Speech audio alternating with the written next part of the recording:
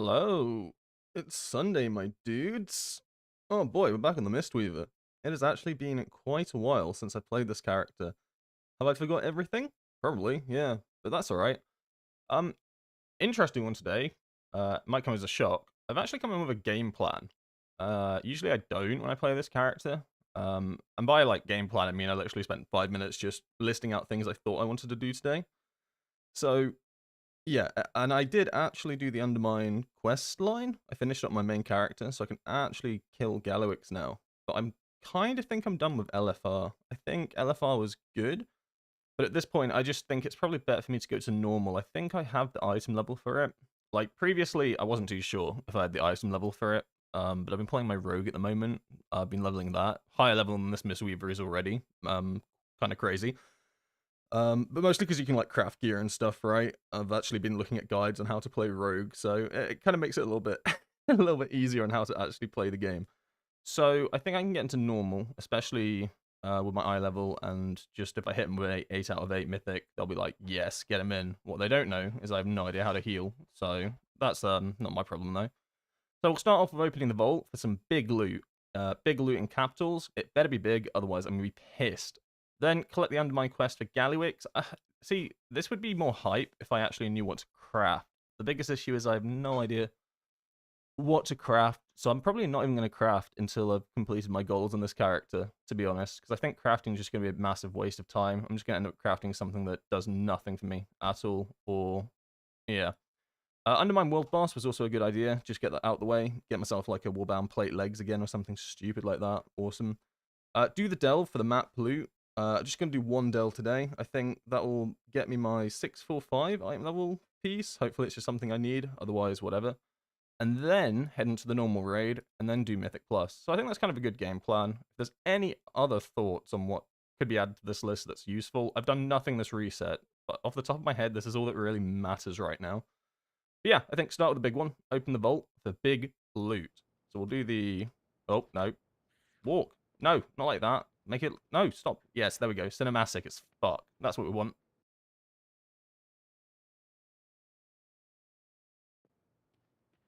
Oh, boy. It better be good. Otherwise, I will scream. Also, I have changed some talents a little bit. I will go through what I've done. Anything like I change and stuff off stream tends to be literally like 10 minutes before I stream. So it's not like I've been min-max theory crafting stuff. I do most of that whilst I'm actually playing the game.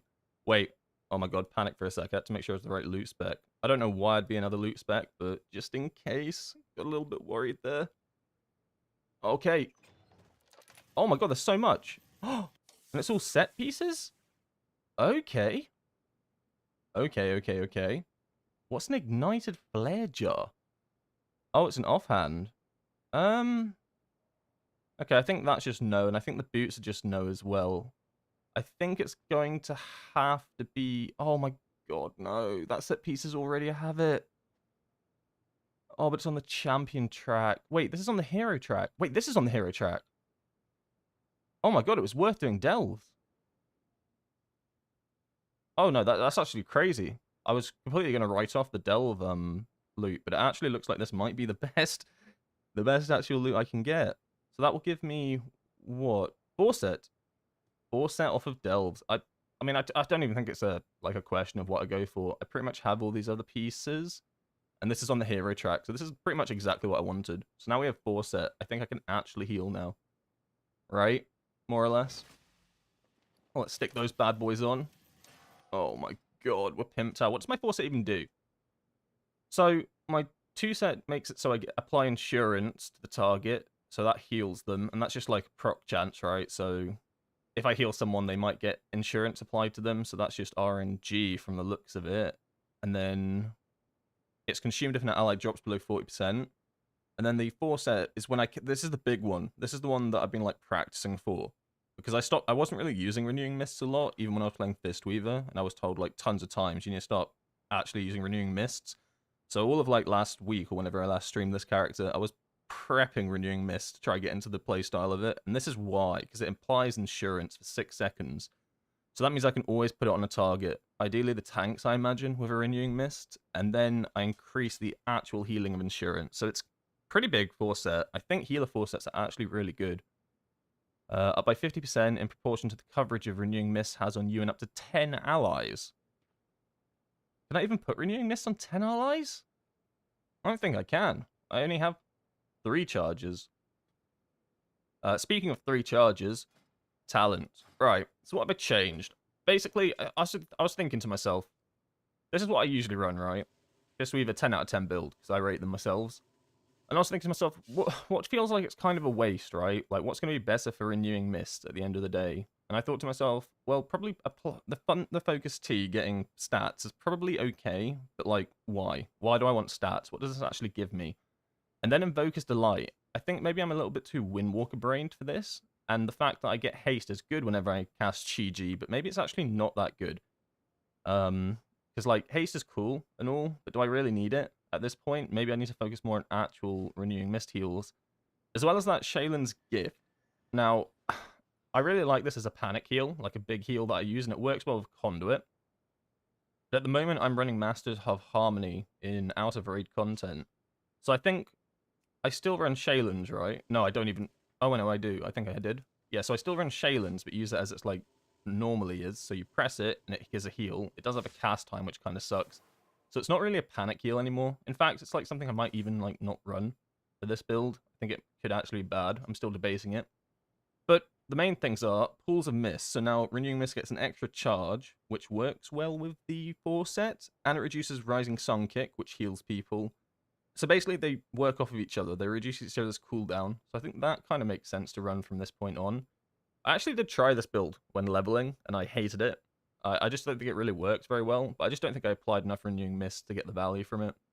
And then Misty Peaks, right? I think this could be good. Because it increases Renewing Mist's heal over time effect, and it has an 8% chance to apply Enveloping Mist as well, which I think is good. But what it does is it allows me to go into Rising Mist, and I think that's the big thing from this. I mean, I considered Peaceful Mending, but that was more Soothing Mist, and I think that's probably more of the non-Fistweaver build. So yeah, anyway, Rising Mist. Rising Sun Kick heals all allies with your Renewing Mist, Enveloping Mists, and extends those effects, basically. So that sounds really big. So, like, I basically constantly try to stack Renewing Mists on people, and then I just Rising Kick the shit out of stuff, and it keeps applying the stacks. Everybody gets healed. It's a good day in the office. Everybody wins. Nobody dies. I think this might be a good change. I just don't know about Shaylin's Gift. I might even remove it, to be honest, because if this was my panic heal, and it works better with Conduit, why am I running it? But then what to replace it for is the real question. Because obviously, if you want this, I imagine you want to run down the entire tree to buff it out. Maybe like Chi Harmony or something, or Lotus Infusion. Okay, let's look at these. Renewing Mist increases target healing, so they get increased healing by 50%, but it can't jump. I think I like the idea that it can jump, but then this one receives 10% more healing, and its duration's increased. Maybe if I've got 3 charges, the cooldown's constantly going down, I'm constantly getting extra stacks, it's actually better to increase the healing they receive, but it can't jump, but I keep applying it. I think I'm going to go with this one. I think this makes sense to a degree.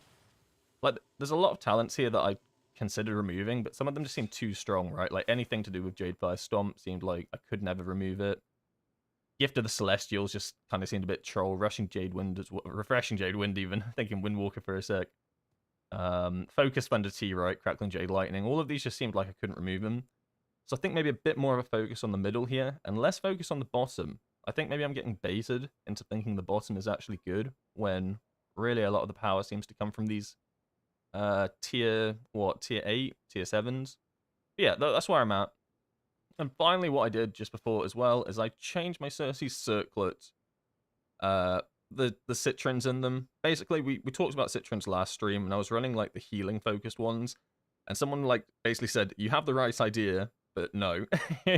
And I've been playing my rogue at the moment, going back to that, and I've been looking at the rogue guide, right? And the rogue guide has Stormbringers, Fathom Dwellers, Windsingers. What does my Windwalker run? Stormbringers, Fathom Dwellers, Windsingers. What does my Demon Hunter run? Stormbringers, Fathom Dwellers, Windsingers. So it kind of like sticks in my mind that maybe stats are just the way forward with this ring, and I'm just overcomplicating it by going healing.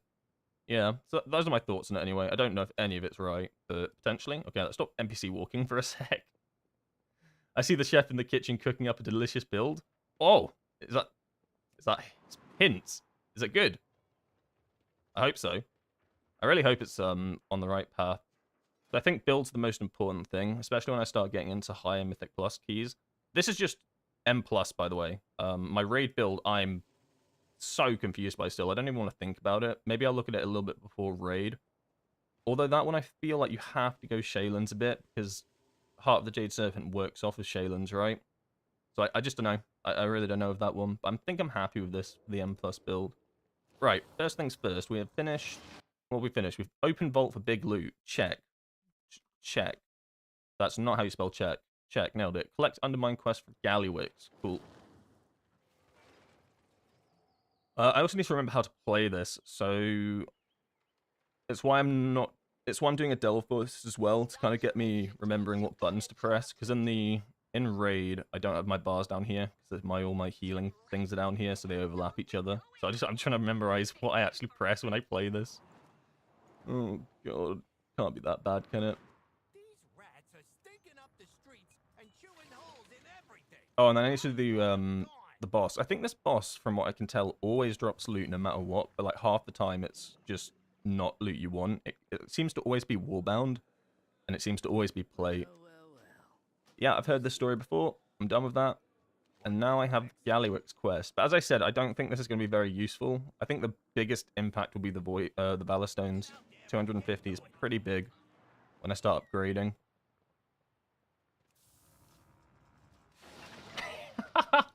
It's not amazing, but it doesn't sound terrible either. Oh no, I thought I really cooked with this one. Oh, it's so much pain though whenever I hear someone say something like that, because then I think to myself, what could I possibly do better? So in my mind, I cannot think of anything else that works well. Like, Life Cocoon, I think, is out of the question. Bad. This stuff sucks. Manatee sucks. Healing Elixir, I heal myself, bro. I don't need this. And then down the middle, I don't know. It just kind of felt a bit naff. I haven't really looked at these ones, but this looks like it's more of a non-Fistweaver. You know, with Gust of Mist as well. Maybe something like Tea of Plenty, but it just seemed RNG. There aren't enough talents in the world. I think it's fine. I think it's going to be okay. Alright, let's quickly do this. And completely lag up my game. Don't you love it when like 600 people group up in one spot in the game and then your entire FPS drops to 2? Yeah, me too. Yeah, so as you can see, like, you can see the groups. My bars are over them right now. That's why I wanted to do the delve first as well. I could already feel my game absolutely dying. I'm not even there yet. Trying to do, like, world content is absolutely horrendous in this game. Because you got to imagine, right, you've got, like, 40 people in your group. That's not the only people here. You've probably got another group here doing it as well. Stragglers that just come out of the blue. I'm already dying. How am I already dying? Like, what even FPS am I on right now? 28. It feels like 2. Okay, I don't know what's happening. I might just sit on the outlines here and just pretend to heal. I don't know. As long as I tag the boss, I should be fine, right? Not only that, right, but everything, like, your input's completely lagged out as well, right? You press a button and it doesn't, like, work for the next 4 seconds. Oh my god, I hate open world content. Oh, that's at my face. I'm just gonna keep shooting Crackling Jade Lightning out. I'm helping.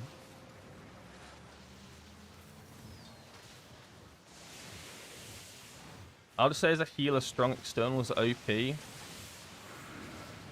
That makes me think Life Cocoon, but like in the back of my mind, I think Life Cocoon's only for one target. Like, sure, you could save the tank's life, but surely I want throughput healing for the entire raid. Is that not the point of Mistweaver? Like, targeted healing is probably the most limited form of healing Mistweaver has, right? So, like, a lot of the healing, anything through Ancient Teachings, you cannot decide what you heal. It's very RNG. I don't know. I think it's cooked. I think all Mistweavers are probably playing the spec wrong. That's why. As I was saying, I think all Mistweavers are actually probably playing the spec wrong. And that's what I'm here to do. I'm here to kind of revolutionize, pioneer, innovate, and create builds that people are too scared to play. For better or for worse. It's like, you know, with DPS, meta makes sense with DPS, yeah, because, like, it's all simulated. the numbers tell you exactly what does the most damage in the right order, right rotation. Healing's completely different, yeah? You can't simulate healing. Like, however, and that's where innovation and cooking comes in. I'm not... That's my concept of it anyway. Did I get no loot for that? Are you serious? I didn't count because I was dead.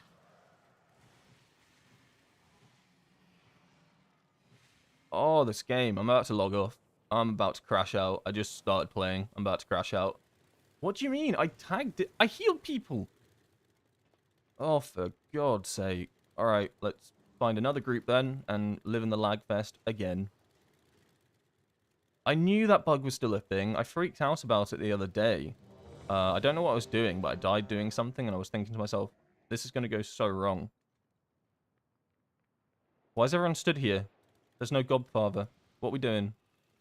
What group have I just joined? There's nothing here. What are they waiting for? Okay, maybe I leave this group and find another one. This looks like one big bait.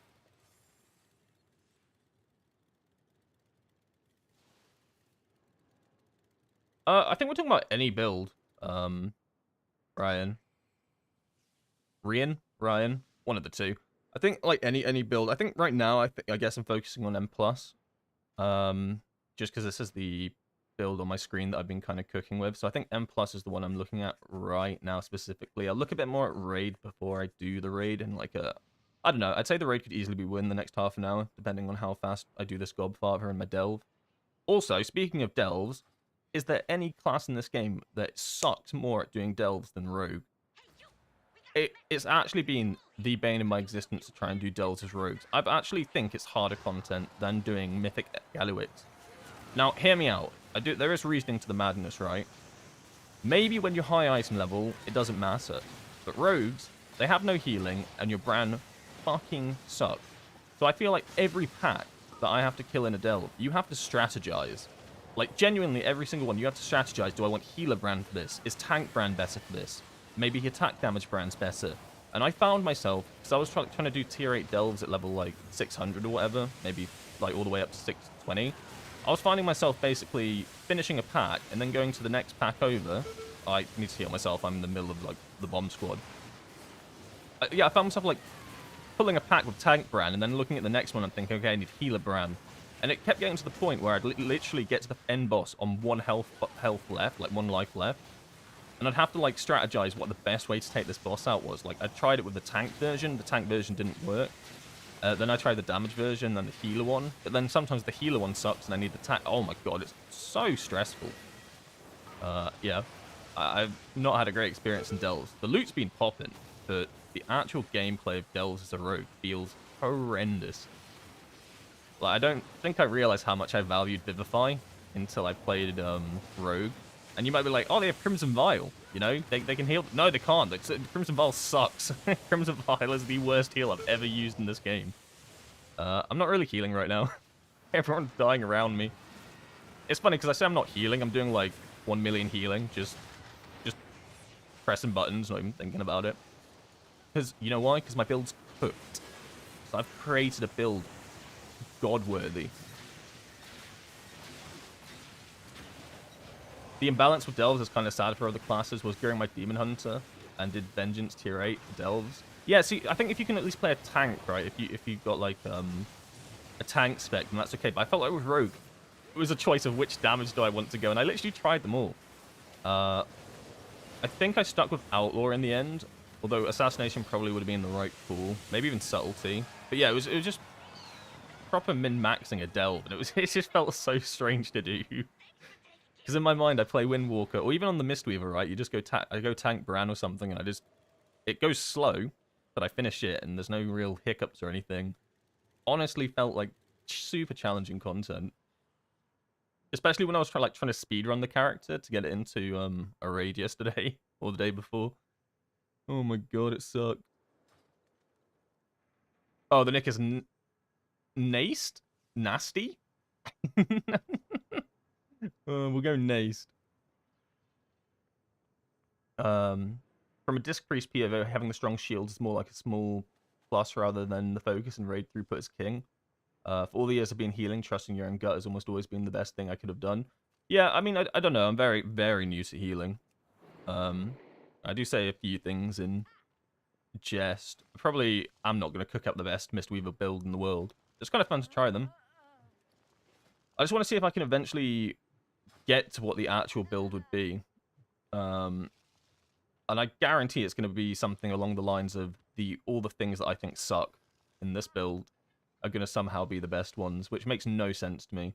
Like, I swear to God, if it turns out you do actually want all this life cocoon stuff, and you do actually want, like, the teas, and I don't even know, potentially, like, peaceful mending and all this shit, I'll be gobsmacked, because to me, they just seem so bad.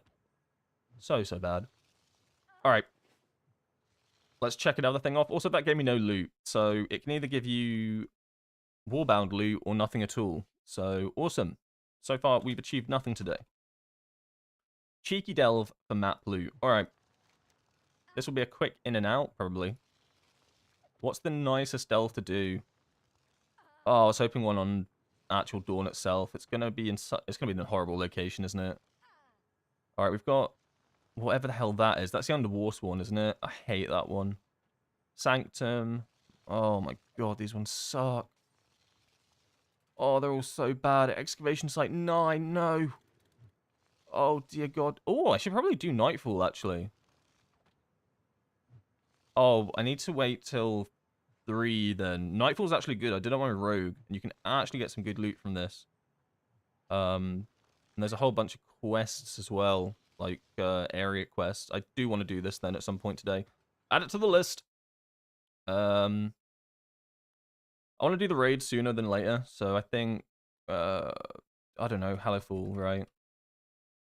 Unless, I don't know, it depends how close we are after do the delve. I'll do the Nightfall Sanctum, because it's right next to it, and see if the times line up nicely.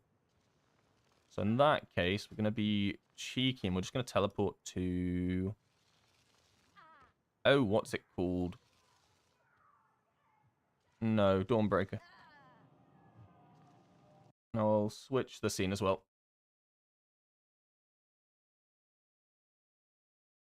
I was soloing stuff with Blood DK basically the moment the Delves came out without gear, and then I went on my Priest and I've been struggling. Yeah, I know. I feel like as a tank, it's super chill.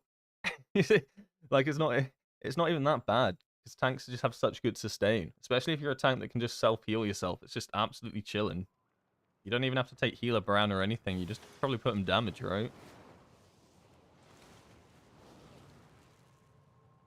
Do I happen to know my lag tolerance? No. I don't think I've ever heard that expression before. What's lag tolerant? Is that how much lag I can take before my game crashes? Or stream crashes? Or game closes? I don't know. I don't know what lag tolerance is. Explain like I'm 5. Where is this delve? Hello? What? Oh, it's down the pit, isn't it? Wait, is it? No, there is no pit. Wait, here? Holy shit, I don't do open world content.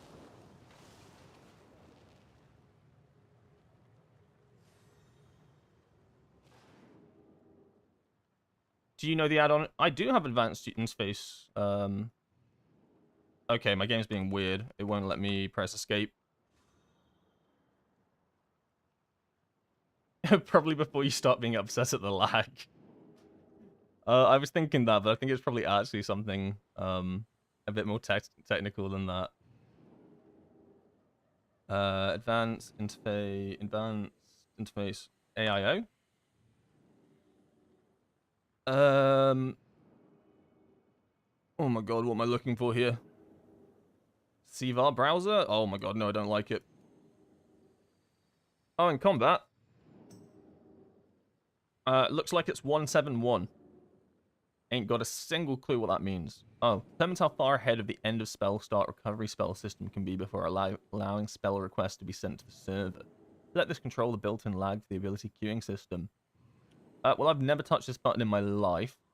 I don't know if I ever do want to touch this button. It sounds scary and like I'll mess with something. But 171 seems to be my lag tolerance. I don't know if that's like a preset or that's based on that's based on something. Imagine that's 171 MS. Oh, there's a cave.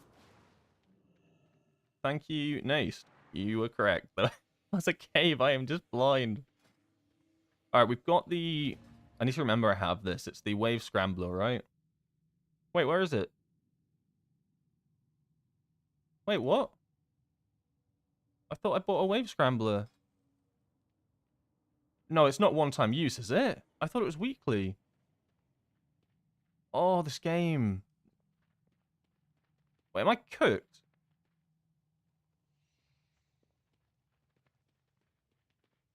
I've been trying to mess around with it because for a long time I've had it at 60. Yeah, I don't think I've ever touched that button in my life. I think I'd be...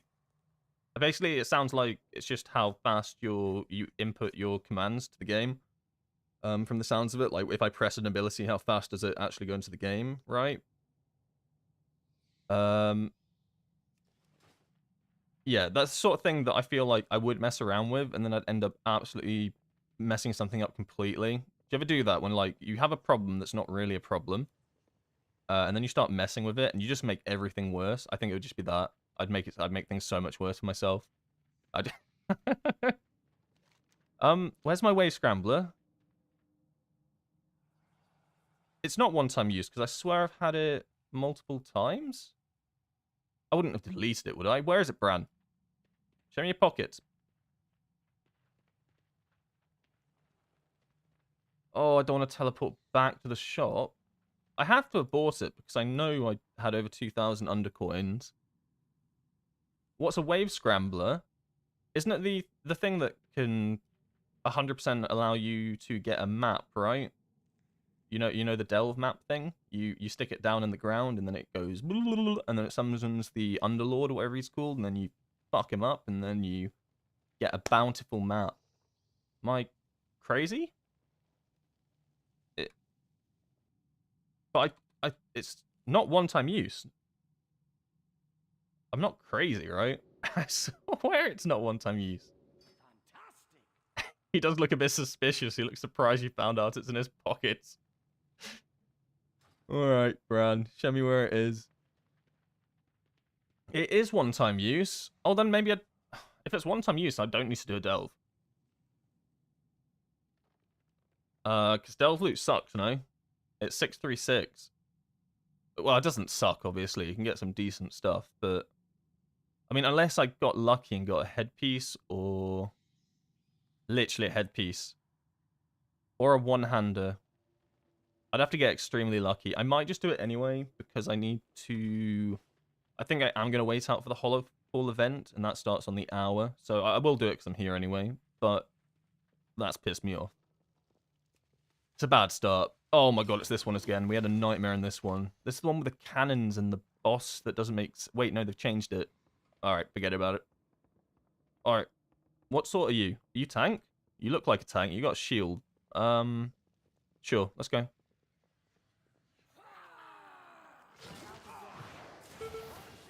Oh, don't walk on the purple lines. They're everywhere. Okay, okay, alright, chill. If I jump over them, does that work? Oh my, okay. Okay, fuck. Alright, stop moving. Okay. Free the captive. Oh, who put these here? Oh, wait, I can remove them, can't I? My god. My knowledge knows no bounds. Delve loot's OP early on. It is, but I don't class myself as early on anymore. I think 640... Like, honestly, if I had it my way, I'd be doing heroic raiding already. But I just don't think I'd be taken into a group. But I think people are very fussy about things like that. And now they judge your item level before anything if you try to get into a group. But, like, experience can probably mean nothing at that point. Eye level always comes first. Which kind of makes sense, but at the same time, like, we're at this stage now where you already get 6% increased, whatever, yada yada. Like, I don't even know how much eye level that actually gives you in comparison. Basically, Cleric would be chilling. But got to start off small, do a normal, show that people that I'm capable, make a name for myself. But yeah, delves do go slow because I'm healing them. I have been suggested to go damage Paran, but I tried it a couple of times and I found that I just got one shot.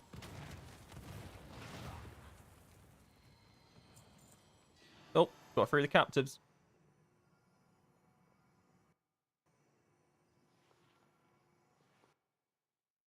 Also, thanks for the follow, Mslacky and Nix. Appreciate it.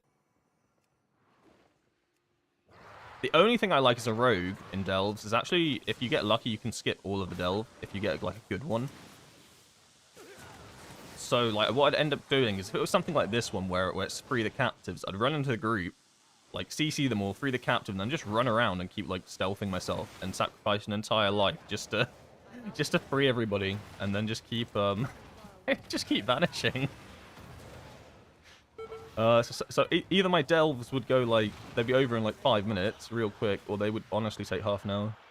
No in between. Bran, please.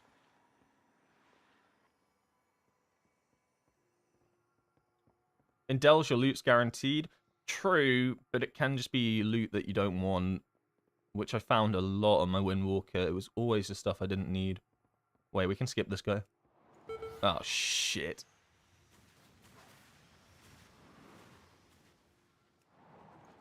Rogue, on the other hand, got mega lucky with delve loot. I've literally got everything so far that I want from delves. I even got trinkets. I've never seen a delve trinket until I played my rogue, which was kind of cool.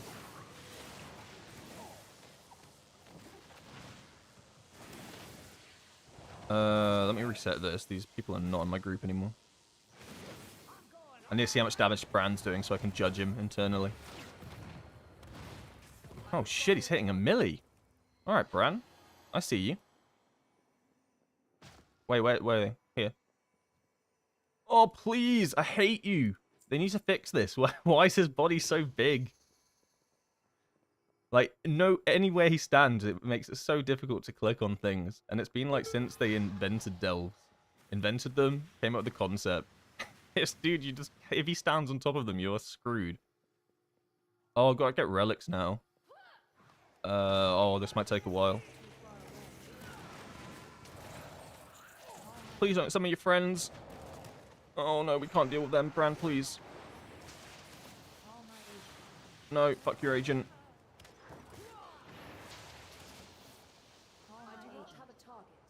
Get off the relic, please, Bran.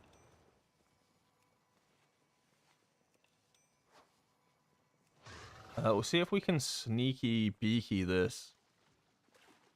Kind of not.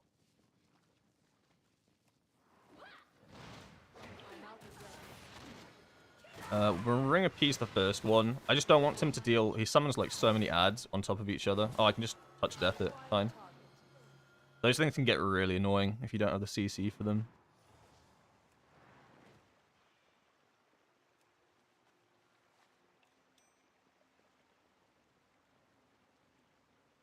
Crafted gear is the MVP. Crafted gear is insane. I kind of didn't realize how busted it was, because I don't have crafted gear on this character. And, like, I hit 80 on my rogue on Friday, and within that afternoon, through crafted gear, I had surmounted what this character has done in the entire time that I've played it. And, like, I've played this character, like, at least maybe... I don't know, at least 7 days worth. Well, not 7 days played time, but I've like streamed 7 days worth on this character. It's just nuts. I didn't realize how good the crafted loot would actually be. Alright, and now it's just the boss. Can we sneak past the shade? Does this do anything to the shade? Well, that should probably do something. I must get closer. I am close enough to ring a pe...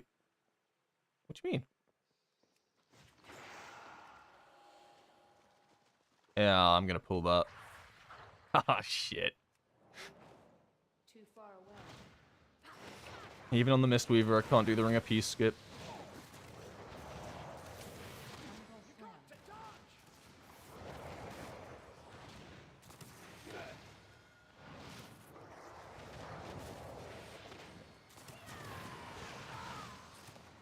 Yeah, I didn't realize how easy it was to, like, get all the crafted gear right. I didn't realize, like, how much access you had to the carved crest, I think it is. Those are the good ones that give you the cheap crafted stuff. It's just insane. You, like, you go do your Undermine thing. You go collect all your, what they called? Your, like, loot from your Renowned, and then you're done.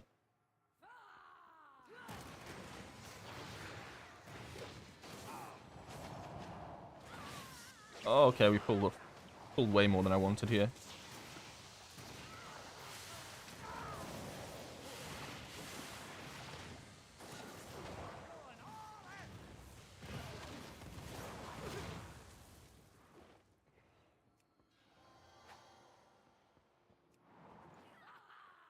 No way. I'll just pull it with the boss, Bran. We'll be fine. No, come pull it with the boss. We'll be fine. Have a shield. You have a shield. No, get off the stairs. You're lossing me.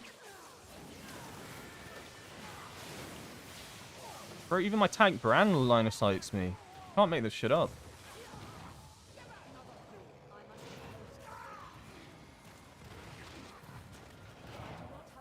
Oh, the boss does. Alright, I see. Despawned. Okay, yep. Jump. Buddy, can you, like, not do shit like that? Like, if you're gonna taunt, can you at least be on the boat? Oh my god.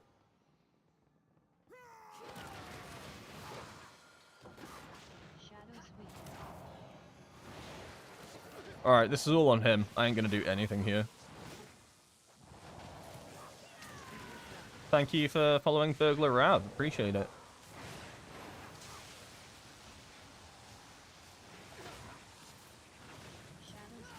Yeah, I definitely haven't appreciated line of sighting until I play a healer. And I didn't realize how much I hate staircases. I used to have, like, I used to play with my friends, right? And I used to have, like, one of them that always played healer. And they'd always, like, lose their mind on staircases and stuff when we were running up and down them fighting stuff. I finally understand. I do guess it now. In my mind, it makes no sense why a staircase should line of sight. Like, what? We're on a staircase. Huh? Elevation?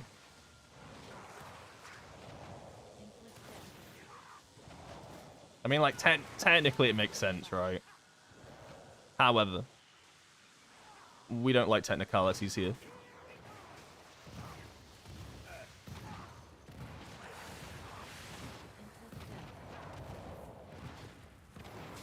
Hey, recently I got into Windwalker, but noticed that I never use Crackling Jade Lightning, but noticed you use it. Any advice?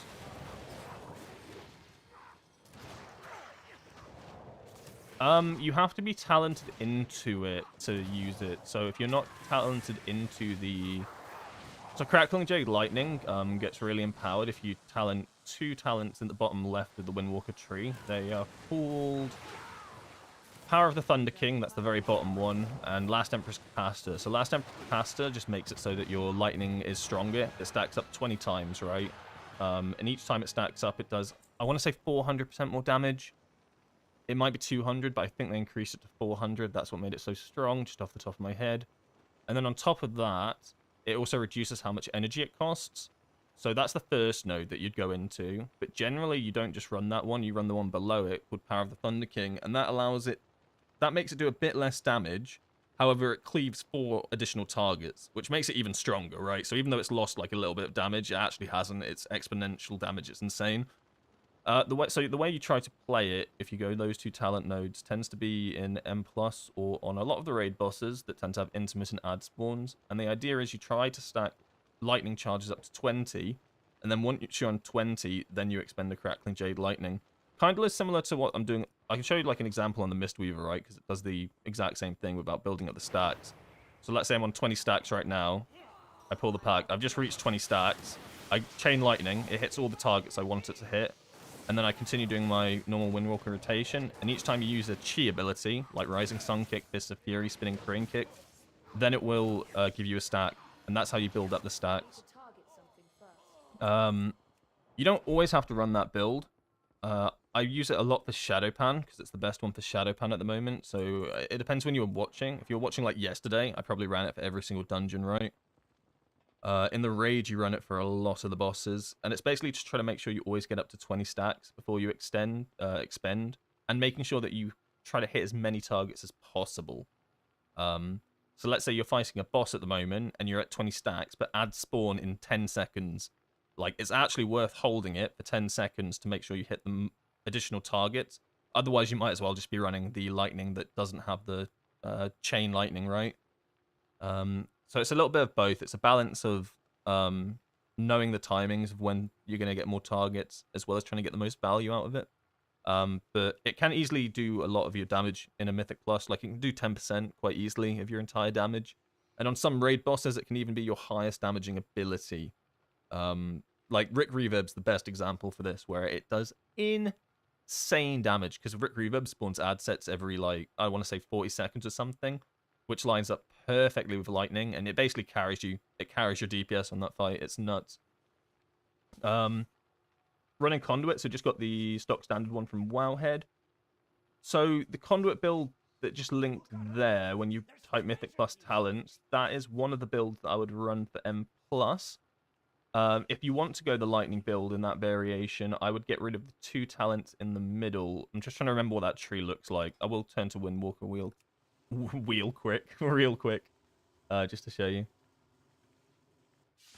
So in that talent build, the M+ Conduit one, it will have Transfer the Power and Fury of Zuin. Those will be the ones that will be taken, as well as Slicing Winds. I'd recommend if you want to go Lightning at all for M+, I would get rid of the 2 in the middle and go Lightning. I'd keep Slicing Winds for pretty much all M+. I think Slicing Winds is really good.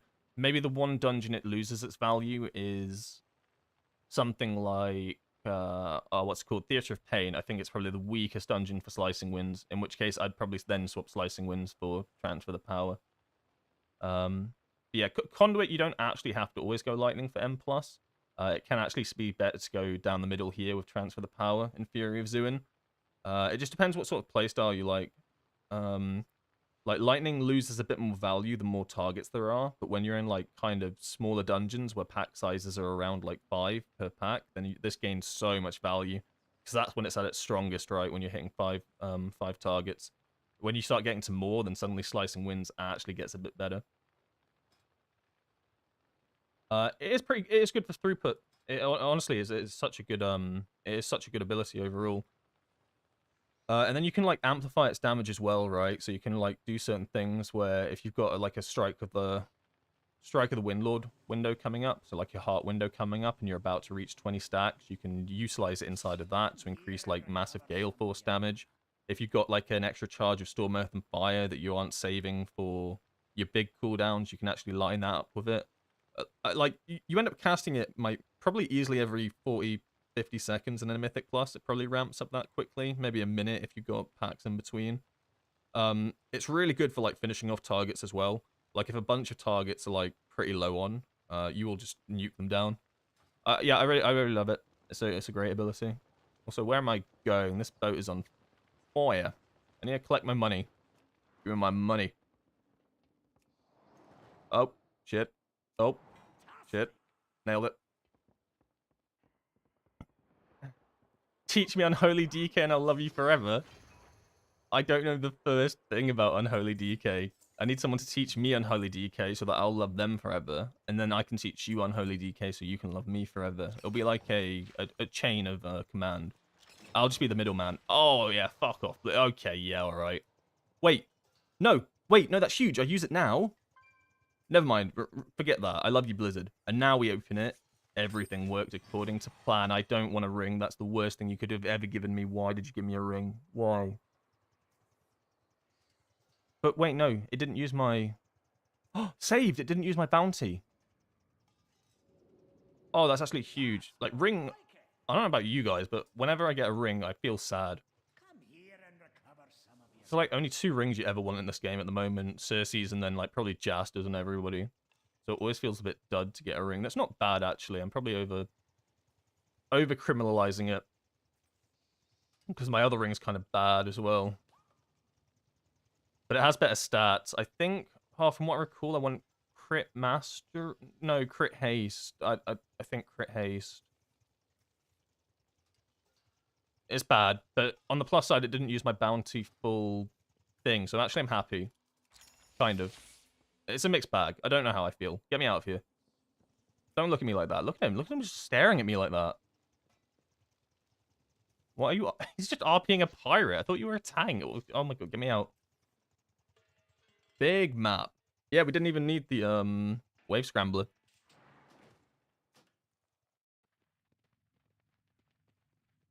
Yeah, I hate getting rings, and I swear it's like the only thing I ever get.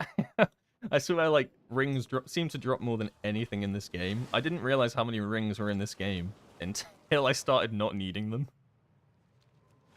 Okay, so we're 10 minutes to the hour. Attack our veneration grounds. So I need to be at nightfall at 10 minutes. This event sucks, by the way. Sorry, Blizzard. I don't want to be that guy, but it does. Anyone that's done this, you've got to agree this event sucks, right? The actual event itself, where you stand here with 50 people, some ads spawn every so often, there's no real indication when the event's going to go to its final form, and then you all just kind of group up here and run back down. It makes no sense. This event is so bad.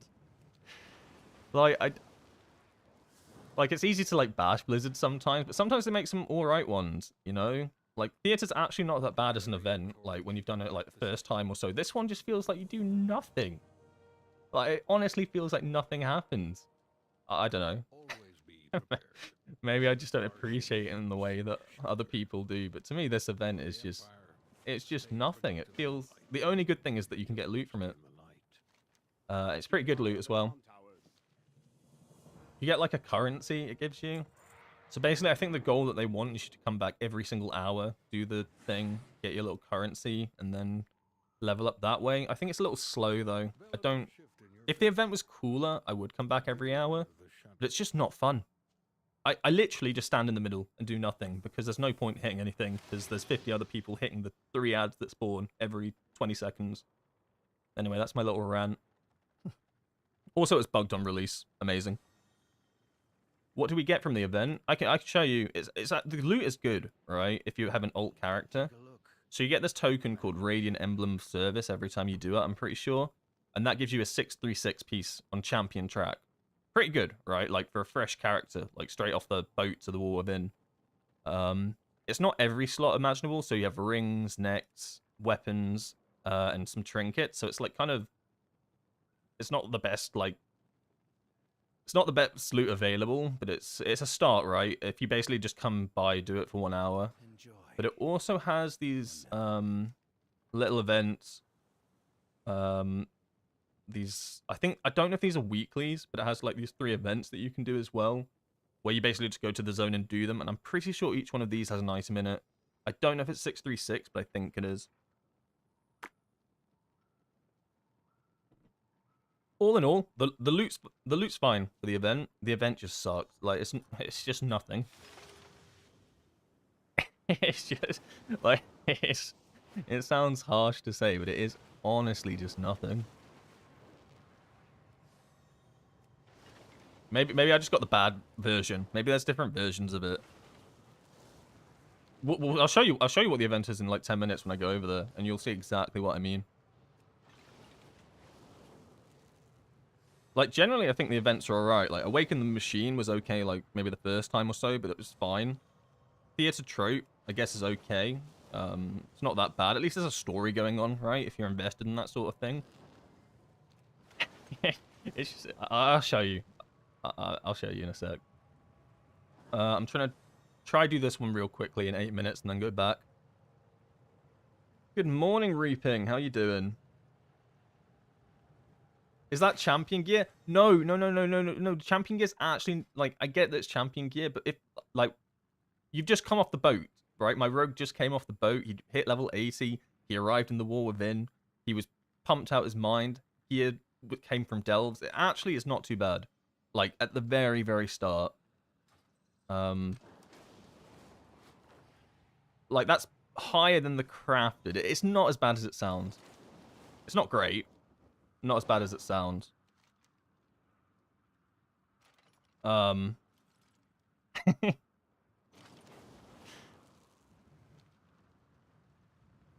So I think all you do here is kill stuff.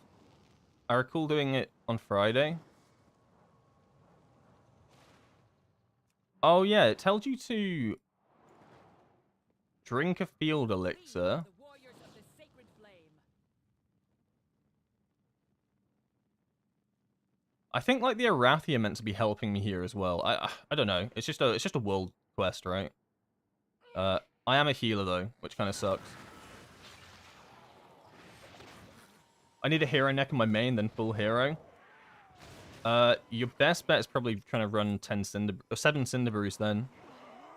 I think necks are the hard. I want to say necks are the hardest piece to get to farm at the moment, aren't they? It's why everybody in the world was doing Cinder Brews for a while.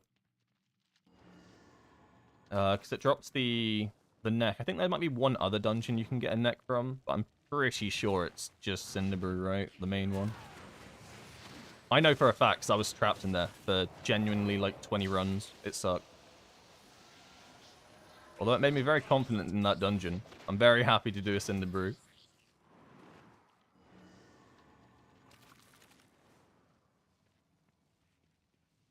Alright, come down here, my dude. By the way, what do we call you? Sorry, Naste, I missed that. PK's fine. Like you can do at Windwalker POV, but generally like my actual in-game name I use for like pretty much anything's PK Porner. So PK is a cool one to go with. Not just Porner. Please don't just call me Porner. I don't I don't like that. Yeah, PK's cool. Or, you know, Mr. POV, if we're getting fancy. Mr. POV! Oh, I make myself laugh at the stupidest things. You can call me Sir. I'll accept nothing less. I don't respond unless you say Sir.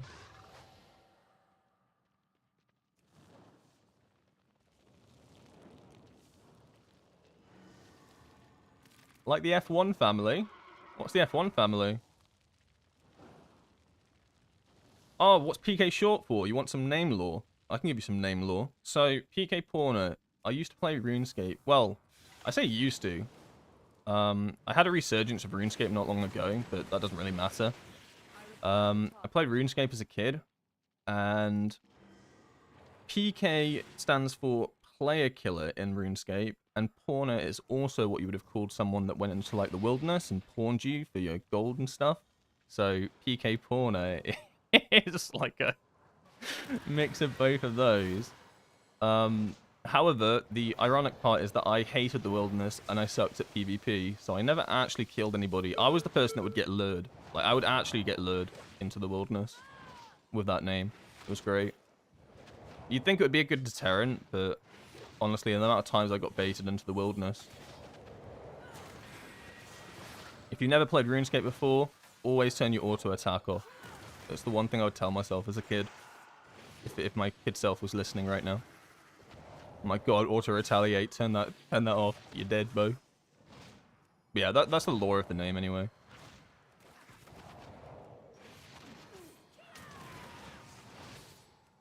That's awful. Wait, which part? The name or the fact that I got lured? Oh, part of me wants it to be the name because that's just funny. It is a bad name. Oh, this event sucks. This isn't even the event. This is just a world quest. I hate world quests. They're just tedious.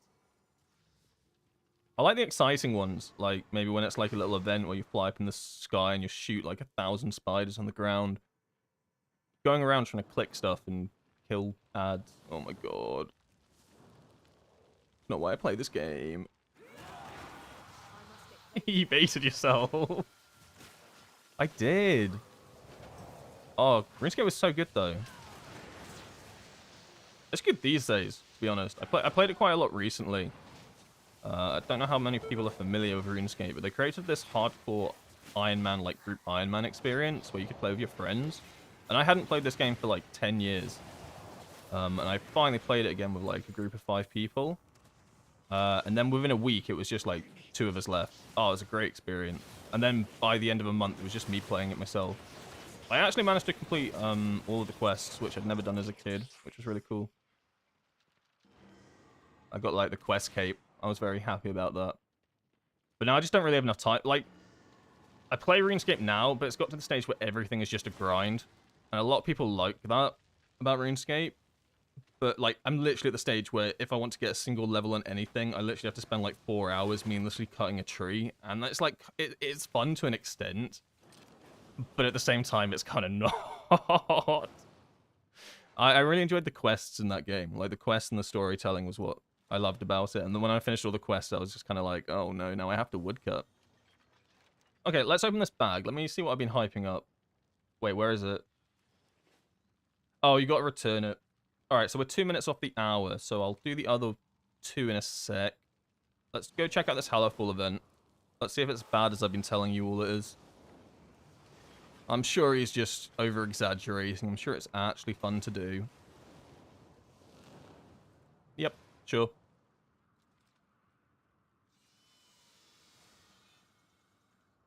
Also, my stream absolutely hates it when I fly on a mount in this game. Absolutely hates it. I guess there's just too much going on at once. Like when I fly fast on a mount, my stream just says encoding error, encoding error. I'm not gonna walk there, but I am aware of it. Not much I can do. I don't even know if it comes out bad when I fly on a mount, probably, but oh well.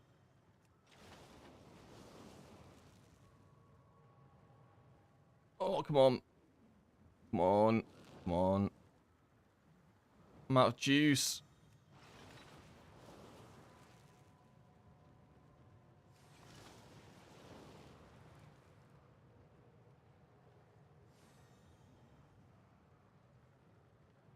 So yeah, after this event, we'll go into normal. I don't think I'm going to struggle actually getting into a raid. I think that'll be fine. I think,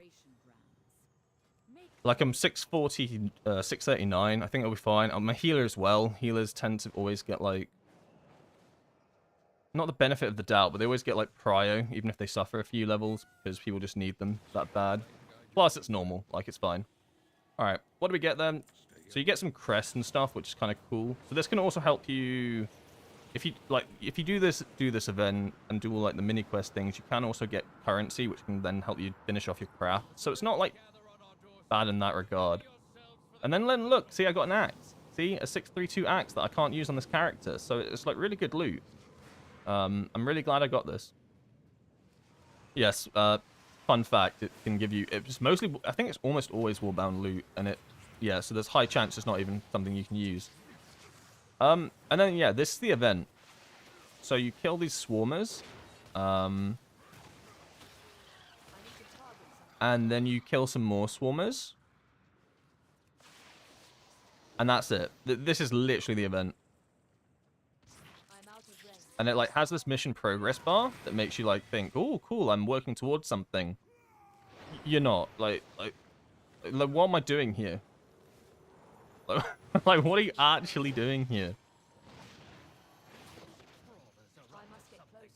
Oh. This wasn't here before. Oh, shit, have they fleshed out this event? Hold up. I might have spoken too soon. They've actually added something. I did this event twice on Friday, maybe even 3 times, and nothing happened. I do know that there have been issues with this event, though. Massive issues with it. Okay, maybe I spoke too soon. Maybe things do actually happen. I'm sorry, Blizzard. I judged you too quick.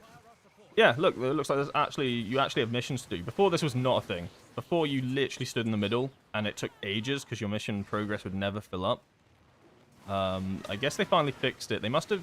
Because on release, you couldn't actually finish this event. That was the big bug with it. Like, you'd finish the event, and then the actual thing that would give you credit and stuff, that wouldn't trigger. So that was the main bug. They fixed it, but I think what they did is they fixed it, and then they made it so that the rest of the stuff didn't show up. But now it looks like it all kind of shows up. So that's kind of cool. So our mission progress is actually going up. People are doing things. Okay, maybe this event's not so bad after all. Oh, man. I honestly believed it was what it was, though. Yeah, you've actually got things to kill. Oh, you've actually got to fly off and kill stuff. Wow, okay. It's a glorified cloth bomb. I mean, it is what it is, right? I know I'm saying it's better. It is just an event, right? It's an event where you just fly around and...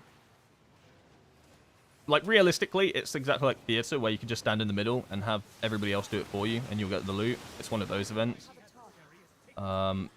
There's actually nothing that tracks how much you've done, from what I can tell.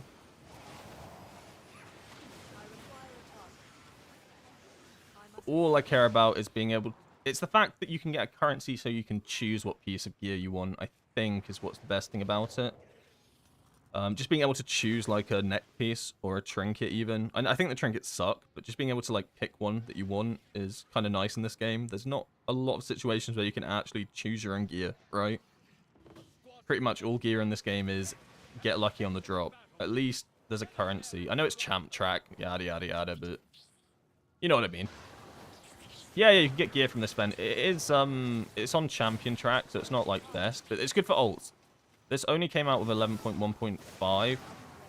I'd say this is probably one of the best things to do if you're fresh on your ult. Although the only downside is it's hourly. Kind of like theater trope, but you can do it more than once a day, I'm pretty sure. So I've done it multiple times. You don't get the Radiant Incursion quests, but I'm pretty sure you can do this multiple times a day. You just keep coming back, and I think as long as you do this, you should be fine. Don't quote me on that, but I'm like 99% sure.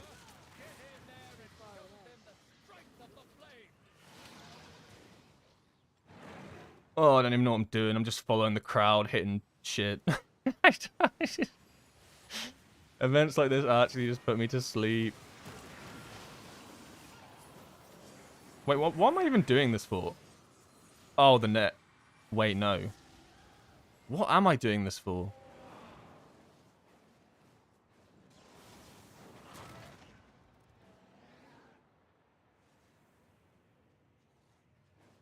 Wait, what am I actually doing this for? Why am I here? Oh, no. The flame burns for all of us. What was lost? Maybe a trinket, I guess. I could get a trinket for eye level, but not actually use it. Neck I already have on champion track. Oh, I'm just wasting my time here. I feel like I am. That's on champion track. I mean, a one-handed on the... But this is on hero. Holy shit, I'm just wasting my time, aren't I? Mistweaver, show me Mistweaver loot. I guess the trinket. I guess I could just get the trinket from it. And then that puts that up. But actually, I don't need to be here. Which means I don't need to do these incursions because they've made the exact same loot. Oh my god. You know, I said I pre-planned stuff and actually thought this day out. I thought I had. Wait, I've got a quest? What quest? Oh, the ones I just got rid of.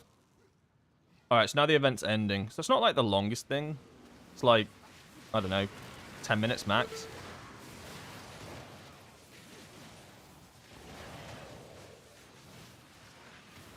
But yeah, this was literally what the event was before. Like, nothing happened, and then you got to this stage where it said clear them, and then you'd clear them, and then the event was over.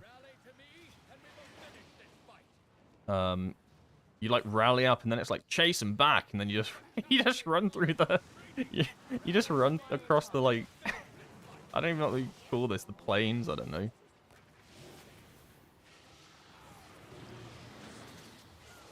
How's the FPS in Raid, by the way, when healing? I think it's the same as when I play Windwalker. I don't really notice it as much when healing. I think I'm too busy staring at my healing bars, like panicking that everybody's dying. And that's it. No, it's not it. Oh, let it be over, please. Raid's a weird one with frames, though, I think. Like, I always start a raid night with really good frames, and as I go on, regardless of streaming or not, the FPS, like, deteriorates over time. I really don't know what causes it, but pretty much like when we were doing Mythic Progress, like every like few pulls, someone would say I'm logging out to relog to reset their like game, so the frames would pick up again. And it like worked every single time. I don't know if it's just that you basically cache too much memory or something when you're in the raid. But I never get it when I'm out in the open world or running Mythic Plus dungeons throughout the day. It's just raiding. Maybe it's just like 20 people at one time just constantly doing something in a small environment. But like Gallywix Mythic was criminal for it. You'd end up eventually being on the first part of the fight because he starts the fight in his mech when he shoots out the electric lines, and you would start off the fight as a slideshow. It would get so bad, and then you'd relog and your game would be perfect again. I just cannot work out for the life of me what causes it. And like usually the culprit, it tends to be like an add-on or a weak aura, but like because every single person was getting something like it, I don't think it was the case. I think it's just a game. I think the game is actually pretty poorly optimized these days. Like, look at this. Like, I get there's a lot of people here, but like, I don't know. I swear back in the day, even when doing massive world bosses and stuff, it wasn't actually that bad. Like, I swear doing like Legion world bosses, it was okay. You'd survive. Maybe I'm crazy. It's not like I have a bad computer, right? I have a 3070, which is a little bit, I guess a little bit outdated now, but even then, it's not bad, 3070. And then I have like a 12,000, i5 12,000 CPU, which is probably more important, which I still don't think that's bad either. But I always have FPS issues in Dawnable. I will have more FPS issues in Dawnable than I will in the raid. It's probably the worst place for my FPS. Just being in a main city with tons of players. It makes no sense to me.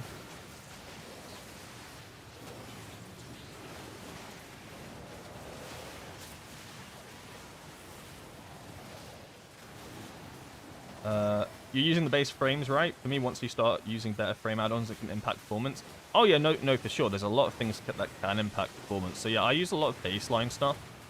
Not even like really for frame rate, to be honest. I just use a lot of baseline stuff because I like it. I just like how nameplate, well, not nameplates, but like the actual frames for like player bars and stuff, like healing bars when you're in a raid and party. I think they look fine. The only thing maybe I'd want more of is from playing healer is actually the fact that maybe I can't see debuffs and applications of like heals as well. And there's no real optimization for that. Let's say I've got a renewing mist on a target, yeah? It'll be a tiny little box in the right-hand corner that I can't increase the size of, and that's the only thing I don't like, that I'd probably maybe look into getting an add-on to maybe make it look better. Like, because when I'm in a raid, that's even worse. I can never tell who I've got a renewing mist on unless I've just put it on them, which is probably not the best thing for a healer to say out loud. As a DPS, it doesn't really matter, right? Like, I can tell if someone needs a detox as a Windwalker Monk because they've got a little confused icon on their frame, and that's all I probably need to know about it. If they've got low health, maybe hit them with a Vivify, right? But things like, there was the whole ELV UI crisis in Nuremberg Palace where people worked out, but by having ELV UI, your frames literally dropped by what could be like 20 at a time, like easily, per boss fight. And you had loads of players that were just removing the entire add-on that they've been using for years and years just so that they could do the raid. That was like probably the biggest culprit, I think, in recent history of like an add-on that just tanked your frame. Your frames. Like that was horrendous. I don't know how it is these days. So I don't really use add-ons like that. Like if you look at my like add-on memory and stuff, it all just comes from weak auras and details. And I guess tidy plates a little bit right now, but that's because I've got like 5,000 players on top of me right now. But yeah, that's the mini event. It's not that bad. You do get a bag of satchels. Yahoo. And then you get your Radiant Emblem of Service. We also got a ring, which is bad. Which is bad. I'm going to get a trinket just because it's the only thing that I don't have on the champion track. And I think we'll get the Baleful Excerpt because the Shadowed Essence looks awful. It has no stats on it. Starters, right? And all it does is it summons an Orb of Dark Power to assist you. I don't know what that means. I'm not willing to test it out. It has no stats. That's enough said. This book looks like it's cool, but I think it's one of those gimmicky trinkets that actually does nothing for you. You basically use it and you change what it does to you. It can give you mastery, haste, or crit, I think, with a different effect on each time. I think the mastery effect kind of is bad for me. I think it's the haste one that I want. 7800X 3D processor. That's AMD, right? Right? 7800 AMD. Still struggling with frames in Raid, especially after the patch since they forced us. Yeah, oh yeah, there's a whole CPU profiling debacle. I used that for a little bit actually. The weak aura that could remove it, that could turn it off. I think it helped a little bit at times. I did actually see a noticeable difference. It's more the fact that then they don't even let you do that anymore, right? They've completely banned it from being used, and it's just so fucked. Like, just let people turn it off if they don't want it. Because, like, people actually saw a noticeable difference. Some people it did nothing, right? But others it actually helped their frame rate.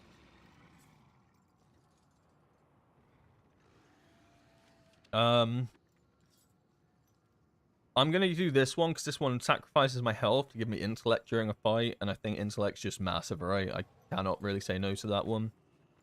This one makes me do shadow damage. I don't care really about shadow damage. That doesn't really heal people. And this one just causes me to summon a Dark Whisper. I don't know why I'm going through these. I'm going to replace this book within like the hour probably. But the one that gives me intellect for a little bit of health probably sounds like the way forward. Okay, let's bring up the notepad. We have done... Okay, we still need to still do the delve because we got the map. We've done Hallowfall. Check that off. Now we're going to go for a normal raid. I think... And this is where we're going to talk about raid talents real quickly. Because I need to talk about them before we go in. And think if there's anything I want to adjust. Which, honestly, I don't think there really is. Potentially, I actually go more in line with what I was doing for Mythic Plus. So I'm keeping Shaylands. This is non-negotiable. I'll tell you why. Conduit the Celestial is what I run in raid. Heart of the Jade Serpent works off of Shaylands. I cannot, for the life of me, see any possible reason you would not run this in that build, as this decreases the cooldowns of massive abilities. So, non-negotiable, have to run this, take the whole tree, make it instant, make it stack up faster, makes sense. Crackling Jade Lightning, every Mistweaver and their mum runs it, taking it. Chi-Ji, take it as well, because I'm a Fistweaver build, makes sense. Jadefire Stomp, Ancient Teachings, you know, yada yada, this is all standard. I think I'm going to get rid of Invokers to like Secret Infusion, and I'm going to do what I've done with the Mythic Plus build, and I'm going to put them into Rising Mist. Oh, shit! I can go Rising Mist without going here, so I've got this one. Oh, that's kind of cool. I didn't realize that. In that case, I'm going to go Pools of Mist, and I'm just going to go for... Oh, this changes everything. Kind of. In that case, I'll go Chi Harmony. And I'll scrap Misty Peaks. Right? Yeah, scrap Misty Peaks, because, yeah, I don't need that. And I'll go Chi Harmony. Wait, maybe I go Shulins on the M Plus build, because I didn't realize you could go down this way. Oh my god. That's crazy. Alright, well, I'll deal with that later. And then go Chi Harmony. I think this is fine for raid. It makes sense to me. I think I maybe put a bit more emphasis. I said it earlier. I think because I play Windwalker, I maybe put a bit more emphasis on Invoker's Delight than necessary. Like, for Windwalker, this is insane. Invoker's Delight, like, super cool talent. I don't know. I just don't think it's as good for healing. Like, I think Chi-Ji on its own just does its job. Do I really need the haste? Probably not. And Secret Infusion just... Like, stats are good. But I don't Thunder Focus Tea that often. Especially with this build, right? Because I've only, I've got the one Thunder Focus Tea. I don't have 2 stacks of it. So really, do I need buffs? Probably not. Doesn't make sense. You sound like Christmas came early. No, that's really cool. Because I was cooking on this build. So I got rid of Shaylands. But now potentially... Instead, I could get rid of Misty Peaks here. Go Shaylands for Mythic Plus. Take that and still go... Because I really wanted Rising Mist. Rising Mist was, like, why I wanted to go down this way. Then I probably, if I'm doing this, I want Emperor's Favor. At that point, I don't know what to give up. Rushing Jade Wind kind of sucks. Refreshing Jade Wind even kind of sucks. Yeah, all right, we've cooked. I might come back to this before Mythic Plus, but I'm going raid now. We're happy with our raid build.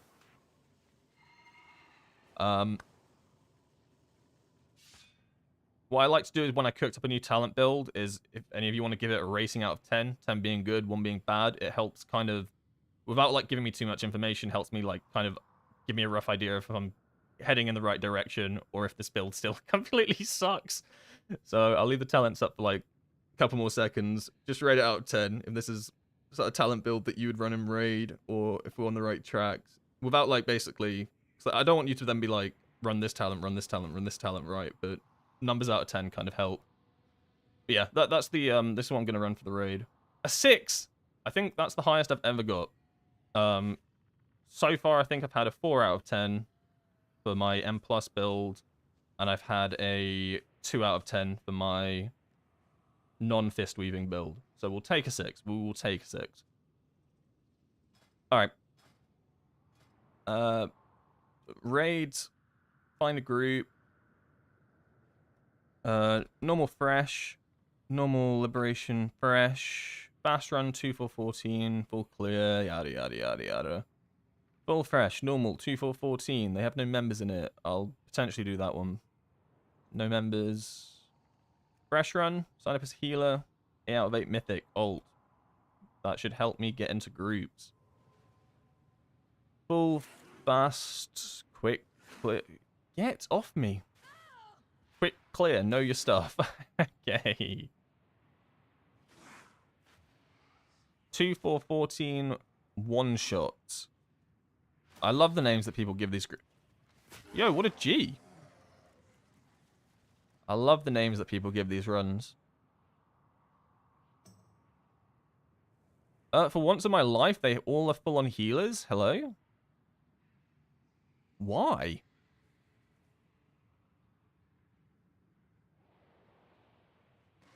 Main curve, 8 out of 8 heroic, multi. Okay. Note experience. Yeah, okay.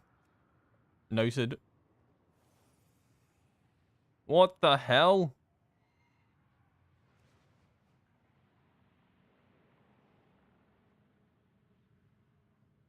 Let me in. All right, we've got into one. It has no tanks. It'll be fine. Honestly, I say like, it's normal, but like I did a normal run last night, and I don't know, it just feels like there's no mechanics, which is fine. But I don't think this is going to be a struggle, I guess is what I'm trying to say. I think the biggest struggle with these is actually getting loot. You know what pisses me... Right, I'm going to rant about this now whilst we've got time for the group to form. You know what grinds my gears? That people that already have 65 hero track or even mythic track pieces can roll on a piece of loot. It's fucked up, right? It should be like LFR, well, that's not allowed. Because I ran yesterday as a rogue, a set piece drop that I could use. You know who else rolled on it? A rogue that had max eye level. Max eye level was in this normal run for God knows why. Rolled a 99, took it. Is he going to use it? Is he not going to use it? And then on top of that, yeah, we got to Gallywix. We rolled for the curios. I rolled a 76, highest number. It was going to be mine. A hunter then rolled a, I don't know, like 98 or something high. Won the roll. He was max eye level gear. And then he was like, basically, does anyone want to buy this off of me? Yeah.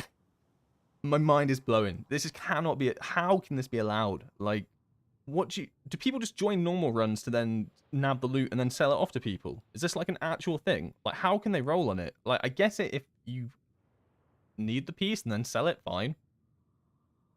How can you roll on a piece that you already have? I didn't think it was a thing. I don't know. Just a rant. It just feels so bad. Because I couldn't for the life of me think about going into a normal run and then just stealing loot from people and then being like, right, someone buy it back off me. Like, what do you mean? How are you meant to gear? It's already hard enough winning a roll. You should report people that try to sell them. I should have actually reported them. You are right. It's just frustrating because trying to gear is, in a raid, it's hard enough winning the role, right? But losing the role to someone that already has max gear, you know they're not here for anything other than to, like, do that. Maybe they're there for logs for some reason, I don't know, but they are literally there to make, like, some sort of profit. And you wouldn't, I wouldn't be caught, I'd never buy it off them. Like, I don't care. It's just the principle of it. Like, I'll get the loot eventually, but it's just so dirty. Oh, it's just so dirty. Anyway, that's my grind gear. I don't think that's a very hot take. I think that's a pretty reasonable take that a lot of people agree with. But I've never experienced it. Because obviously I raid with, like, guild and stuff. And, like, on all my ults so far, I've just run with my guild, right? Where loot is dealt with in a guild fashion. And then I was on my rogue, like, literally on Friday night, and I was just like, what is actually going on? How is this a thing? I don't know why I thought it would be, like, LFR loot. Obviously, because it's normal, it's a pre-made group, so anybody can roll in it. But I just didn't remember, I just didn't think that it could be like that if you already had the piece. I don't know. It just sucks. Anyway. Anyway, let's get back to the game. It is so toxic for them to steal the loot and sell it, and that's why I think that they're there to just do that, because they're obviously in gear that you could probably go do mythic on, right? And they know that everybody's making these ults and these runs, and they know how easy it is to clear a normal run, like, more or less. Like, it's not actually, like, crazy hard to do a normal run once you've got, like, enough gear in the stats and everything. And then they'll just do that and they'll sell it. I think the worst is the curios, right? Because with a curio, they can sell it to literally every single person in the raid. And more often than not, someone will say, yeah, I'll buy it. Because someone will always buy it, right? Someone's always going to buy it. Yeah, I don't know. It felt tainted. Yeah. That's that yap. What are we looking for? We really, really want this weapon from Vexy, the one-hander. Right now we're using a staff, and I kind of know that staffs aren't good for Mistweavers. Like, I don't know why. I don't understand why it isn't very good for Mistweavers. I just know that the Mistweavers that I ran, like, my raids with, ran a one-hander and an offhand. Couldn't tell you why. I don't know the logic for it. Probably, like, the same reason, like, you'd run a two-handed for Windwalker, right? It's just probably better. But, like, it gives you better stats or scales better. Something along those lines is probably the reason for it. I have a decent offhand, I think, but I don't have a decent one-hander right now. So we're looking for the one-hander. I'll take a lot of this loot, though, because it's all champion track. And it's actually good stuff. I really want things like Mog's Moxie Jug. Set pieces, I actually don't think I need that many from here. I say that. I have a lot of veteran gear, so anything on the champion track I'll take, but good luck running rolls. I don't win rolls.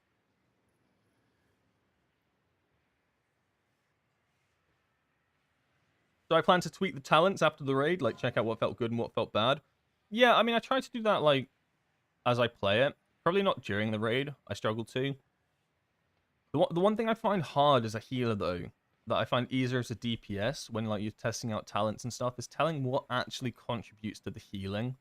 If that makes sense. Like, if I look at my healing breakdown for something, it'll all be ancient teachings, and it'll be some other stuff, but I won't understand, like, what contributes to the Gale Force, or not the Gale Force, the, like, what's it called, like, Gale Mist or something? Like, let's say I have Gale Mist healing, or Gust of Mist, there we go.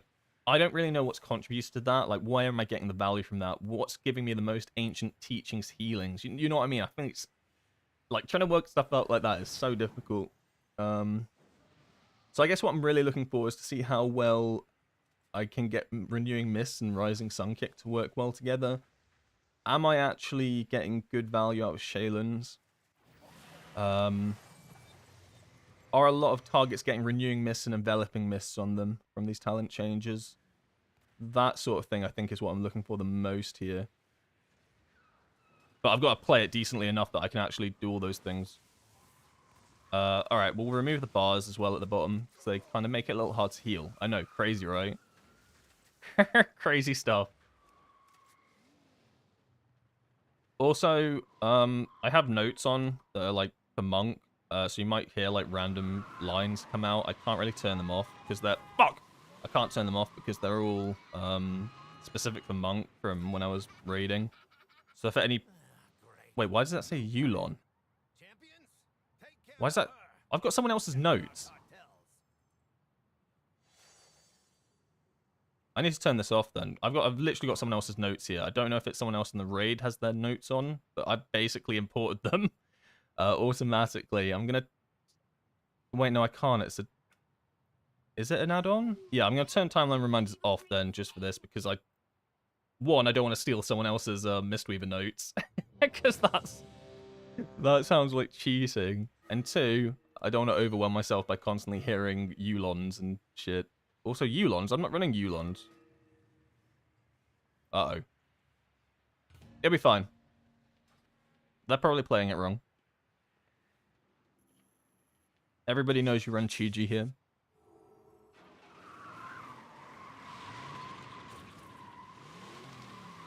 Alright. Tanks on the left. Hey, he was targeting me. Don't look at me. I'll get on my Gallywix mount. You got to get on your Gallywix mount at the start. That way that they know that even if you suck at healing, you are a mythic raider. It's how I let them know. Because when they eventually see me at the bottom of the healing meters and they're like, Jesus, this guy sucks. Then they'll remember, oh no, that was the guy on the mount. So maybe he doesn't suck. Maybe he's doing things that we just can't comprehend. It's mind games. It's all mind games. It's all a mental thing. Also, thank you for following. It's Evis. Appreciate it. Alright. Crack on. Enough yap. We're going to pre-renewing mists. I think this is how you do it. Wait, what are these icons? Why does that look like an elemental? Oh, don't worry about it. Just play. And I want to put renewing mists on a lot of different targets. Anytime it's up, I think. Renewing mists.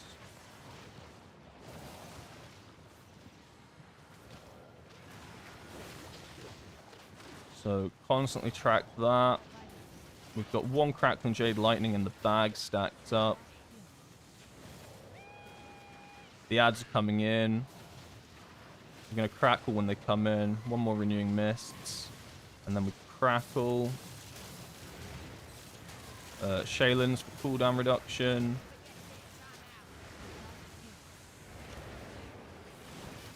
My dynamic overall damage is absolutely cooked. I need to change my bars, actually. Everyone's kind of taking damage. I need some renewing mists out, I think.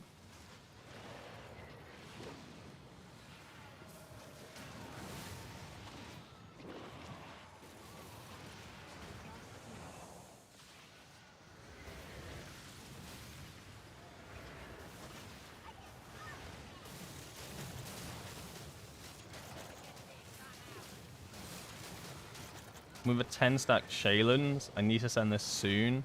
And someone takes some damage. Like, I don't want to waste it, but... Yeah, you're good enough target. I just don't know when to send, I don't know when to send Conduit out here. I can send it out now, because it looks like everybody's kind of taking a bit of damage. And I'll also hit a revival. And I've kind of stopped casting Renewing Mists. Kind of bad. Lightning. They're coming in, so I'll just lightning them. Kind of good. More Renewing Mists. Oh, do I actually have to dodge some mechanics? Spinning Crane Kick, maybe? No, I think I want to focus more on Rising Sun Kick to get Renewing Mists on cooldown.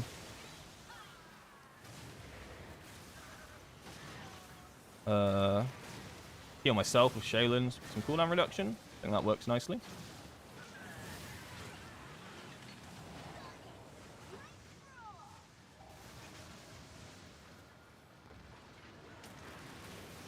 Yeah, I think that went alright. I mean, no one's dead. No one's dead, it's always a good start. I feel like I never used Chi Burst.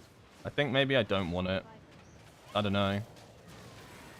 Like, I felt like it would be a good filler ability, but maybe it's just not. Not bad. All healing comes from ancient teachings. Oh! Sword! Boots? Shoulders? Huh? Alright. We're gonna have to get lucky 3 times. Okay, we rolled a nice 7. No one can beat a 97. Okay, so we've got the sword in the bag. That's huge. We need to be 87. I can do that. We got another 97. Okay, all right. So we've doubled up on the 97s. I need a shoulder now. Can I see a third 97? 77. All right. Have I just come in and, like, stolen every single piece of loot from these people? There's no way I've just come in here. I actually have just come in here and hoodwinked all the loot. I'm out. That's it. No more raids over. It was nice playing with you all. No, I'm just kidding. I'm going up here to upgrade it because my veteran gear is technically better. Yoink. Actual yoink, though. That's huge. I don't think I can complain anymore if I get no loot for the rest of the day.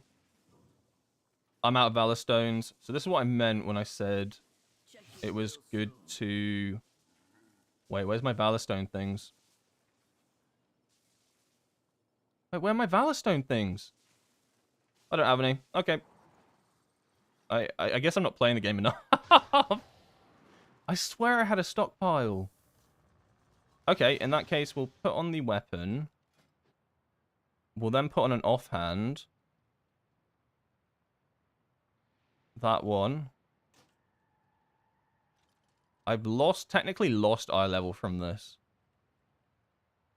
I think it's okay. I can't put on the boots, and I can't put on the shoulders. Wow, I really need Valor Stones. I didn't realize it was in that bad a state. Also, I need to remember what pieces of loot are good. Oh my god, my bag's a mess. What's this? Oh, crests. Alright, good loot we'll put in the top right corner. So that's shoulders. And the boots. Don't worry about my bags. They just are what they are.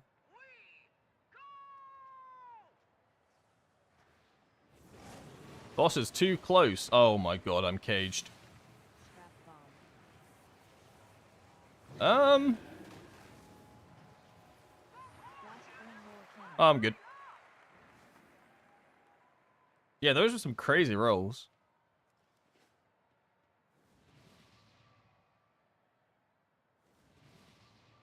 I want to have a little look at that again. Group 1 through left, 2, 4 right. I can't... What I'll do is what I often do is I end up clearing my segments. I'm going to really try hard not to clear my segments. So I can actually go back and have a look at each of the healings on the bosses and stuff. 1, 3 left, 2, 4 right. What am I? I'm 4. Shit, wrong side. Also... Hold on, I need to move something really quickly. Otherwise, we're all dead. Where is it? Where is it? We're dead. Where's my extra action bar? Wait. So why does it... Right, you're going to see what I mean. I'm not going to be able to heal about half the people in this group. It sounds bad, but it's not that bad. Trust me. Once we get the electricity icon on, I literally cannot heal half the people in this in these group. It's not as bad as it sounds. Oh, it's not that bad, actually. It's just like a couple. I don't know how to move it. I thought it was extra action button, but that's not right.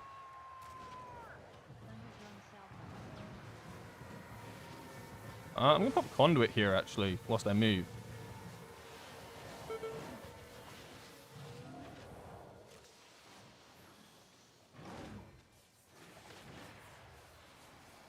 Okay, so I have one tank I need to focus on. I need to start putting more renewing mists. More mists.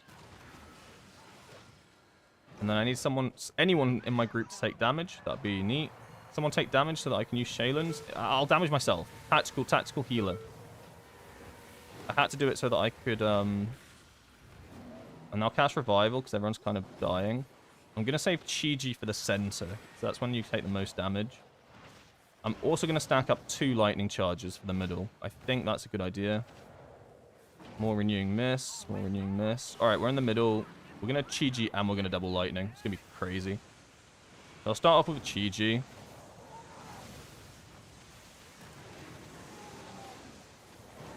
Some renewing mists. Maybe an enveloping mists. And then I think we'll send a lightning. I should have maybe sent 2 lightnings. I'll just top my group real quickly. More heals. More dots. Whelp's left side. I've been sat on the Shaylins for ages.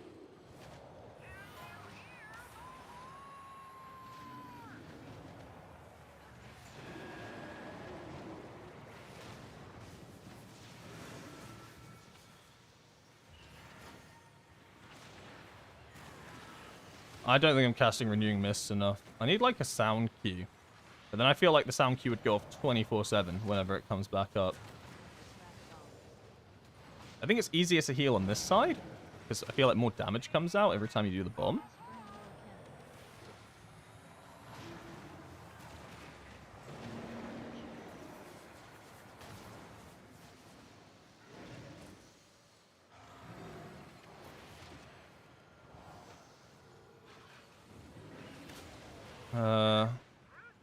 Tank just got one shot. Okay, we killed it. I don't know, that felt poor. That felt so poor. I don't feel like I did anything. All the way out here. Just don't let the fame I wasn't even looking at the boss's health, so for that entire fight, I didn't cast a single cocoon. I cast one conduit. Yeah, that was some bad. I basically didn't use any of my cooldowns. Shaylin said more than revival. I cast Shaylin's twice. Okay, noted. What are you? Champion ring? We already have a champion ring. It is crit haste, though. Is that good?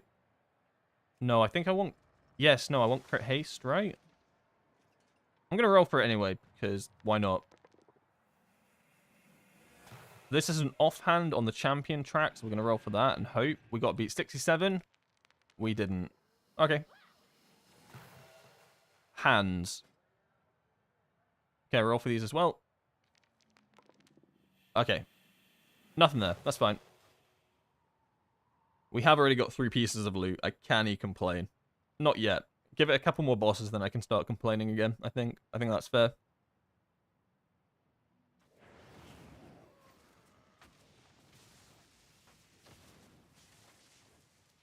Coming back to Mythic Raiding, any mechanics from the first 6 that seem simple but need a ton of attention? Oh my god, the first 6! Isn't that like... That's like the whole raid! Let's have a think.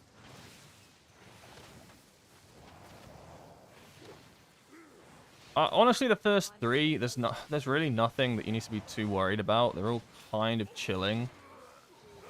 I think...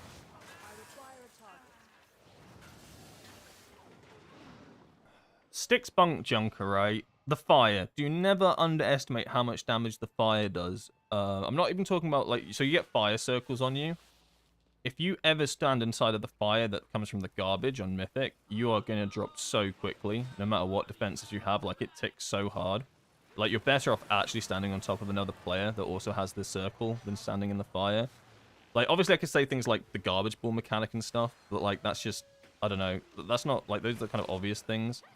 But, like, genuinely, I think the fire garbage mechanic, like, catch people melees out so easily, and, like, it spreads so quickly that, like, you won't even notice it before you're already stood on top of it. So just keeping an eye on positioning. It's so important that I actually set a big wigs timer for myself so that every time the fire circles come in, it counts down 5, 4, 3, 2, 1 for me. Just so that I know, okay, I need to be positioned in a spot where I'm not stood on top of someone else. If I'm stood on top of someone else, we're going to hurt each other. But if I'm stood near a piece of garbage right now, I'm literally about to get blown up. Especially when you need to save things like diffuse magic for if you get the hypercoil thing. Like that, you really need like defenses for things like that. So I guess that's one of the the niche things that you probably wouldn't hear too much about. You'd learn it through playing the fight. Lock and stock. I'd say the hardest part about lock and stock is the void beam. The final set of void beams just don't... Oh, no, actually, I can give you a tip for Windwalker. Try to never cast Whirling Dragon Punch during a magnet suck-in, especially when, people are all being pulled in. Because if you Whirling Dragon Punch, you can no longer resist the suck-in. You'll either shoot yourself into the magnet, or you'll just go straight into the other group. It's super easy to do because you'll see Whirling Dragon Punch come up, right? And you'll think, right, in my rotation, press it, go. You will fly into them, as well as out on the conveyor belt. If you're ever on the side that... So there's two sides. Blue tends to be on... Basically, you have top side and bottom side. Top side are always being pushed into bottom side. If you're ever on top side for lock and stock, move up the conveyor belt, then Whirling Dragon Punch. Like, don't Whirling Dragon Punch in your rotation, but you need to make sure you move up. Otherwise, the conveyor belt will pull you into the other team. You'll wipe the raid. On the bottom side, it doesn't matter. You can do it whenever. That's probably a good, actual, decent tip that you wouldn't, like, think about. But Whirling Dragon Punch on lock and stock is actually... you need to actually think about that ability, because you can easily just kill everybody. Oh god, what other bosses are there? What's next? One-Armed Bandit. So One-Armed Bandit, my advice would be something that doesn't even, like, include Windwalker, right? It's all about depositing coins. If I could count the amount of times we wiped because we had the fraud detected, people didn't insert a coin, it's actually crazy. I would advise your entire raid group have some sort of weak aura that when you guess it, like when you get... What the hell are the tank... Shut us! Ah! When you get the debuff on you, it like makes a noise so that you know you have to deposit. Like, I'd say easily about like 10% of all of our wipes came down to that, and that's just something you should never wipe to, right? Just not depositing the coins. So I was always in charge of the middle one, so no matter what, it was always my responsibility at the end of the day to get the middle one in. But if someone else grabbed it and they didn't have the weak aura with the noise, they would probably most of the time not even know, and we'd wipe. So it's not really Windwalker related. Again, on that fight, I'd say be careful with Whirling Dragon Punch. All the time you're getting sucked. You're constantly getting sucked. If you Whirling Dragon Punch, you just go for an absolute ride on that boss fight. So that's something to think about. Yeah, I'm trying to think of like some niche things. Like things like Vexy stuff. It's just things like hold your Crackling Jade Lightning, right? For ad sets, make sure you get the most value out of it. But it's not really like any like specific like things to look out for on that sort of fight, I guess. Good chance that you might be called up to do the paralysis on the big ads that come in during the intermission. Just paralysis them, I guess. Like, see what I mean? I don't. These ones are like relatively chill. I don't think you have to overthink them too much. Like a lot of like Rick Reverb and Vexy is all like making sure that you have as many Crackling Jade Lightning stacks as possible for each ad set. So just not wasting them in between. Even if like the ads are gonna come in like 10 seconds and you're on 20 stacks, you just hold it. Like I basically, when I play Rick Reverb, I do not send out Crackling Jade Lightning unless I'm shooting an ad set, basically. Even if I'm on 20 stacks for like 20 seconds, I just hold it. Because you're just not going to get the value.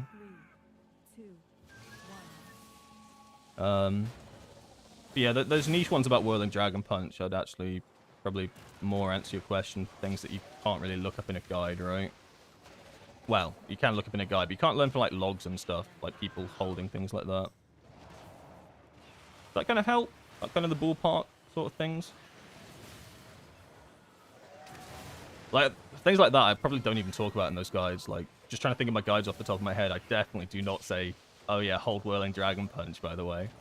I might have done it actually for Lock and Stock. I might have actually said it there, because that was actually quite important. It's funny, because it's like, how do I know these things? Well, I know these things because I've done them. Like, I have wiped my group with Whirling Dragon Punch enough times. Well, I say enough times. Once is enough, right? But, like, basically, I will have done it once and wiped a group. And that's the easiest way to learn from it, right? If you fuck up once, you're probably not doing the exact same thing again. And as well for, like, the suck-in from... what's it called? One-Armed Bandit, right? I would have Whirling Dragon Punched into a tornado, right? And that's when I learned, okay, always be careful with Whirling Dragon Punch on that. Standing in the fire, right? I've been one-shot by the fire probably more than once. It does less damage now, so it's not as bad, but it still can catch you off guard. And it will make you pop defensives. You will pop defensives so fast because you'll panic. And then you get hit by a hypercoil. And then you're really panicking. basically it's like chain. It's just chain reaction things, right? Chain reaction. You make a misplay and it leads to something else that can be even more detrimental. Good luck to me on this neck. I guess 7 is my 7's my number today. Good luck to me on this set piece. Ah, okay. We've used all our luck up on Vexy. Absolutely everything's been used on Vexy. To be fair, though, 3 pieces of loot so far. That's probably more than I got in my entire run on my rogue. Or in LFR on this character. I think I got nothing in LFR. Maybe like 1 piece. So really, like, 3 is probably above average from an entire normal run of pieces of loot you're actually going to get. But I want crests and valor stones and, you know, still loot. How do you wipe a group with Whirling Dragon Punch? So on, like, Lock and Stock Mythic, when he does the intermission, it's a little bit different to Heroic and Normal. He'll go to the conveyor belts on the side. And so if you're on the top side that gets pulled into the bottom side, and you Whirling Dragon Punch, you actually get pulled enough that if you're too close to them, you fly into the other team. And basically, there are 2 colors for each team, red and blue. Kind of like Silken Court, where if you jump into the other team, you knock them all away. You basically kill everybody, right? You can definitely Whirling Dragon Punch, because I still do it on the conveyor belt. You just need to move up a little bit. You'll know what the sweet spot is once you've done it once or twice. Because you don't want to not use it in your rotation. Like, 'cause the intermission lasts long enough that you'd just be holding it the entire time, but moving up is moving up is important. Oh my god. 4, 3, 2. Oh, I'm just remembering when I first did it. It was so funny. Not for the raid, it was funny for me though, just thinking about it. I just, because it didn't even come to mind, right? We just on the conveyor belt, Whirling Dragon Punch came up. What do I press? It's the main priority in my rotation. I Whirling Dragon Punch straight into the entire other team. And then I think I saved myself with a Transcendence, and then I rolled off or something. I don't know. I don't even remember. It was crazy what I did. I regret my earlier comment about 7s. Yeah, it's coming back to bite now. Tactical nuking Dragon Punch engaged.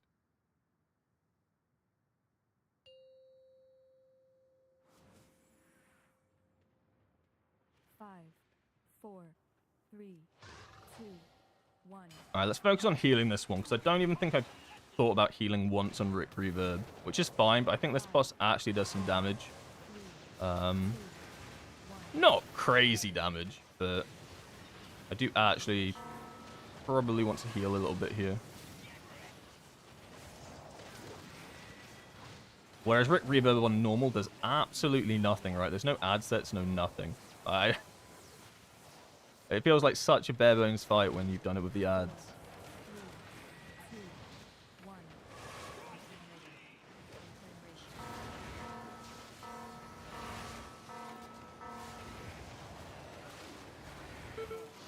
Ow. Please don't roll over me. Please don't roll over me. 5, 4, 3, 2, 1.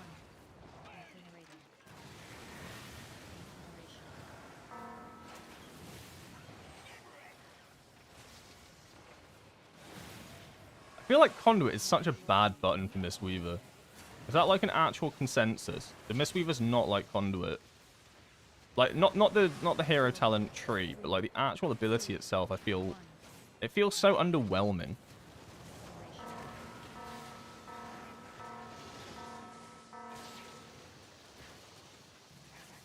I don't know. It just feels like a do nothing button. Whereas on Windwalker, you press Conduit and you blasting off. It allows you to like go crazy. Maybe I'm just not using it right. That could easily be the case. All right, put some renewing mists on people.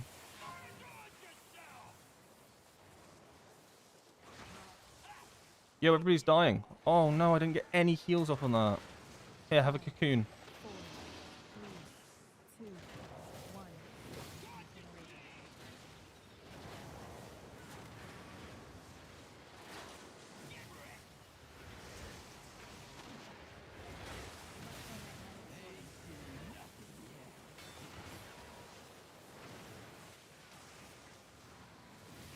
Back here. 4, 3, 2, Oh no, I lost my Jadefire Stomp.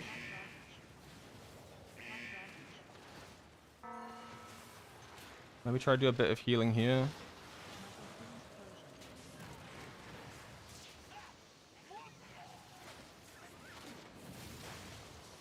5, 4, 3, 2, 1.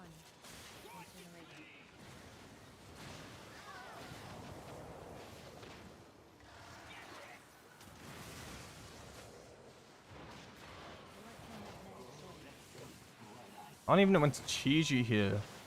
Now? I'm only going to get like one more use out of it. I mean, I've got a lightning for the dogs.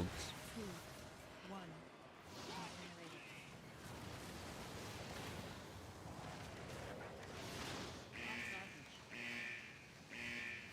1. Ow. I'm sorry.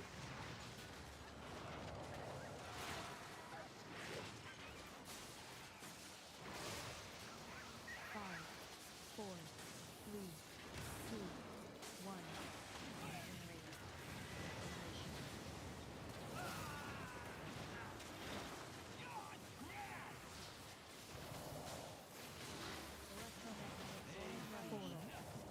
Wait, hold up. I don't want to do this. Kill him.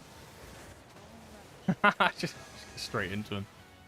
That's one less goblin on Gallywix's side. Not bad again. I don't know. I just feel like I'm not renewing misting enough. Like, Thanks.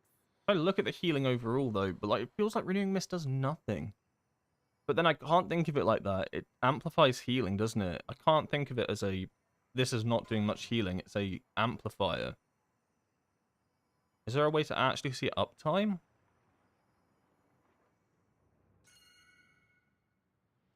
%. That sounds bad. Wait, what? No, that can't be right. Ignore that. Okay, Conduit didn't do that bad.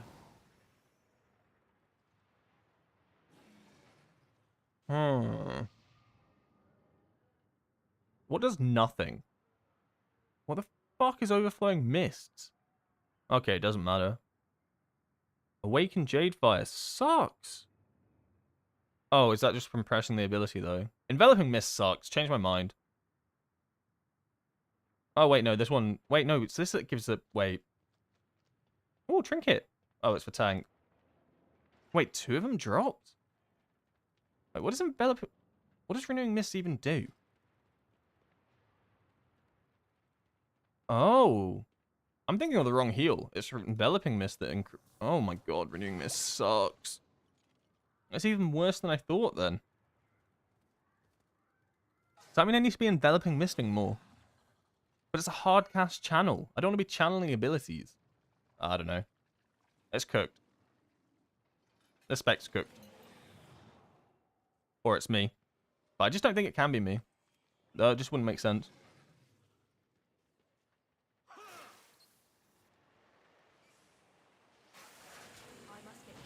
Celestial Conduit's meh. You press it when you can't hit the boss or any AoE heals. I mean, it feels like it. Like, it feels... I don't know, it just feels strange. I think it's just because I have this perception of Celestial Conduit as such a big cooldown for Windwalker. Like, it's like literally the bread and butter of the entire build that like amplifies everything and it does really good damage. But I don't know, it just feels like I'm pressing Revival again. And honestly, Revival I don't even think is that good a button. My screen is very green right now.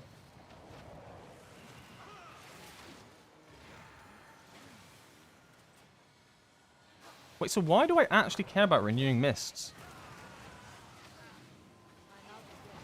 What does my foresight do? Renewing mist applies in... Right, because it implies insurance, that's why. Obviously. Then do I care about enveloping mists? Probably not. Not unless it's a prop.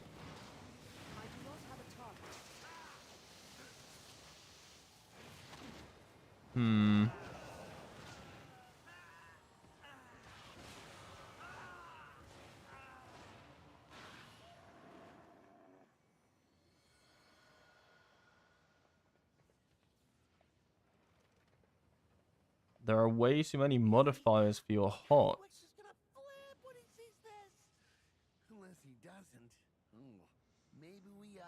some market testing first.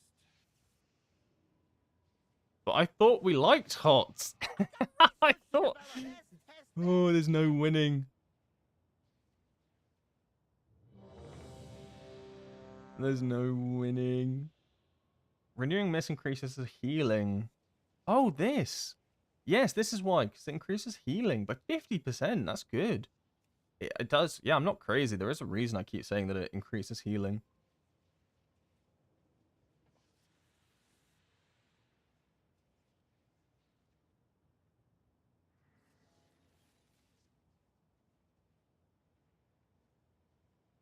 Use Thunder Focus Tease for Enveloping Mist. I like using it for Rising Sun Kick, but maybe you're right. The reason I like it for Rising Sun Kick, because in my mind I think, okay, I've got Rising Sun Kick and Renewing Mists, they work well together, like they reduce each other's cooldown. So if I'm casting this to, like, I then reduce the cooling of Renewing Mist, then I can apply more Renewing Mists, and Renewing Mist seems to be my bread and butter. This boss, I feel like I never know how to heal.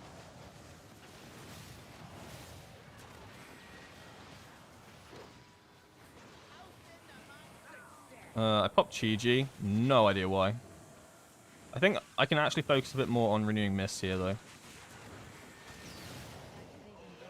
Oh my god, someone sniped all the heals.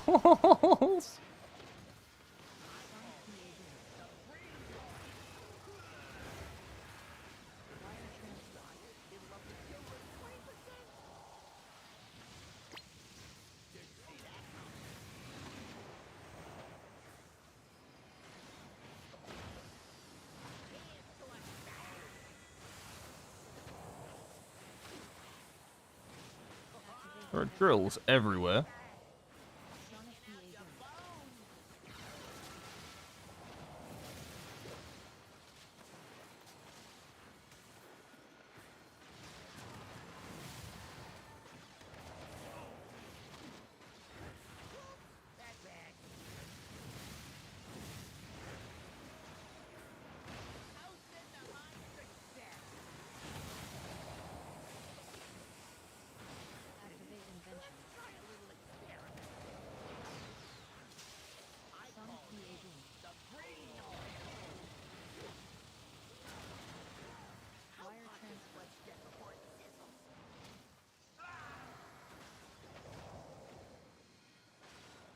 Didn't see that coming.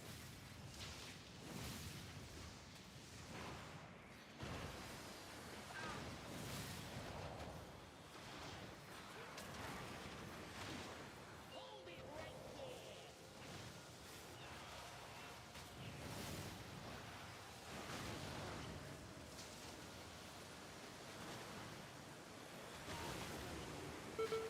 No. My logs. It'll up the kill rate 20%. Uh-oh. Your bones. I feel like maybe I have too many Renewing Mists. Am I cooking? Like, I feel like all I do all the time is just cast Renewing Mists on people. Maybe I actually have way too many. So when I'm casting Renewing Mists, I'm not healing people with my Kicks of Death. So I feel like I find myself like constantly playing the mini game of put hots on people, but I'm not actually healing at the time when I'm putting the hots on. Do they actually need them? Oh god. Okay. Might actually reevaluate real quickly. So the healing's not bad, right? Like, it's not bad healing. It's not good healing. Okay. I'm gonna quickly do this. Too much focus on hots, okay. But then I'm just going back to the middle with Invoker's Delight. Maybe I was right in the first place. Alright, screw Pool of Mists. Screw Chi Harmony then. Oh, do we? Oh, I kind of like it. Rising Mist? No, I think Rising Mist is too good. Rising Mist is too good because I still need to get my things out. Oh, God, I don't know. Go back to Invokers then? But I just don't cast this enough. Oh, God. Oh, dear God, it's too much. Cocoon? Cocoon?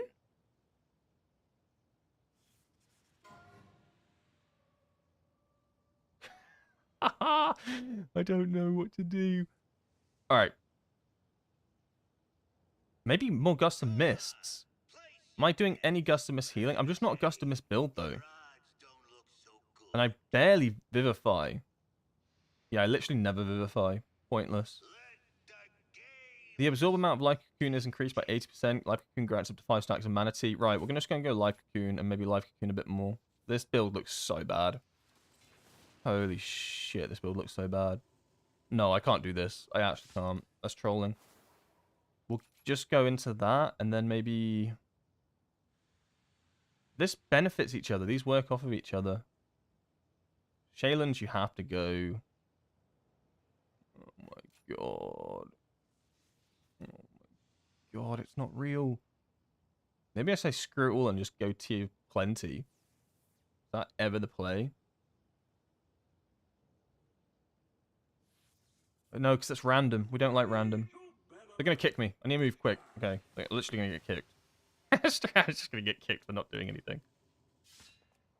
Oh. Oh.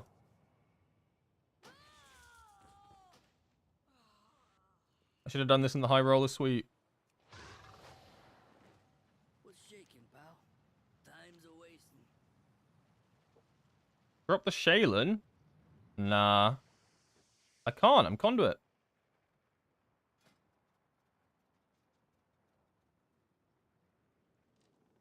Part of the Jade Serpent works with Shaylans. Is that not the whole point? Or am I overvaluing Heart of the Jade Serpent because I play Windwalker?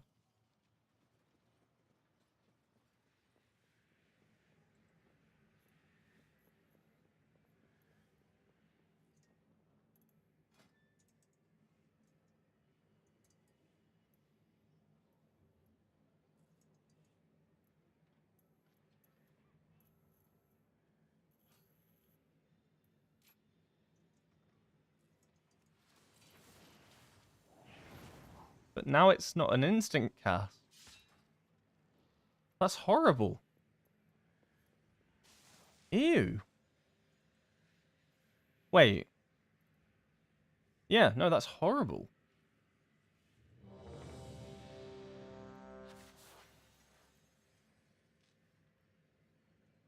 That's disgusting. This is not actually what people go. There's no way.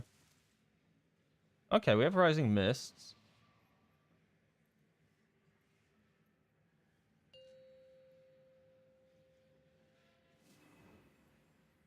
Five, Oh god. 4, It's showtime. Put some hots on people. 1. Instantly Crackling Jade Lightning. So I'm dirty. Did no healing. No one was taking any damage. Amazing.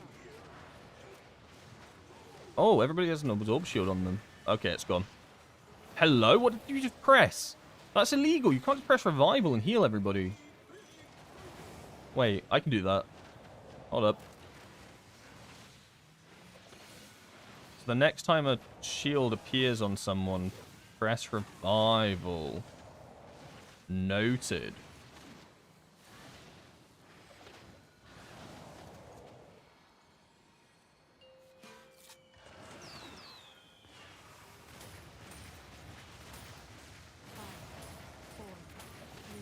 The heal absorb on us, please.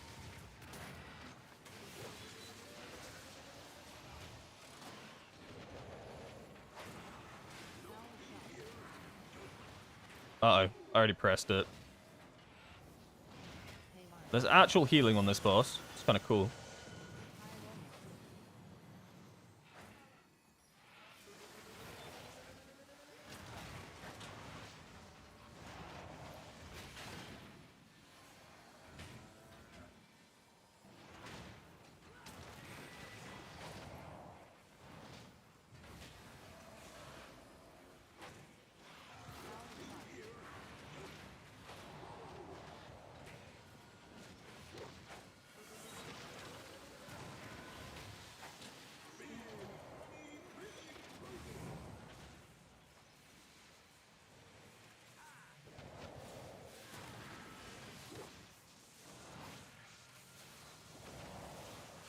It's crazy that you can't actually move this boss on normal. Like, that actually feels insane to me. It honestly makes the fight harder, I think. 5, 4, 3, 2, 1.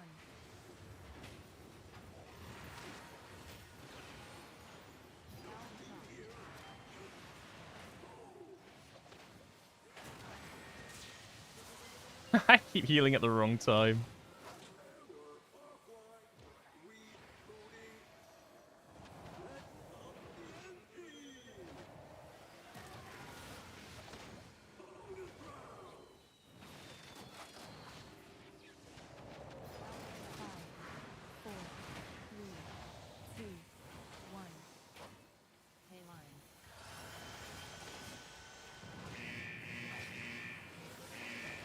Don't worry about that.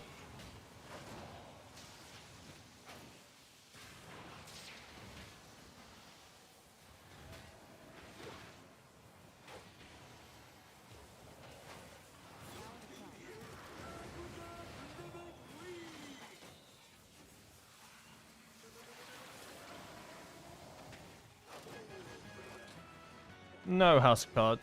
Never lucky.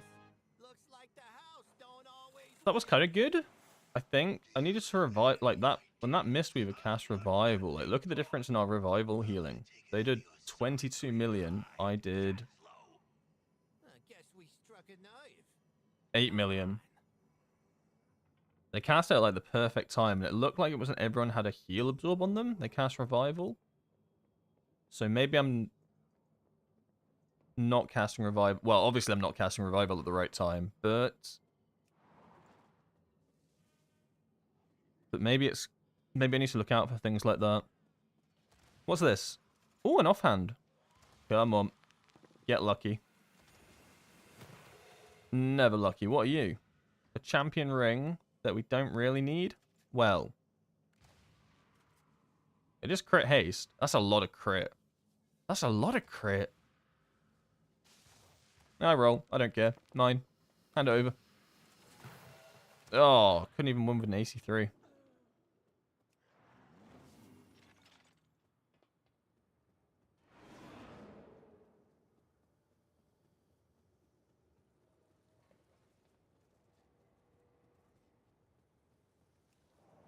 You guys know I can read the chat, right?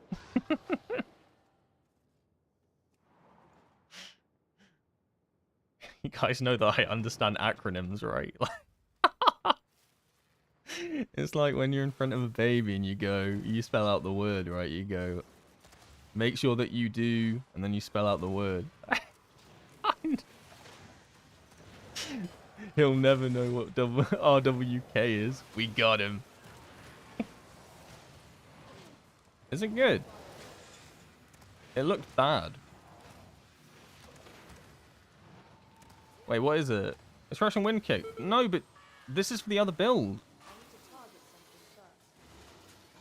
It doesn't make any sense. Because, alright. Don't worry, I'll explain it to you guys. Jadefire Teachings, yeah, increases your ancient teachings insanely. So this makes Fistweaver absolutely ludicrous. Like, it makes, like, honest to God, it makes Fistweaver crazy. This increases Gust of Mists, yeah? But we're not playing a Gust of Mist build, so it makes no sense to run this. Because we want to amplify our ancient teachings. Not that, ignore that. Because all our healing comes from ancient teachings. If we amplify Gust of Mist, it just makes no sense. I think that's more for the HOTS build, right?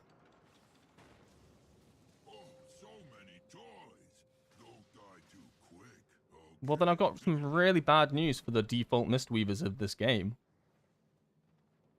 I think they're playing their spec incorrectly. Like, I know that's like, that's a bit out there, and that's a bit fucked up to say. But actually, it's not. It doesn't make any sense. And I'll explain why. I mean, I already did explain why. Sure, it does some damage, and it does a frontal, and it generates rushing winds, and it increases renewing mist. Oh god, it increases renewing mist healing. However, this is so good. An additional 215% damage to healing is like, I cannot understate what that number, like 215, 200, 215, 200. Like, I don't know. 5, 4, It feels weird being like a pioneer of a 1. spec in this game, because I thought like everything had already been discovered. But honest to God, it's kind of cool, kind of fun. The Mistweaver guide's gonna go so hard.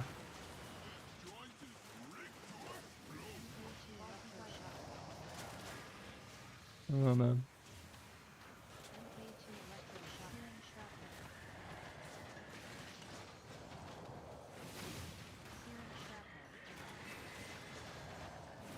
It is more for the it is more for the HOTS build.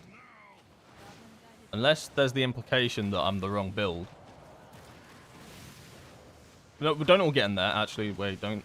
Wait, why is this boss on no health? What even is normal? I look away for 1 second and the boss is dead.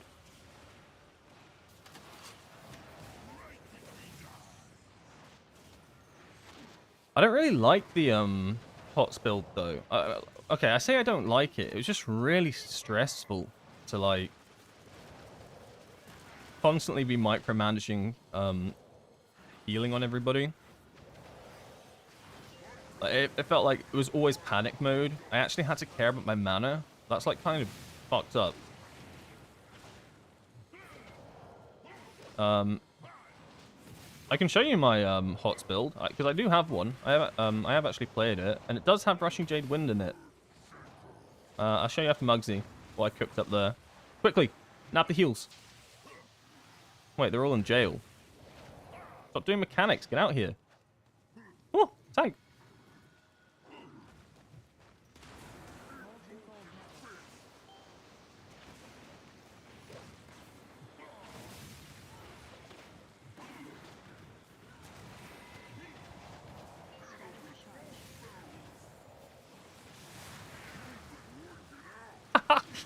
I read chat what's being Muggsy. That tells you anything about normal raiding. Oh god.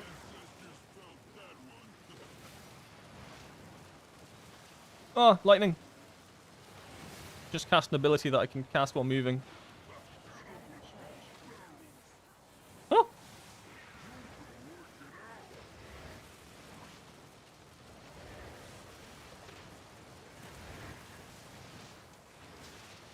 Oh, I'm so getting CC'd.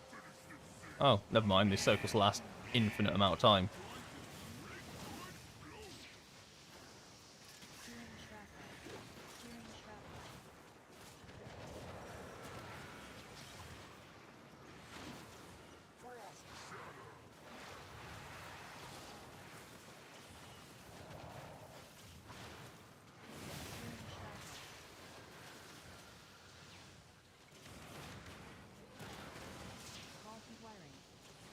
You become a full devote of the following of Mistweaver.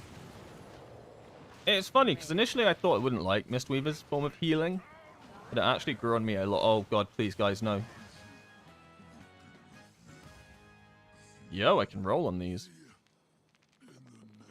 Look, just for a treat, I'll play my other build on Gallywix. I rate it 2 out of 10, and that's because I ran it in a dungeon. I ran it in a Mechagon, and it was a horrible experience. So this is the kind of the idea for the build. So it does run Rushing Wind Kick. It's Master of Harmony, so no Shaylins. It's okay. It's just very sketchy. What do you mean? What is that? I just said it's my build for HOTS. I don't get it. It makes sense in my head, right? Everything in this build helps Gust of Mist, right? You've got Renewing Mist. You've got Gust of Mist amplifiers. All your HOTS are getting amplified by your other talents. It makes complete sense to run this sort of build. Like, on paper, like... Because I actually cooked on this one for at least 20 minutes, like, on stream the other day. Like, I was going through it, trying to, like... The ideas behind every single reason I chose an ability.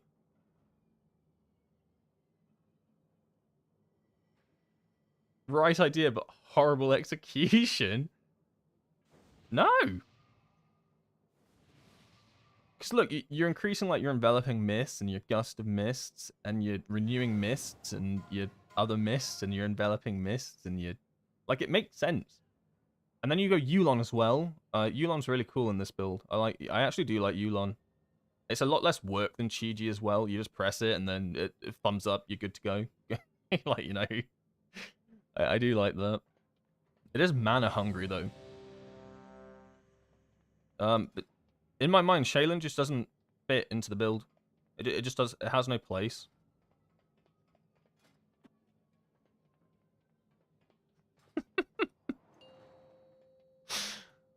Oh, it's so funny. 5, 4, 3. Front 1, 3, 2, 4. What am I? I'm 4. I'm right. Wait, why are they on two sides of this boss? Why have we done it like this?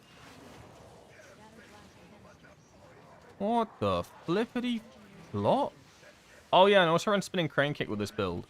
This one I don't recommend. Spinning crane kicks are very bad. Like Chi-Ji, right? Chi-Ji sucks. Don't run it. I will...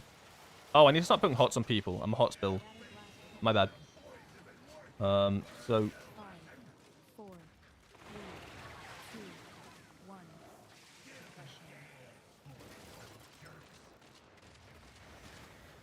I'm back, baby! Yeah, I kind of forget that I'm a hots build.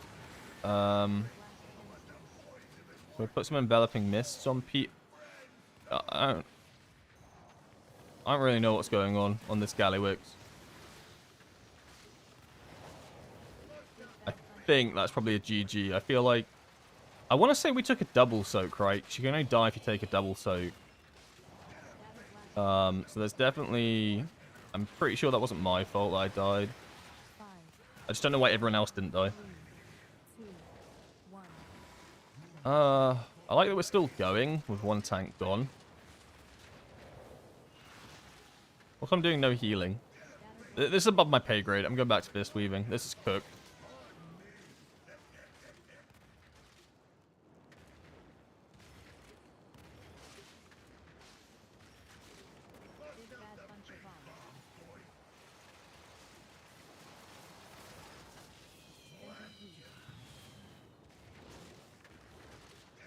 I mean, the entire run was fine, but I swear to God, Gallywix has sent out his cone like 5 times in this direction. Am I crazy? Like, honestly, I think he's sent his cone out 5 times on this group. I don't know how some players haven't died to it.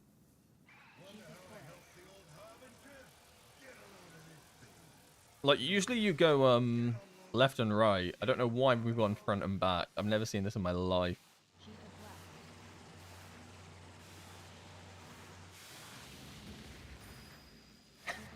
Tanks, please. It's a simple taunt swap. Oh, no. I'm going back to fist weaving. Because I think it's too complex for me right now to even attempt this build. Like, in a dungeon group, I was doing okay. But there's just too much. There's too much. It overwhelms me. I'm not saying I won't go the HOTS build eventually. But I can't do it on Gallywix. Like... I can't just whack it out right now. I can't. I need to warm up in a dungeon with it or something. It's just too much for my little brain. Whereas Fistweaver, we understand this one. Oh, that's a sexy build. In fact, I'm going to rename it. I think we've cooked up such a good variation at this point. We'll give it a 12 out of 10. I genuinely, at this stage, couldn't think of anything better.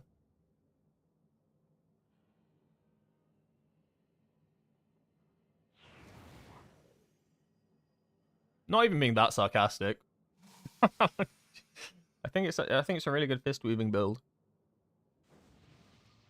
Oh no, that's my dungeon build. What am I on about? Oh, there it is. That's a sexy build. Wow, that's the right one. We got there. Maybe you don't even go conduit for raid. Hold up. No, I think you do. I think I've been told off before, actually, about that. Oh god, this druid started looking at people. He just messaged someone. He said, why are you running with a Mythic Plus build? Oh god, no. Don't let them see my build. Oh fuck. Oh shit. If he's not happy about someone running a Mythic Plus build, oh my god, I'm in danger. I'm in danger. Actually, that's so cursed. I don't even know what I'd do if someone asked me what my build is. Because the worst part is they'll see my title as well and shit, and they'll be like, "There's no fucking way this guy's free." This guy bought his account. They honestly think I bought my account. What? What? He just ran down the middle. We're not killing Gallywix. He just ran into the middle. What happened? This raid was going so well. We had no issues. Oh god, they're throwing out the slurs in the chat. They can't even spell them correctly. They can't even spell them right. Jesus Christ. Yeah, unfortunately we got to the part of the raid where the tanks actually had to do a mechanic. It's funny because you notice this sort of thing on bosses like Rick Reaver when one tank starts to get absolutely decimated because they don't actually tank swap. It doesn't matter so much on that boss in normal, right? Because Rick's probably not going to kill you. But when you come on a boss, when there are actual mechanics you have to do, it's like, oh no, no, no. We've lost a few players. I think it'll be fine. I think we will kill this boss. P2 is like a joke. Actually, no, you do have to do the bomb mechanics, right? Yikes. It'll be fine. It'll be fine. It'll be fine. I'm coping. Last boss syndrome. Honestly, people panic, but all you need is one person to deal with the... No, you don't even do the bombs anymore, do you? Because you push him... The DK's just trolling, dude, because he was kicked. He's just constant pulling. Oh, no.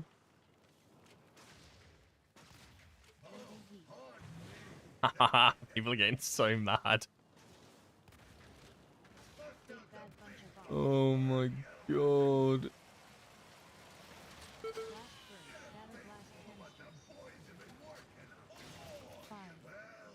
You go either full hots or you go very little hots. It makes sense. It does make sense. I feel though I have gone very little hots though, no? Because we got rid of Misty Peaks, and we got rid of Chi Harmony. What else is hot here? I mean, this Rising Mist is hot, right? But surely not. Surely, like, this extends the uptime, which is really good for mastery. That feels crazy to lose. Because Tear of the Morning feels like that's more of the hot build. I mean, unless it's something like up at the top I'm missing that I just don't even look at. Your Enveloping Mist heal the target. Oh, that sucks. So I don't use Enveloping Mists. Because I don't press that button because I'm bad at the game. Alright. We're going to get rid of that.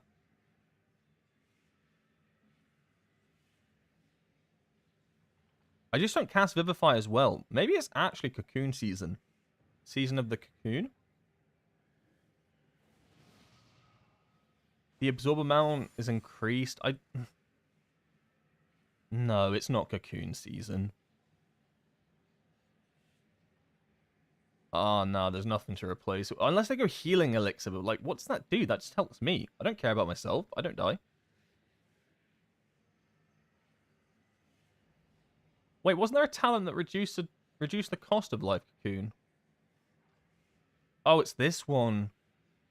I feel like if I go fully invest in Life Cocoon, I have to go one of these, right? Otherwise, why have I just invested in Life Cocoon, right? Like, you're not fully investing in this talent tree without going one of these. So, in that case, I just don't cast Vivify, though. But maybe I should. Maybe I should be casting Vivify, and that's just a me problem. I don't care about Manatee. Doesn't matter for this build. And these two are hot related. Okay. Let's do that. Let's do that. And then let's get rid of something. 1-3 front, 2-4 behind. What the fuck is front and behind? The boss? Oh, I'm meant to be behind him. Shit. I'm going. Never seen this positioning in my life, but okay. What would we give up for? I think it has to be... Oh my god, what a name. Tracelis? Tracelis? But what do you do for... Maybe refreshing Jade Wind. Because as we've gone over, I don't actually cast Thunder Focus Tea that often. Yes. Yes, it's all coming together. Wait, no, this talent's pointless. No! No! Okay. Forget about it. Just... There's no fucking way. There's no fucking way. Oh my fuck. No, please, guys. Oh, I'm so sorry. They're gonna... Do you think they know? How did I do that?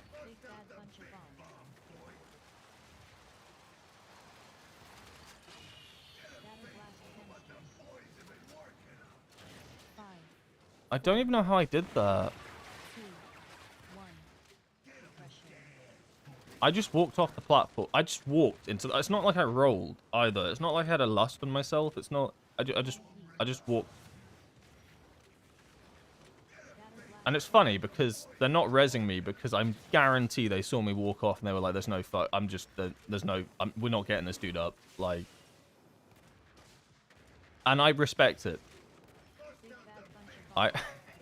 That's so bad.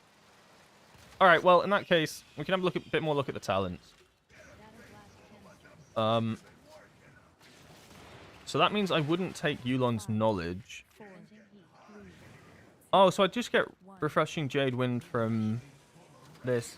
Like, Jade Wind, I like the concept, but I was a little bit teetering on it anyway, right? Because it's to do with Thunder Focus Tea, and that makes more sense for Mastery of Harmony, right? When you've got 2 stacks and you've actually gone into that, maybe. Maybe even when you go for, like, a full build for that. So, oh, shit, they want me to play the game. Where do I res? Hello, I'm back.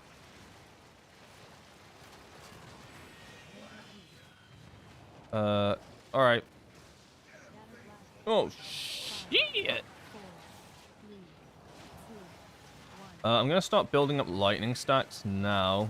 That way, when the ads spawn in, I can actually heal people. But you see what I mean with Cocoon, right? Like, oh, cool, it's all fun and games that I put stuff into my Cocoon. When do I send a Cocoon? Like, now? Is it troll? Do I just send it on the tank and go, haha, okay? Like, to me, that feels super troll. He's not dead. He had, like, 80% health. But, like, how long can I hold on to this piece of string before it's a waste of me to invest in it? Maybe it, like, makes more sense, in Heroic and Mythic. Like, when stuff actually does big hits and stuff. Maybe it's... Okay, I go flying now. Also, they haven't, Oh, that's me that's dying. I was like, oh my god, this monk needs my help. It was me. Surprise.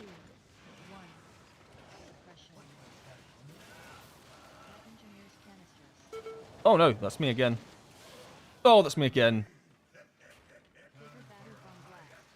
This boss is hard. This boss actually has mechanics. This just in, healing is hard when you gotta do other things. Oh, this would be such a good lightning. Look at that, they're all grouped up.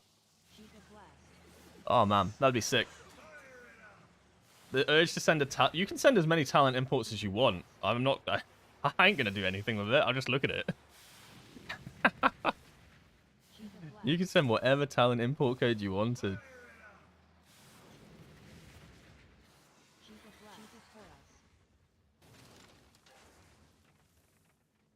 Also, what confuses me though is like, I feel like I've gone through like 20 different iterations in this raid of this talent build. And somehow, y'all is just still not happy with it. 4, 3, It just makes me think that nothing would make us happy. Maybe there is no perfect build. Because maybe all of us have a different idea of what the perfect build is in our heads. Trigger battery bomb blast. So we're all thinking different things. Because, like, I went full Shaylins. We didn't like that. I got rid of Invokers. We didn't like that. I went here. Like, TikTok canister. unless you really want me to be going things like Tier Plenty and Focus Thunder. Even peer into the piece. There's no way. You're trolling. Maybe Mistra. Ooh! Oh, it's my Jaster's Diamond. Wait. They rolled a 92. Of course they did. Why wouldn't they? How do you keep dying? What I'm Gallywix was. bad. So, I don't know what else to say. what He just asked how I keep dying. we rebuilt I don't know what else to say. cleaning up the mess he made. Alright. Cheeky Jasters? Oh, we didn't win that. Not even close. Cheeky Head, that'd be good because I can castleize it. Oh, no, not even close. Alright, we've got to beat an 87 and an 88 for the... Oh, we're not beating those. I mean, I could get the chest. No, not even close. We rolled a 5. Anything good? Oh my god, I literally only got Vexy loot. I literally only got Vexy loot. This guy won 3 items. He won a shield, he ran a curio, and he ran the Jaster. This guy won the lottery. He won the game off of this run. Bro rocks up with an Algari competitor's insignia of alacrity, and he wins every piece of loot. That's insane.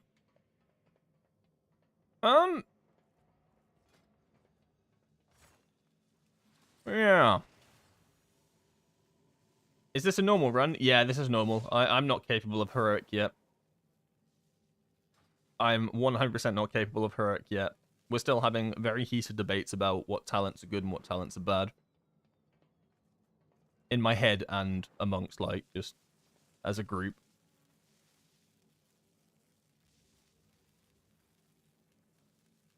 There are just tiny talents that you aren't taking is what hurts. Really?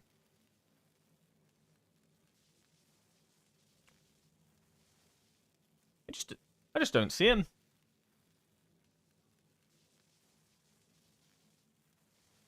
Alright. It's fine. What I'll do is leave the raid build at this. We'll give it a name, because that's the raid finish for the day. We'll give... I don't know. I rate this build like, I don't know, a 9 out of 10. Needs a slight tweak. I think that's a fair justification. Needs slight tweak. I think the raid build's almost there. I probably even would go as far as to maybe put Rushing Jadewind back in. But what would I switch for that? I don't know. What the fuck? Uplifted Spirit sucks, actually. Get rid of that. Get that out. Get in the bin. I love that you're going Chi-Ji for raid. Oh, no. What's wrong with Chi-Ji for raid? It's good, no? Okay, this boss is a bad representation because I died twice. I haven't cleared any of my logs, so... What was a good fight? Styx Bunk Junker, right? I did well on Styx, right? Let's... Look. Chi Cocoon did good healing, right? That's Chi-Ji, right? Right? It all comes from ancient teachings, actually. I don't even know why I'm looking at this. Light of the Red Crate. No, that's not what I'm looking for. It's all Chi Cocoon. Wait, is this Chi Cocoon? No, it does. Wait, no, it does. Chi-Ji bad? Summons an effigy of Yulon the Jade Serpent. Yulon will heal injured allies with a soothing breath. Huh.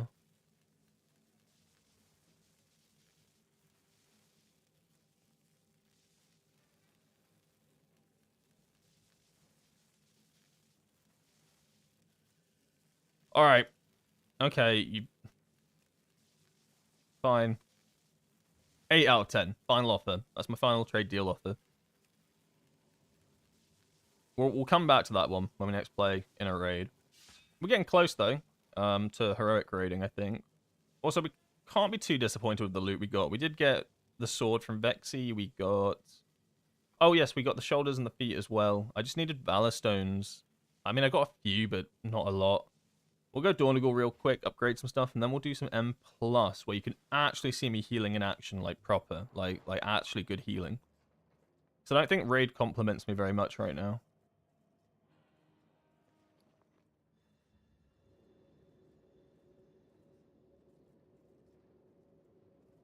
Take another good look at Revival Decider.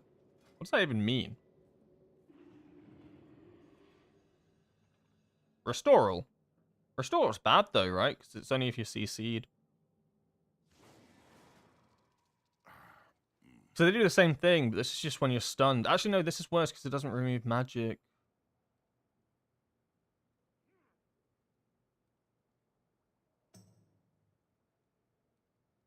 Chi Cocoons now apply Enveloping Mist. Oh, that's a pretty big buff.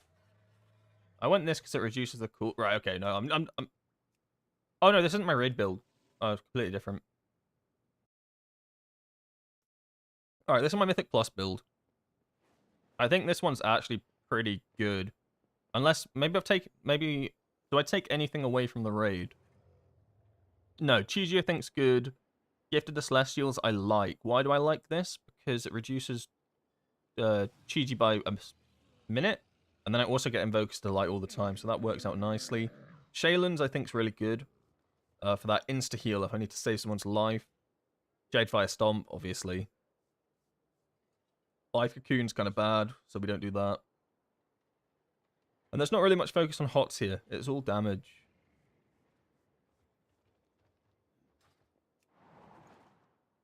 Alright, let's quickly run over to your boy, Dracthea Man.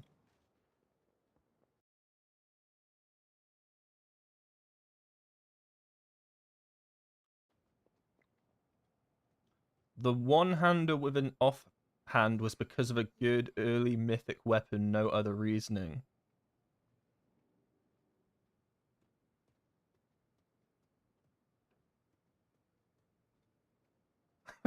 Guys, you really don't want me. You really got a thing about Chica Coon. Is it that good, though?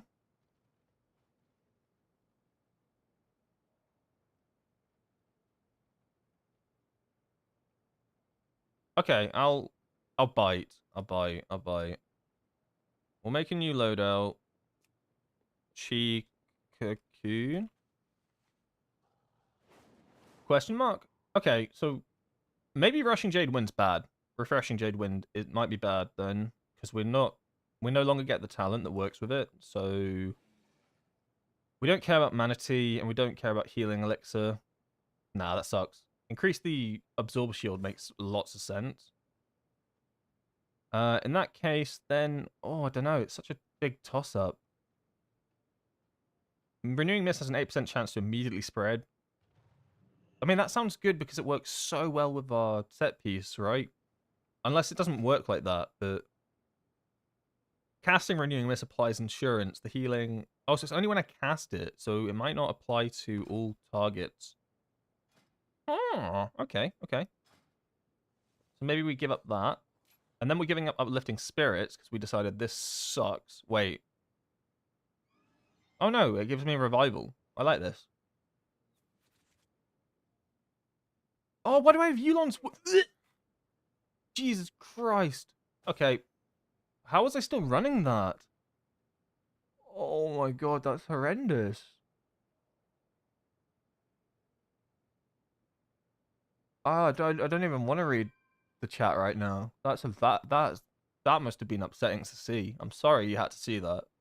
Okay. I think this is okay. And we'll do a Mythic Plus. I just want to upgrade something real quick. I wanted to quickly upgrade... Wait, do I want to upgrade these shoulders? Yes, because they're on champion track, and then I'll turn them into a set piece. I know it's better to probably do hero, but we've got a lot of set piece transfers right now.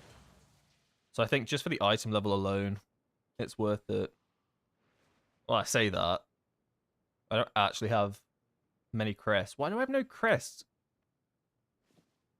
I swear I play this character. I just swear I play this character sometimes.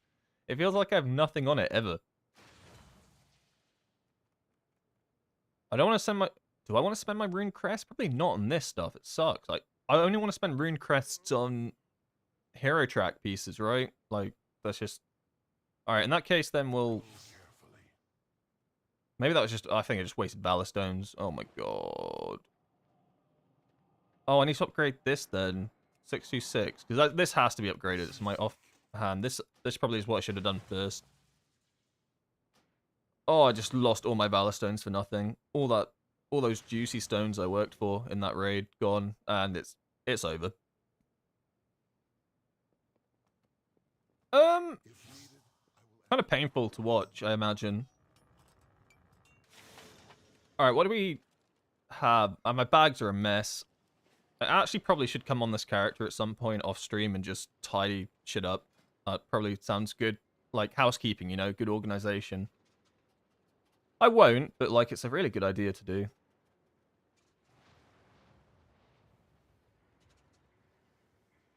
It is a little bit backseating if you explain why. I mean, honestly, there's been a lot of backseating today. Already. I won't lie. There has been a tad of backseating. But it's whatever, I think, at this point. Because even though there is a fair bit of backseating, just ask yourselves, is it actually helping? A little bit, right? Like, probably not as much as you think it probably should. Or you'd hope it would help. And that's not your guys' fault. That's just me. Like, I'm incapable of learning. It's kind of funny though.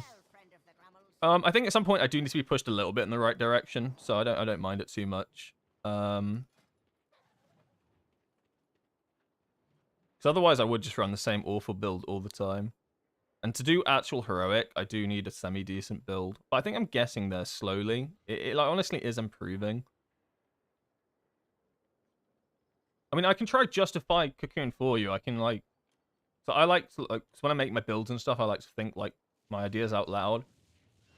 If I really wanted to go Cocoon, why would I be doing Cocoon like this? Okay, so Cocoon like this, a big absorb shield, right? Your tank's about to take a huge amount of damage. You want to be putting life Cocoon on the tank, so I think that's a good idea. It also applies Renewing Mist and Enveloping Mist, which helps with your insurance passive. And it increases all healing over time by 50%, so it's actually quite a good ability. Alright, that's what that does. Kind of why, right? More or less. And then short cooldown. I guess it's just like an instant hot, instant protection, and then passive healing increase. It can't be refreshment, because Mana Tea just doesn't work with this. It makes no sense. Unless you're doing it for healing elixir, but then, like... Really? Really? Probably not. But even then, it's like a 1 minute 30 sec like cooldown. That's still long. And then you're giving up... What did I give up for it? Like, Refreshing Jade Wind? I don't know. It's a tough one.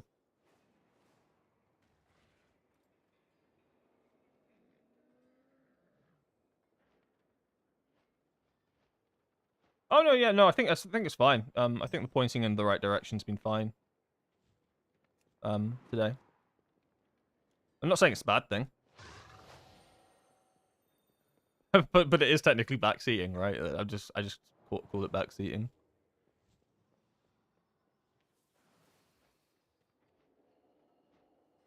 At least your talents would be good. Rotation and cooldown usage is your problem. What the hell? That's so brutal. Not wrong, but like, you're not, the other things you're not meant to say out loud.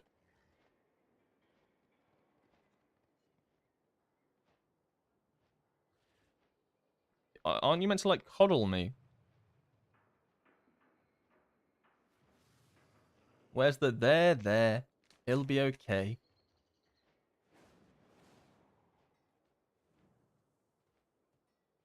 What key do I have?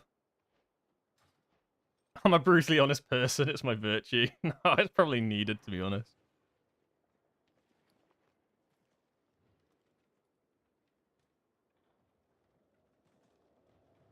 let's where is my key?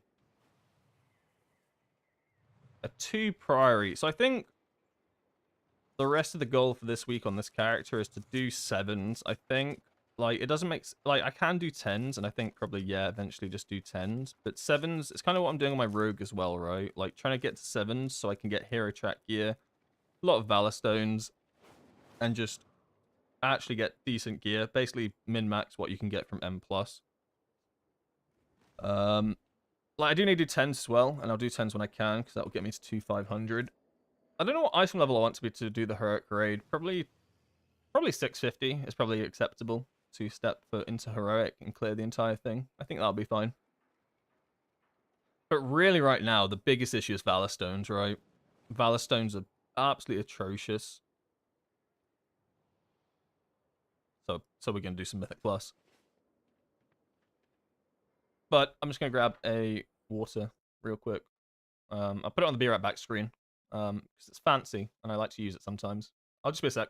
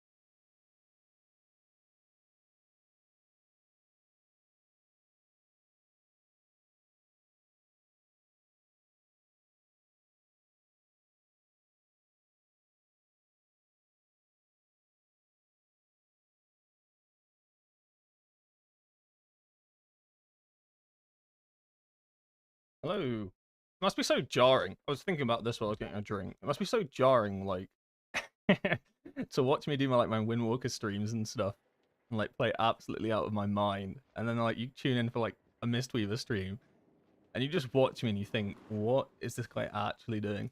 It must be like such a disparity. All right. We're gonna do my keys because the thing I don't like about trying to join groups and stuff is just people don't take you. They'll take one look at my score and go no. So I need to pump my own key up and then I can just do them. So I think I'm definitely can do 7s right now. Like it'll be fine. Like I'd probably do 10s, to be honest. Like there'd be a challenge, sure, but I could definitely do them. But ain't nobody taking me for a 10. No one would take me for a 7. Probably people wouldn't even take me for a 5. People in M+ are so elitist.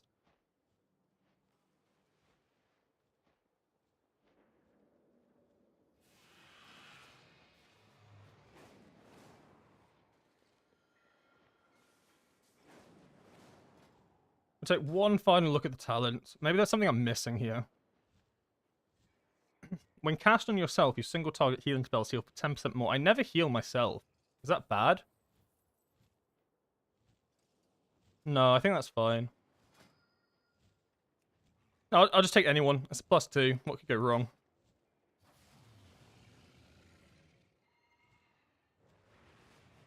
Chi Burst into... Right, as well as this, I'm going to use Chi Wave. I think Chi Burst... Like, I just don't get any value out of it, so I never cast this spell. So I think I'm actually never getting anything from it. I think Chi Wave might actually be better. Eventually. Like, maybe Chi Burst has its value eventually. Because obviously you can get more healing with Chi Burst. But I find that I never press it in my rotation. I've just got better abilities to press it most of the time. When Aspect of Harmony ends, any remaining vitality is expelled. Or during Aspect of Harmony, Rising Sun Kick, they withdraw it. I think that's fine. What's this? Casting Tiger's Lust. Oh, that one doesn't matter. Yeah, that's better as well. I think this hero talent. I think the hero talent tree is fine.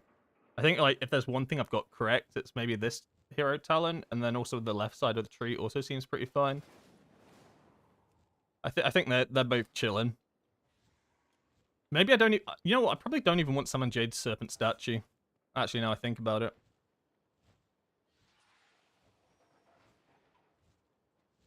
What would you take instead? Some sort of utility? Maybe pressure points. I can actually get rid of enrages. Because the statue I feel like only gets used with the other build. And I ain't running that build right now. What do we have? We want a lust. Oh, we have a lust. I will take... I don't know, I don't care. Warlock, I guess, for health stones, maybe. Yeah, Chi Burst can do that. I've also learned that something that like doesn't happen too much on Windwalker anymore because you don't run it. But if you cast Jade Fire Stomp, you can easily pull packs as well if you aim it in the wrong direction. That's something that caught me off guard because I hadn't run it since Dragonflight.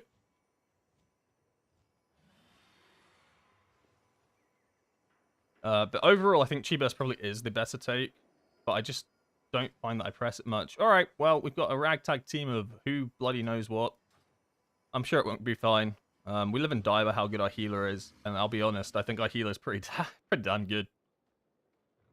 So we're teleporting to the Priory of the Sacred Flame.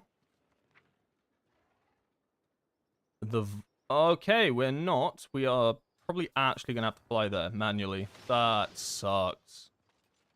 Oh no, that actually sucks. Can someone tell me someone can 1, 2, 3 me? No, I'll wait for a summon. I'm not flying there. There's no way. That's just too long.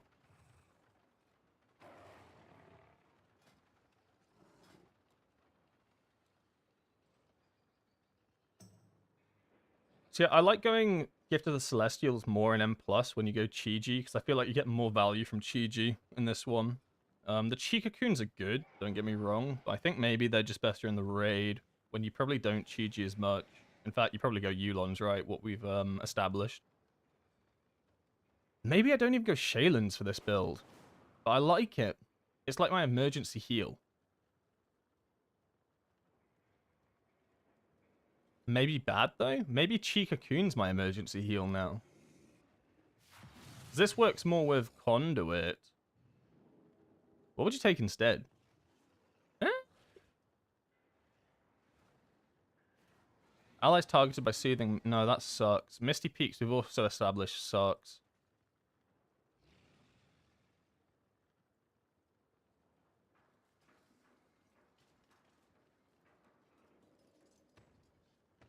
This is too RNG. Cause like, let's say you took tier plenty, right, to increase, or yeah, let's say you took tier plenty because you want to increase your rising sun kick, and then it gives you 2 expel harms. GG, well played. Gust of Mist makes no real sense. Oh, I don't know.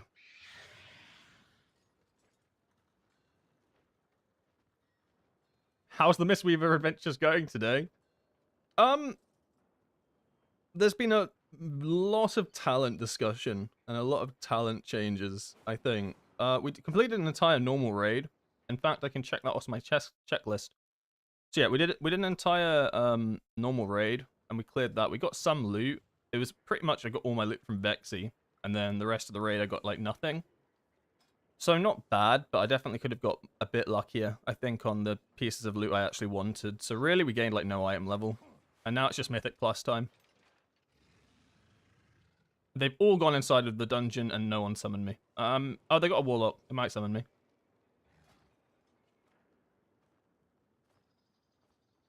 Yeah, I feel a lot more comfortable healing in a dungeon than I do healing in a raid. Probably because I just haven't done many raids. Also, I think it's easier to heal 5 people than 20. Kind of a stupid statement, but it is easier. Less to micromanage. I've just got 5 people that I need to take care of.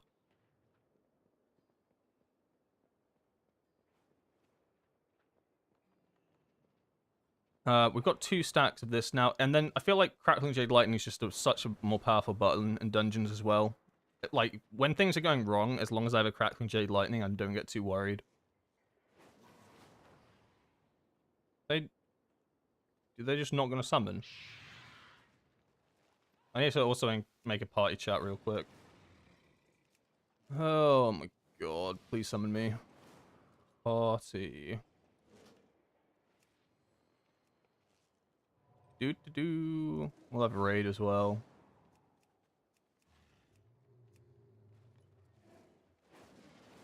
Summon me! I'm your healer!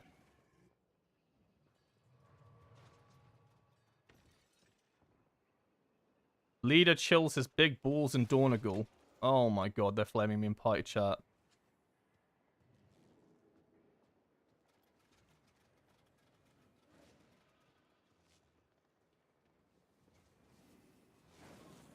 I am not...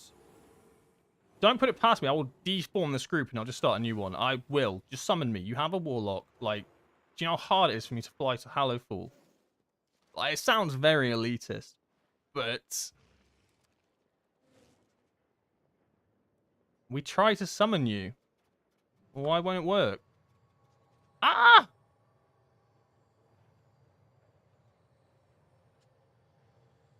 I would have gone there, but my dungeon timer's gone because I used it already for the stupid Hallowfall thing. Oh my god. Oh.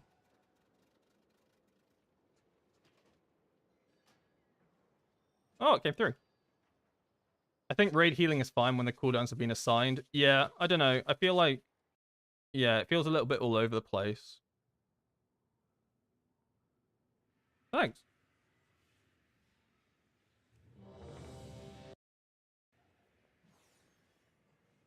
Alright, get the show on the road. It's so bugged, it doesn't even show me what the affixes are. Unless there are no affixes for a +2, but that sounds crazy, right? There's got to be. Right? Alright, so we've gone for a more we've gone for a more Chi Cocoon focus build. So I'm going to have to actually try press this button a bit more. Okay, my tank's already taking damage. I'm going to put some renewals on people. tank's already done. Oh my god, look at that shield! The gods sought to kill you. Wow! Captain Dale cries protecting something. That was kind of a big shield, eh? Oh, the warlock! Guys! What are we doing? What are we doing?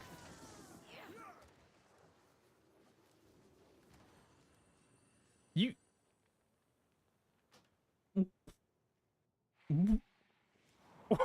What? I don't really know what more I could have done there. Like, that is the standard pull. Maybe it's just a bit much for a +2 when nobody has any gear, question mark. Everybody was dying.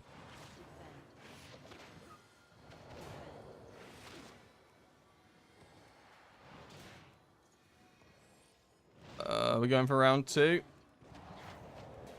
This guy takes so much damage. It's actually unbelievable.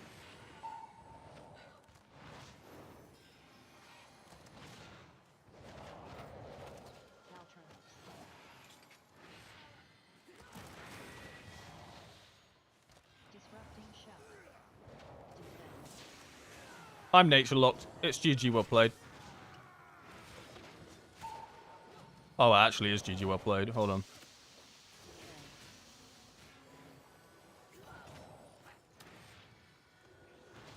Please!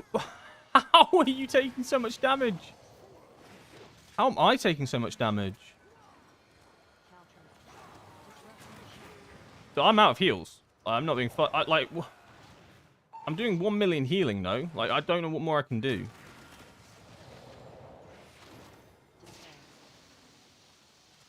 Is it me? I mean, probably is me, right? I just don't know what more I can do here. Like, I popped everything. All big healings was used.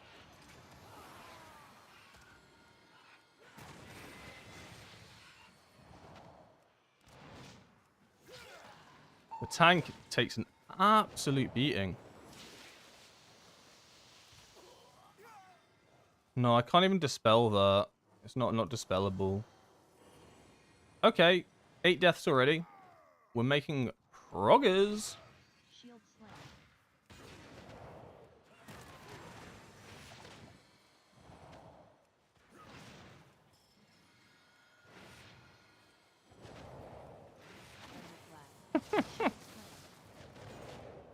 My god, he takes so much damage.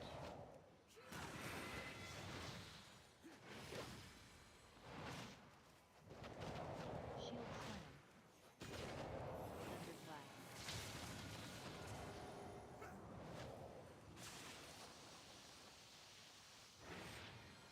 Shield slam. I thought I'd come out of raid, yeah? Raid was a little bit stressful there at the end. I thought I'd come out of raid, do a couple of like 2s, maybe a few 5s, everything would be a-okay. This is even worse. This is terrifying. Shame, man. Your training grounds fall to the intruders. Put some hots on people, I guess. I think we're fine now, though. I think there's not going to be any more like massive pulls like that. I could probably keep everybody sustained for the rest of the dungeon. I hope. Fingers crossed.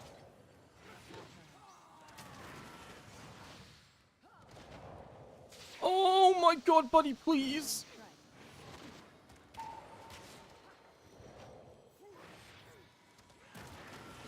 Is it possible that he's not using defensives? Plunging strike. Brutal smash. Too far away.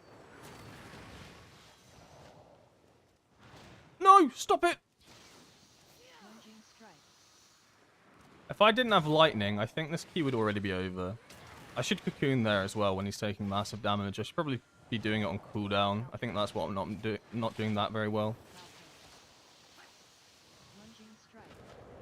Or maybe I need to stop using cocoon reactively and start using it proactively. So when I see that he's doing a massive pull or something like that, I should pop cocoon first, like now, pop a chi cocoon on him, then I don't have to worry about him so much, and I can focus on ramping up my hots, getting them on people. Maybe check his buff up times. I mean, I think he's like 600 item level, so I think that probably explains it, right? And there's no one to blame other than myself, because I'm the host of this party.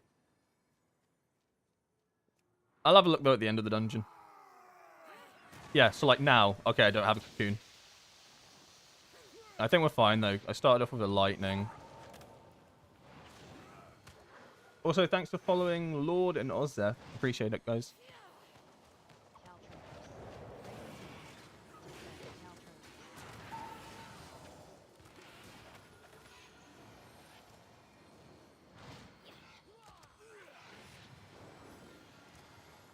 Oh my god.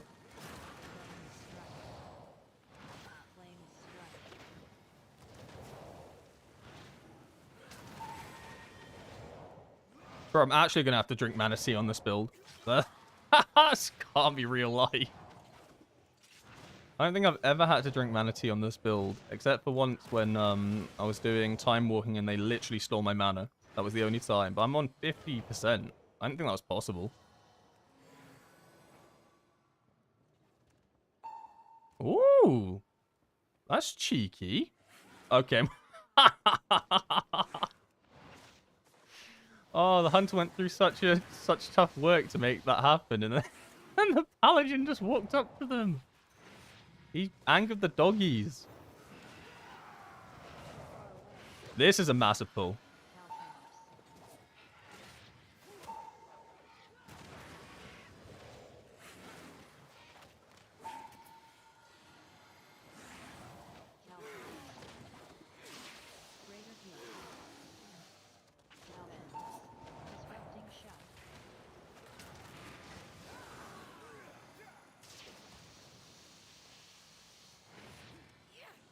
Oh my god, no.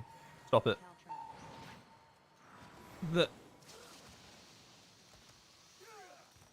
I'm actually terrified. Like, he'll drop to no health, and then I'll use all my massive heals to make sure he survives it, and then he drops again. And we pulled my friend. Please, tank! How did this happen to me? I technically can't be in two places at once. So I've got to decide. Alright, shield on you. Go back to the tank. Shield on you. Somehow. So he didn't die to that when I'm not healing him. Okay. I have 2 lightnings in the bag. Send him out now. Okay, he just got 1 shot. Through a lightning. Through a light. Haha. What is this? Welcome to Dungeons with me. they're so horrendous. Blessing of the Sacred Flame. What aura am I looking for? Oh, we've got 2 dynamic overall damages. We don't need that. That's bad. Damage done, right?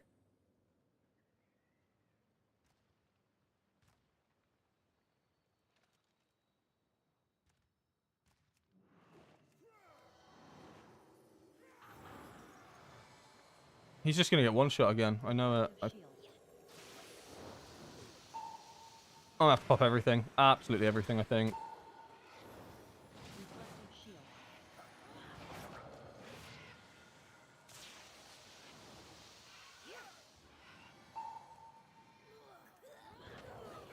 Oh my god. I kind of like having Chi Cocoon right now.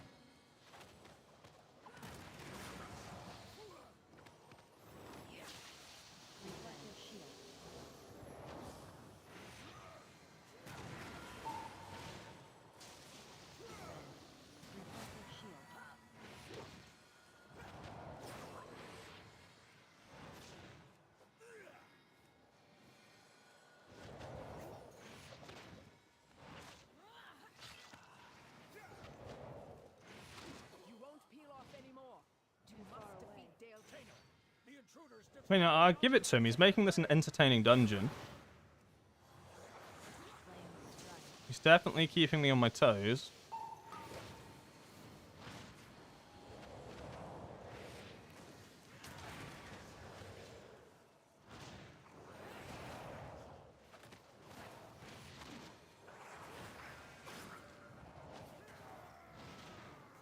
Where did you come from?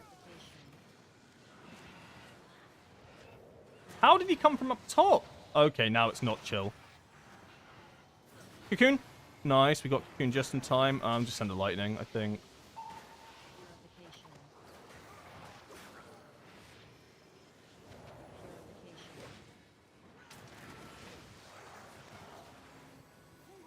Warlock's taking a beating. I think we're okay, though. Warlock just got one shot. I guess he stood in the light. He must have stood in the fire. I couldn't react to that. Interrupt him. Good interrupt by myself. Saying good job to myself. Oh, but this guy would have got healed to like half health. Morning, Royal. How you doing? You came just at the right time to watch me despair in a dungeon. I think the last time I did a Priory, like most of my healing was about at 300k, and it felt like no one was taking damage. It was actually like an end of a stream the other day, and like there was nothing to really say in the dungeon because nothing was happening. This is the polar opposite. I feel like I'm doing 1 million healing literally half the time. In a +2, it is terrifying. I actually do need to keep an eye on my mana. I'm at 50% right now. I probably drink my mana tea at some point, right? I need to actually put it on my bars, because it's not on my bars for this build. Which sounds bad, but like you got to understand, I just don't press it. I mean, there's no real selling it, right? It sounds awful. Not on my bars. Oh no. All hail the despair.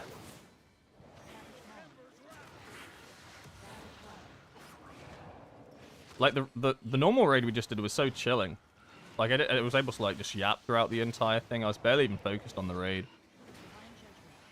This, every time I look to my right to have a look at the chat, I'm scared that my tank's gonna drop to 0 health.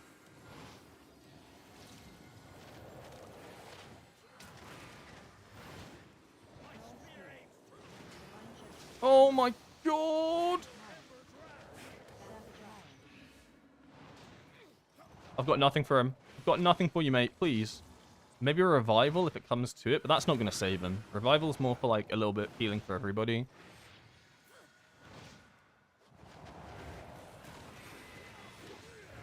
I need, what do I need? I need lightning. Oh, please. Shaylan's. Oh my god, huge. And then lightning, because everybody's getting whacked. And then I'll revive a little as well, because everybody was just dying slowly. We have Chi-Ji again. I'm going to pop it. I think I need to pop it now. Because I'm terrified he's just going to drop. Yeah, see what I mean? Like, this is through Chi cocoons, right? And then a cocoon on top of it, because he's getting absolutely rinsed.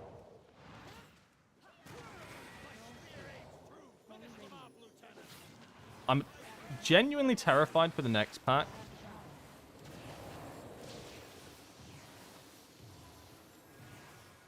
I'd like to think he's not going to do the Omega pull, because we've already died 14 times, so it would be silly to do that. But you know what he's going to do? I know he's going to do it. I just know... I know he's going to do it. Also, you're bleeding out, my friend. Can you heal yourself? You are... Please help me! How could the Priory force him to turn against Halford? I must get This is one of the healing experiences of all time. He didn't do the Omega pull. If he did it there, I think he would have just died. I don't think I would have had enough of the time to save him. Oh my god. I just hit him with a Shayland, and then he dropped straight back down to 60. Consecration. This is absurd. Consecration.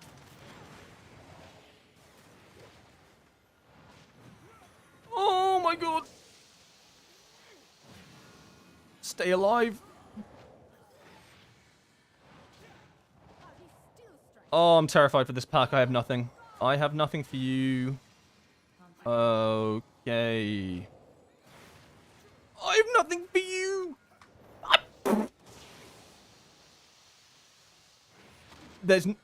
You've got to trust me. There's nothing more I could do there. There's nothing more I could do there. I shit you not. This DPS paladin was easier to heal just then. I don't know. It's terrifying because every time he drops to no health, I'll use something massive, and then he drops again, and then I do something massive, and then I'm just out of everything massive. What do you want me to look at? Uptime of stuff. I don't know. I don't even know what I'm looking for. So I don't know tanks or paladins anyway. I don't know if anything strikes as not up a lot. Consecration, right? Should that be up more? I don't know. I don't really understand tanks.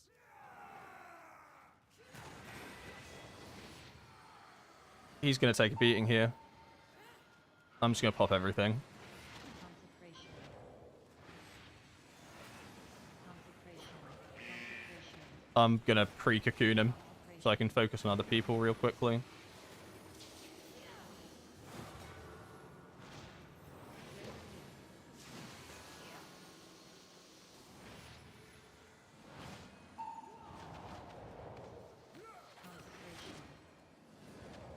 Does he have a shield? I don't know. That's a good question. Please, lightning. Lightning now. It's not enough. It is enough? Just.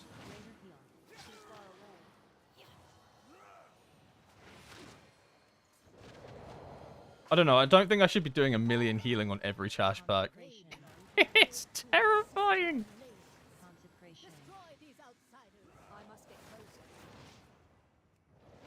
We can check. Okay, I can't check now. I'll check before the boss if he has a shield. He'll have a shield. I don't think that's it. There's no... I can't fathom not having a shield. Because won't it be like in a situation like if you play like an outlaw rogue, for instance, and you use like 2 daggers, you can't cast spells. Surely like paladins have abilities that you can't cast without a shield. So I really doubt it'd be something like that. Maybe it's just item level, honestly. Could just be low item level.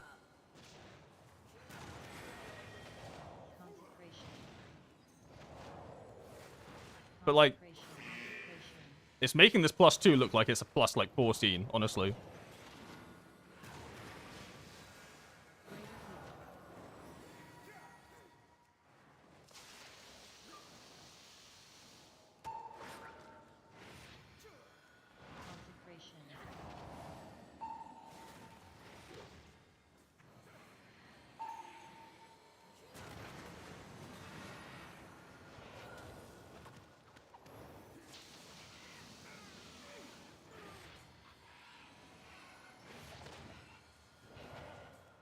Look for shield of...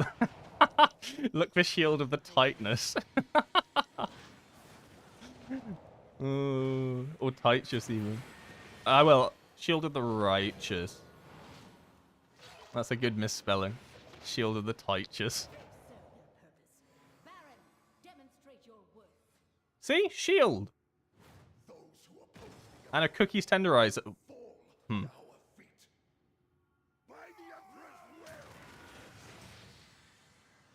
Wait, Cookie's Tenderizer?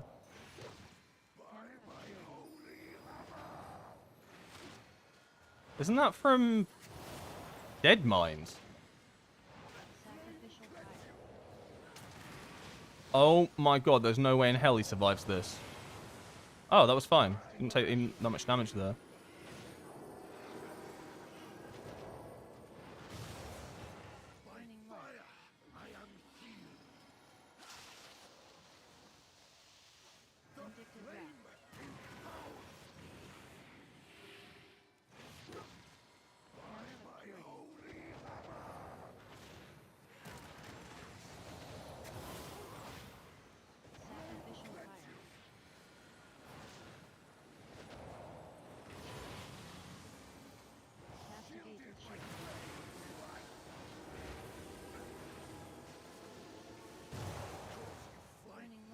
I didn't like that. I'm out of mana. Fuck. Fuck, please, no. Have a shield. Please, please, please, please. Bars, bars, bars. Why are my bars not showing up? Okay, old-fashioned way. Spellbook, spellbook, spellbook. Where is it? Please! Please be okay, please be okay, please be okay. Castigator shield. Manatee, drink. Burning light. I'm panicking. This is why you put spells in your bars. Vindictive wrath. I just drank enough tea and no one died. Please don't clip that. Please don't tell anybody that that just happened. Hammer of purity. Sacrificial fire. Panic! Yeah, I ran out of mana. And I don't have the button bound on this build because I've never had to drink. You shouldn't have to drink on this build. I mean, you probably do eventually, right? I'm just being... I should have it. Why are my bars not showing up? My bars are completely screwed. I need to reload, but it'll be fine. It'll be fine for now. Okay, he's just gone around the corner. He's dead. She has always preached of the strength of the Emperor's will. I guess it's just not... They're not turning on mid-dungeon. Very weird. Greater heat.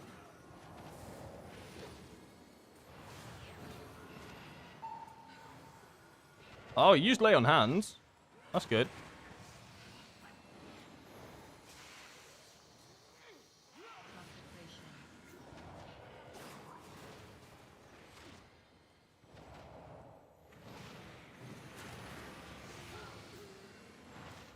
Consecration. Consecration. He was on 2%. He was on 2%.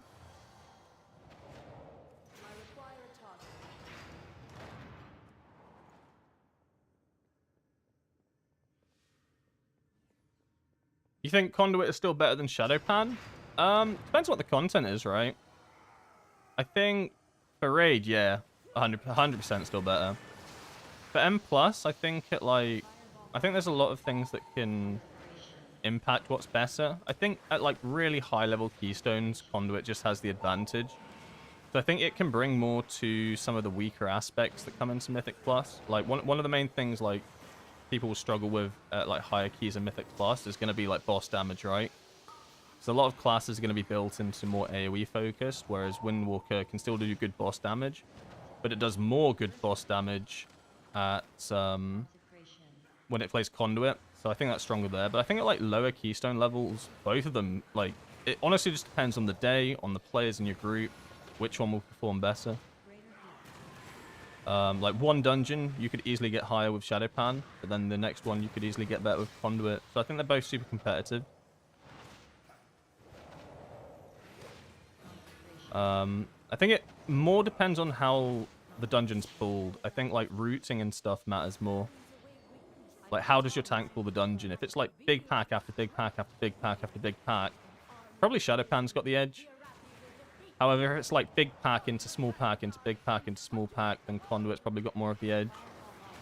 But then it like, okay, Jesus Christ. So like some dungeons can be like suited in that way, but even if like a dungeon's set up to be like that, it doesn't mean your tank's going to pull it necessarily like that. So like, I don't really have a definitive answer for you there. I think they're both good. Which I think is fine. I think that's a good answer in itself. He dies here, right? I just have nothing. Oh, I have lightning. Last second lightning.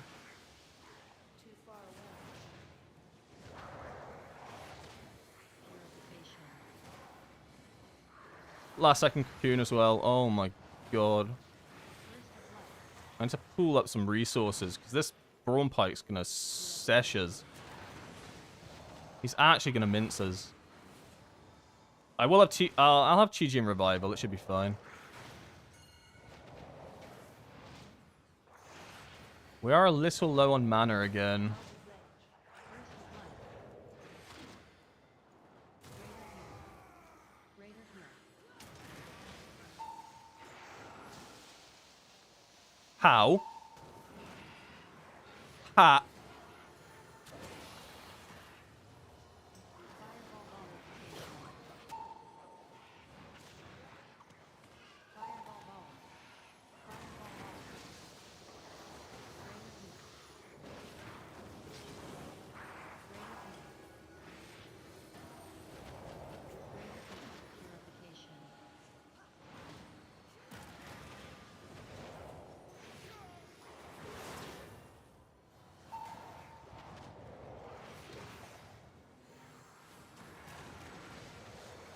Greater heat. No. It's my fucking stupid jade shit. Oh my god, I pulled them. Why does it go so far?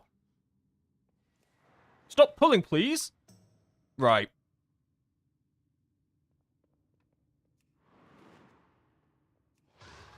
Sorry. That's very toxic, but...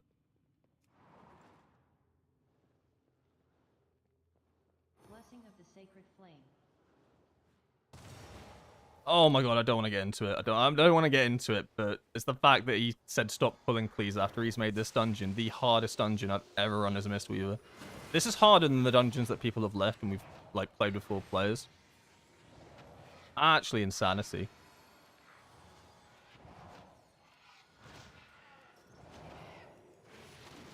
But I pull one extra little pack. You're a healer, bro. You should just heal. Literally that logic. Like, you're just dead. I got nothing for you, mate. You're not popping any defensives. I know it. I had no cocoon for you. I literally have nothing for him there. Right. Ow? Outsiders, Belladar's sacred flame will Like, simply raise him back to duty. Okay, I didn't know I was bleeding out. Oh, this dungeon's just gone to shit. I should have just not typed anything. It's karma. Shouldn't have typed anything. He just tilted me. He did. Oh, wait, hold on. Maybe I can get there in time. Quickly, lightning. The biggest lightning you've ever done, God seen.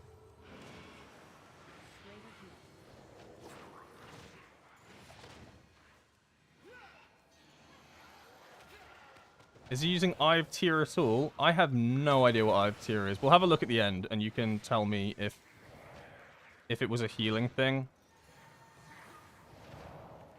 Maybe it's a bit of both. He drops so quickly. It's terrifying. Please time this as well. I don't want to be. I don't want to do another 2. Like, don't get me wrong. I know that I could be healing better, right? I'm not saying I'm doing healing good. But I don't think he should be taking this much damage either. So I feel like I'm constantly in the situation where I don't have my big cooldowns when I really want them.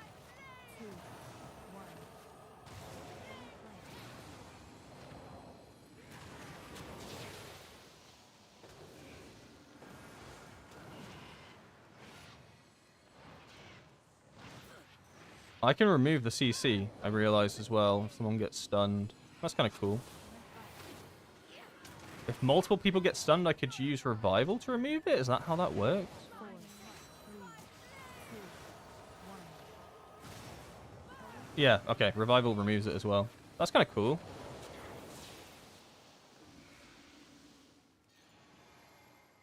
I probably want to save 1 Crackling Jade Lightning for up top so that I can just heal a bunch off of the ads. Like, pad healing, in quotation marks, but it won't be padding healing because I guarantee everyone will be dying.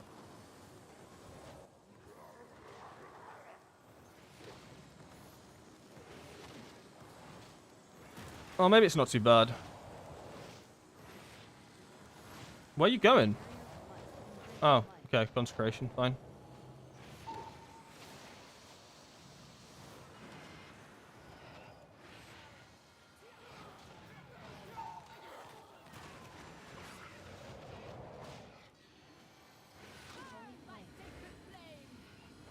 Okay, I think we're probably fine now.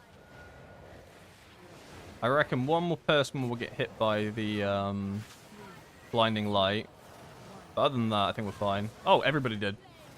Awesome. The tank did. The tank did! That's when I needed a revival, right?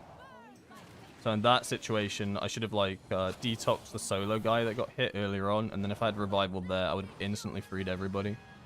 And that would have been better use of revival. I mean, we did it. It is done.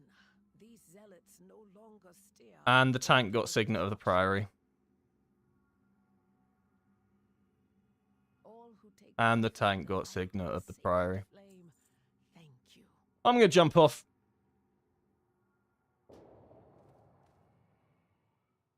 Oh my god, why did he get this? It's okay. It's fine. He deserved it. It's fine. Alright. Tell me if something's wrong here. I'll make it big so that we can all actually see. Let me increase the scale to 2. Does any of this look bad? Maybe we'll start from the bottom. I don't know. I don't know what any of this means. I mean, this is already at 14%, right? I don't know. Oh! He's 580! What?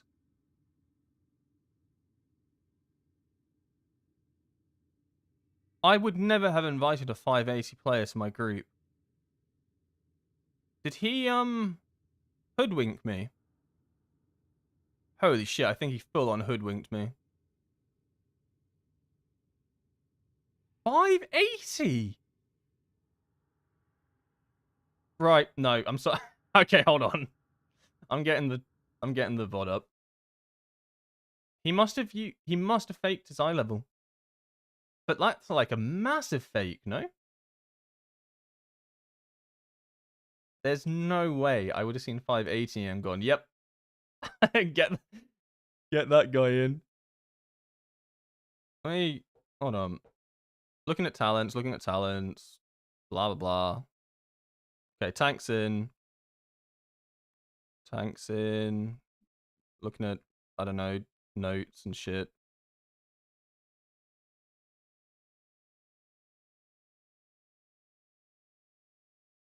Oh, it's when I'm waiting. Okay. Tank was the last person in.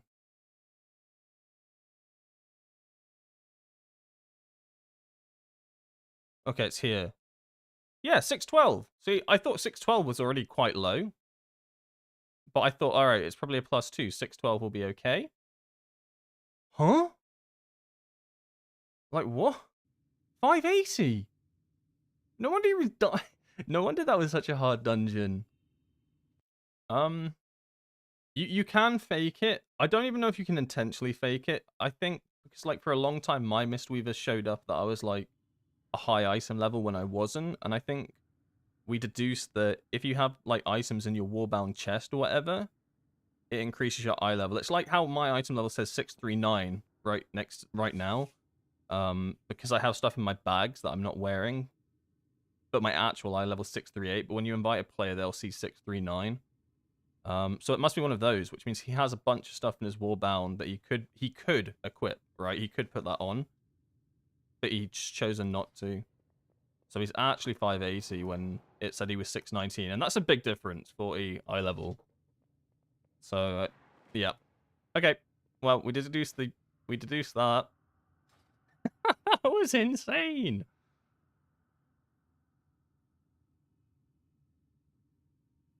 It's starting to make sense. It's starting to all make sense.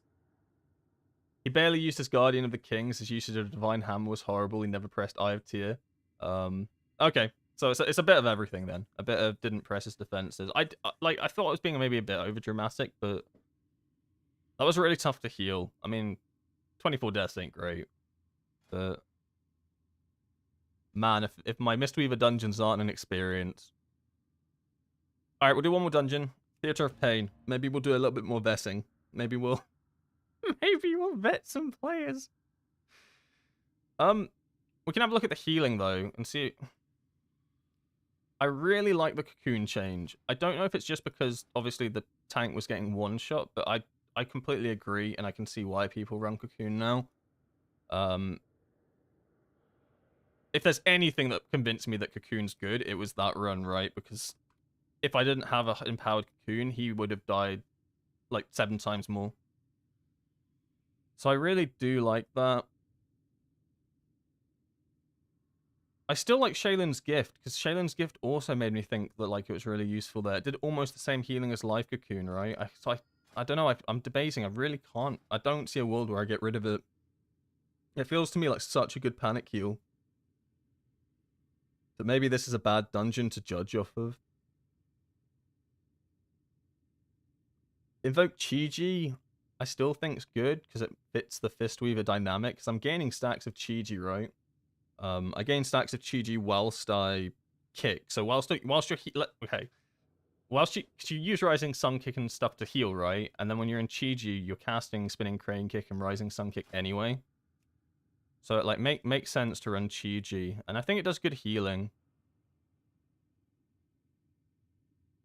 It's hard to tell. It is hard to tell if Chi-Ji does good healing. Because it's not Chi Cocoon. Chi Cocoon's its own thing. I guess it fits into ancient teachings. Maybe? I don't know. Thank you for the Prime Ionic Gaming. And, oh, Restraintless as well. I don't know why I didn't get the notification for those guys. Thank you so much. That's really kind. Usually they pop up and they make a noise for me. They don't make a noise for you, but they usually make a noise that I can hear. Sorry I missed those. But yeah, thank you. That's really kind of you guys. Thank you, thank you, thank you, thank you. Both of you both of you subscribed during that dungeon. I'm glad that dungeon was was a selling point. Watching me suffer. Oh man, I love suffering around these parts. That was an insane dungeon. Like a little bit me hates those sort of dungeons, but a little bit me likes them because it puts me under such extreme pressure that I feel like it makes me play better. Does that make sense? Like when the healing's like when there's nothing going on and I'm not really healing anything, I'm like kind of just there as a body that passively heals. When you're in like a situation like that, I know when I'm running the dungeon, I'm losing my mind and it sounds like I'm not having a great time, but it like actually puts the pressure on and makes you feel like you are having to think about cooldowns and stuff and shit. I don't know. I like it. I hate it and I love it. It's a bit both. I'd love it if they weren't 580 though. That would, yeah. We did that in Shadowlands. Buy the white gear used for legendaries and just have them in the bag. What the hell? I mean, I'm not gonna lie. I kind of abused my item level a little bit. Not on purpose though, because if I could have used the stuff in my warbound chest, I would have. So I had no real choice in the matter because of how I'm trying to play this character. So maybe the Paladin's the same. Maybe he's also playing like that. So I can't judge it too hard. It was just so... It was so difficult to heal. Have you got a Mistweaver guide out on YouTube? Is that real? Is that... You're trolling. I figured I want to start healing again, but pretty sure I have got terrible gear for it. Don't remember the stat prio. If you're not trolling... I'm not a Mistweaver main. I suck at Mistweaver. I don't have any guides. I'm probably the worst person to ever ask about Mistweaver. Because I'm trying to play it guideless. I'm sorry if I give the... I mean, maybe that's a good thing. Maybe I give the impression that I'm actually a really good Mistweaver. But, like, yeah, genuinely, I'm not. Like... If you ask anybody else that's watching, they'll tell you that my talents are screwed, my rotation sucks, everything I do is probably bad. If you want to learn Windwalker, oh man, I got you covered. I got you covered on that one. But I would never trust me for Mistweaver.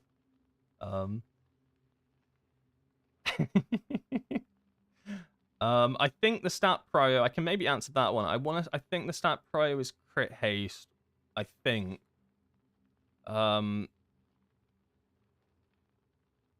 Yes, I think because you naturally have massive mastery, right? It looks like, and verse doesn't look very good. I think it's crit haste, but if someone actually knows and can correct in the Twitch chat, please do. Because I'm not 100% sure it is crit haste, but I think it is. Quite evident from your name, but based on your understanding of Windwalker, I figured you'd be quite good as well. Yeah, you'd think that, wouldn't you? You'd think that maybe I'd be able to somewhat play Mistweaver. I mean, I think I get the concepts quite well. And I don't do bad, but there's still a lot to learn. I think it's mostly because it's healing, right? I've never played a healer before, so it's completely new to me. Very out of my comfort zone. There are some really good Mistweavers, though, that you can look into. Oh, what's Meg? I think Meg's one. Is that the name of the Mistweaver YouTuber? That I hope it is the right one.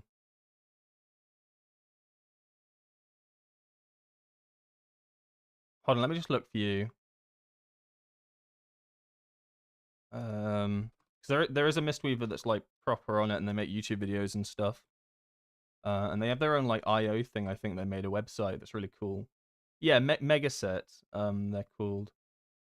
And they have like a Mistweaver guide for Mythic Plus and stuff. They have like their own video and stuff. So I'd watch them, have a look at them. From what I've seen, like they do high keys as well. So they're yeah.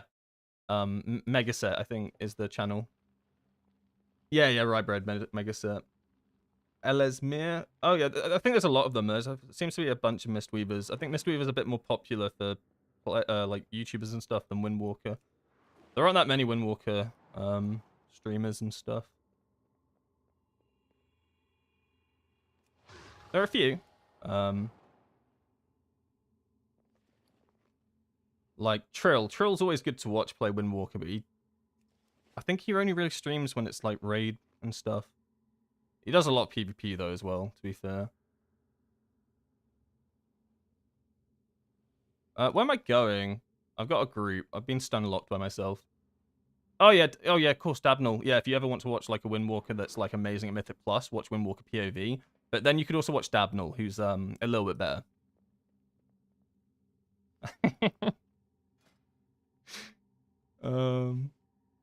Yeah.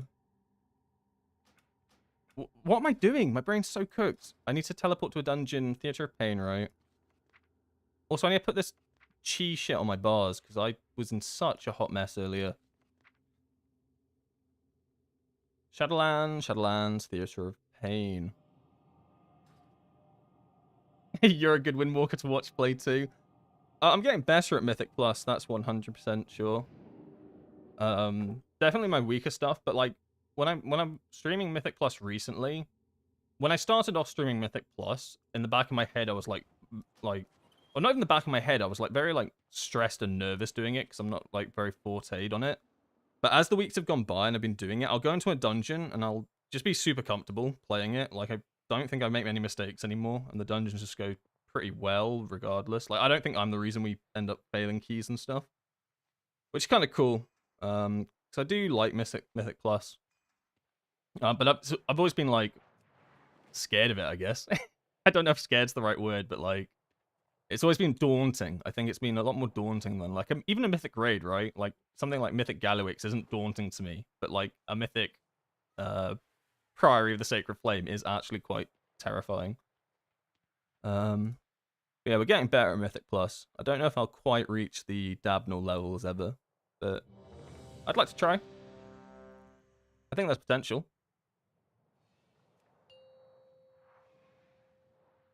You can only be so good. Yeah, I honestly need to find a pre-made, I think. Eventually. I think that'll be a goal. Also, I missed what you said, Ionic. All good, bro. Been watching you in a while on YouTube, but finally logged back into Twitch, main Windwalker, but leveled another monk to play around on Mistweaver. Yeah, I mean, that's exactly what I did, right? And I got a lot of people, like, besides the fact that, like, it was the idea of playing it from scratch, why not just play the, play Mistweaver on your other character? I straight up cannot learn, a spec if I try to play it from, like, max eye level. I don't know. Something just cannot compute. Oh my god, I thought we pulled the trash.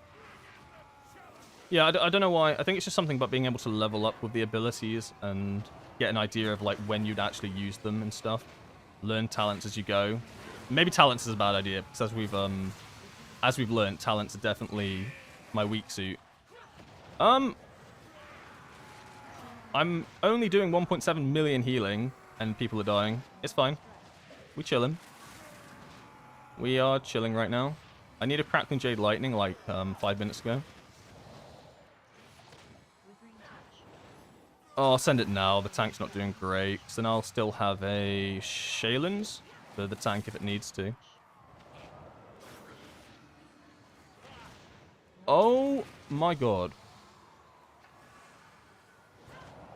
I'm gonna cheat you.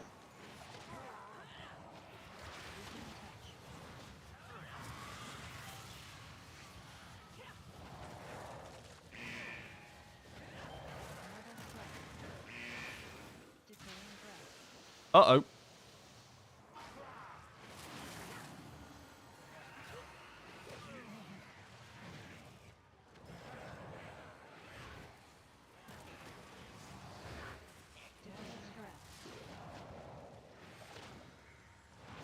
That's me as well. Yeah, I just think it's fun. Although I have learned that I don't really want to ever level outside of time walking. I like try to level my rogue a bit outside of time walking, and I don't know. Just the experience difference is so different. I feel like not being able to get like a level or so every other dungeon it just feels so slow.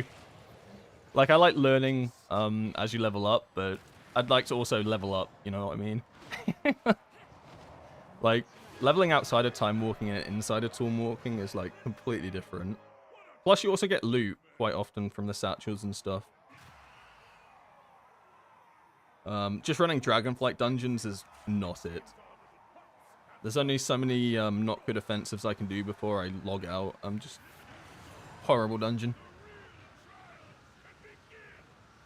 Like, I tried to dabble in testing out different expansions for doing dungeons, but the thing is, people start on Dragonflight, so they're all just sassing the Dragonflight dungeons. So otherwise, I'll probably just go into Classic and go run, like, Dead Mines or something. Oh, that should be quite fun. I must get closer. I screwed up a little bit there. Luckily, we pulled back, so I don't get too screwed up by that. My Jade Firestorm, like, just stopped at the door. You shall not pass, or something like that.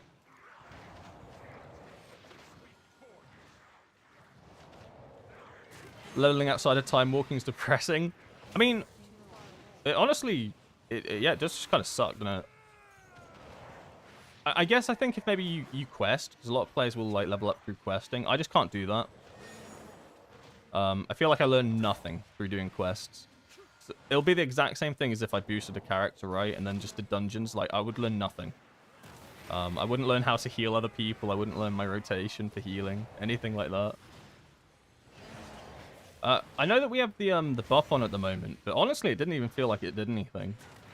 It's kind of weird. It's like an extra 20%, and I only had it for like the last 10 levels, so maybe already because it's the last 10 levels, it doesn't actually do much anyway.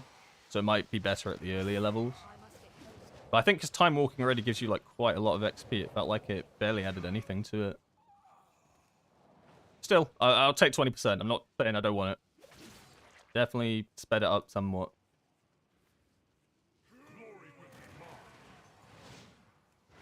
Interrupting roll.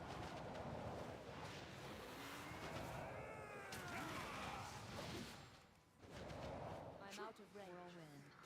Details, damage meter mythic plus. This add-on's very nice. It pops up a leaderboard only for me. Interrupting roll. I'm out of range. What, like a separate add-on to details? So I have details on the left. Are you talking about something separate to it? Whirlwind. Oh, right. No, I see what you mean. Right, an add-on that actually... Yeah, no, I have something similar to that. Like, there's a weak aura that does the same thing. I get what you're trying to say. There's like a weak aura that tells you to CC. That's a weird one. The one I use is one that's like a kind of like a home-cooked one, and it will tell me if anyone's used a massive CC. So if you ever hear a like badong and see like a name up here with an icon, it means someone's used their CC. So I know their CC's down. So like a leg sweep now, you see leg sweep, and it will pop up there. So that's like the version of that I use.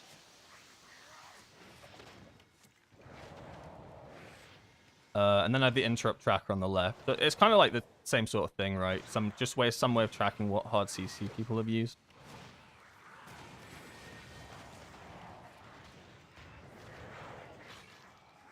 I do not have A plugin for details. I'll look into it. We skipping? Nope. So this dungeon compared to the last one's chill, right? It's so chill that I'm just yapping. I'm looking over at like chat, reading questions and stuff. Like it's such night and day between a dungeon where it's like stressful and not stressful. Not worrying about anything. Having a jolly good time. Tank is not taking any damage. He's healing more than me. Yeah, you know what I mean? It's actually crazy, the disparity in the dungeons. Oh, they've gone up here. I can take the hit. Okay, it didn't even hit me. Sure.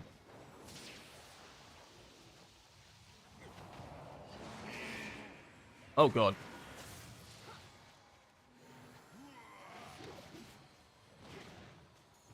Seismic storm. I'm out of range. I'm doing more damage as Shadow Pan than Conduits at 661. I mean, yeah, it's entirely feasible that you are. It's very situational what you'll get more damage out of. And like it's really hard to tell like what you actually can do better as unless you ran the exact same dungeon with both builds with the exact same players, running the exact same route. You know what I mean? I'm trying to say like it's really hard to judge the two damage because I get asked a lot, right? I'll finish a dungeon, then someone will say, okay, would you have done more damage as Conduit in that dungeon? And it's a really difficult one to answer. Also, this dude is standing in every mechanic. Because it's so Mythic Plus is so situational on how much damage you'll output. Like, if your tank's doing super nice, like, consistent pulls across the dungeon, you're probably going to do more with Shadow Pan. But if you end up in a situation where your tank does massive pulls and then he waits for people to get the cooldowns again, and then he does a like small pull, then does a big one whilst he's waiting, you know, goes like that, you probably get more out of Conduit. But even if your tank maybe does those sort of pulls, you know what I mean? Like, there's so many variables to it. Like, they're so close to each other. Like, I could get a super good run on Conduit on one day, and then get a even better one on Shadow Pan on the other day, just depending on what my group comp is and how we do the dungeon. And that's a good thing. It honestly is a good thing. Like, the last thing you actually want is to be locked to one hero talent. Trust me, anyone that played Windwalker for Season 1 knows that being locked to, like, one Shadow Pan hero talent, it sucks. There's, like, no build variety to it. It's the same thing over and over again. It's just kind of... It gets very stale.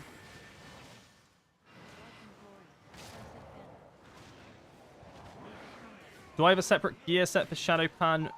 No, not currently, but the goal is to. The issue with me right now is that I was actually explaining this yesterday. So I want a bit more haste in my build for Shadow Pan.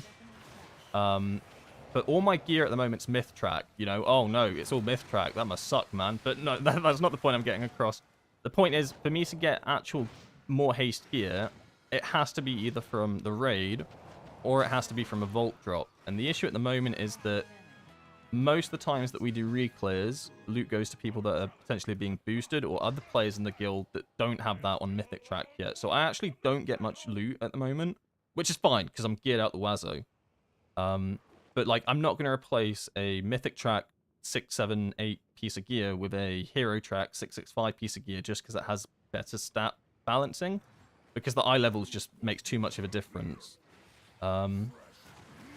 So, right now, I don't have separate builds. But, like, most of the time, like, I will have different builds for the two hero talents. For Season 1, I did for a long time. Conduit and the Shadow Pan were a little bit different. And eventually the goal will be, yeah, to have them different for this one. But right now, they're just both the same, just because I just don't really have enough replacements. Bit of a waffle answer, but kind of makes sense. So the way I like to explain it is kind of the similar way to weapons, right? You might want to run like you might want to run a two-hander, but if you have two one-handers that are higher item level, 9 times out of 10 they're probably going to send better for you because the eye level is just that important. Do I use revival for this? They've all put nasty poisons on us. Maybe I wait for more people to get the nasty poison on them. Maybe I allow the dot to go up. Yeah, maybe I revival now. Probably not worth it though to just have cleared the dots. Maybe wait for the heal as well. Probably worth trying to detox a bit more here.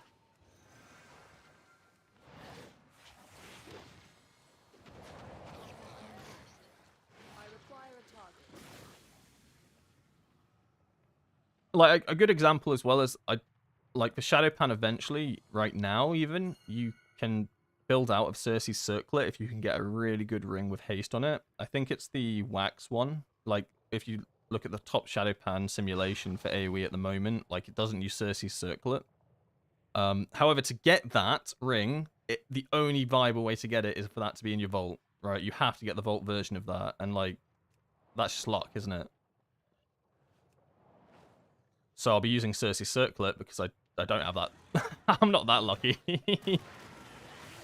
Like, the odds of getting that are really tough. It's why I wouldn't have actually minded if Dinars had a system that was also for Mythic Plus. Like, not both of them. That might be a bit too much. But I think they should have added, like, the option of you can either pick a Mythic Plus piece or a raid piece. It's not everybody raids. And not everybody does Mythic Plus, right? So if there's like one big change they could have done, it would have been to pick a Mythic Plus piece. Because I'm not going to lie to you, I think it's actually harder to get a Mythic Track Mythic Plus piece than it is to get a Mythic Track raid piece. Because you have to get luck, like the piece you want even, because you have to get lucky in your vault for the Mythic Plus one.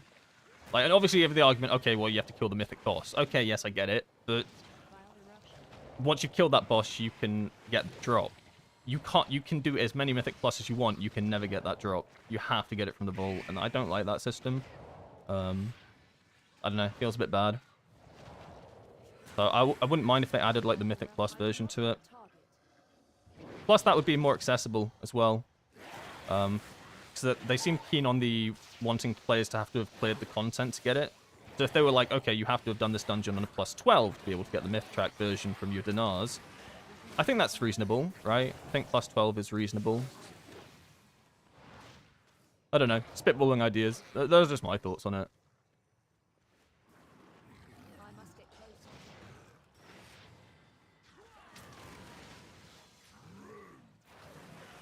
Yeah, Mythic Plus Super RNG for Vault. It honestly is. And it makes you not want... Honestly, it makes you not want to have best in slots from Mythic Plus. And I think that's a horrible system to have. Like, if I find out one of my best in slots comes from Mythic Plus, I think to myself, fuck, I'm never going to complete my monk then. I'm never completing my monk for this season, right? Because you have to get so lucky, because the Mythic Plus pool is so massive, and you get 3 pieces from the vault, and you can't farm it any other way. Also, this Evoker's taking some damage.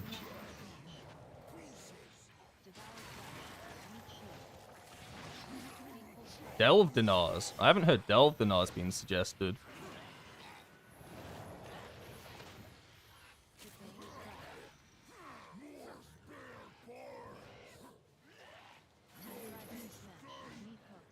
Potentially right, but then, I don't know, to play Devil Advocate with something like Delve Dinars, you can't get, hold on, my tech's dying. You can't get Delve pieces on Mythic Track, can you? So I think Mythic, like, or can you from the vault? Can you get Mythic Track Delve pieces? I haven't done enough Delves to actually look into that. So I think you can have the argument then that Delve pieces aren't actually meant to be on the Mythic Track. It's just like a Devil's Advocate sort of thing. But then I know that some people just like most play Delves as well, you know? So, and then they feel like they're missing out as well. I don't know, it feels like it's it feels like it's really hard to include everybody in it. Well, it's not hard, they could easily do it, but it feels like they don't want to. maybe is the better version of it.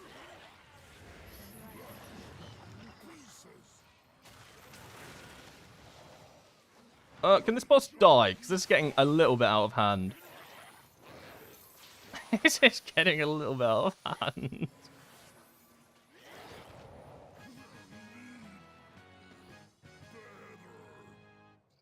Another trial down. Looks like we might have some real contenders here. Yeah, I never got a Mythic's Guardian's Grace. No, that's the point though. Like a lot of classes need Priory, right? They need the Priory trinket for them to be good. Like that's their best in slot trinket. If it's on Mythic track, that's amazing, but they can't necessarily get it on Mythic track because it's a vault piece. If they have the option to instead, you know, use their dinars on a Mythic plus, then they can get their best trinket. Otherwise, they're probably forced to run House of Cards, which is probably their second best, and then they're taking that like extra piece of loot from a spec where it's actually their best piece. So I think like you can look at it that way. Should it be catch up now? We're only 2 months into the season. I don't know. I've seen like so many different arguments, and like I think everybody makes fair points depending on what you're like where you come from, because like all players are at different like stages of the game, right? So everyone's gonna have a different opinion on what they think it should be. And no one's going to be happy. Like, you'll always have some people that aren't happy with the result. It just is what it is.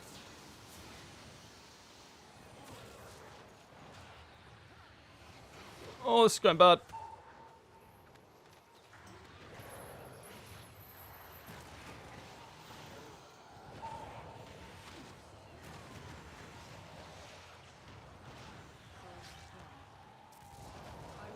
Like, so I'm in like a position where I can like see what a lot of players like, what high-end players think of it, what just, you know, casual players think it should be. And like every single person has a completely different idea on what they think it should be. And I don't think any of them are wrong, but I don't think everybody's going to be happy with what they eventually do. The only thing I can say for certain is I fully think they should do the Mythic Plus thing, because I see no downside to it, and I think it completely alienates people that just do Mythic Plus for no reason.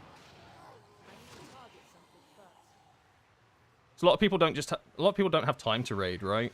Or maybe they don't even enjoy raiding, but they like Mythic Plus. You know, they finish work or something, they can just do a cheeky 10, do their cheeky 10s for the week, but they don't have time to raid, you know, because they've got, you know, other commitments and shit. Suddenly they can't use their dinars. But if they could do it for Mythic Plus, then cool. I really want to say that I think they probably will make that change, but I think it'd be so silly not to.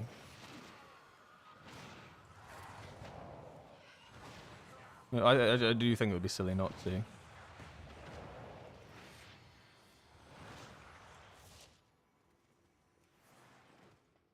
If they did, would I take a raid piece?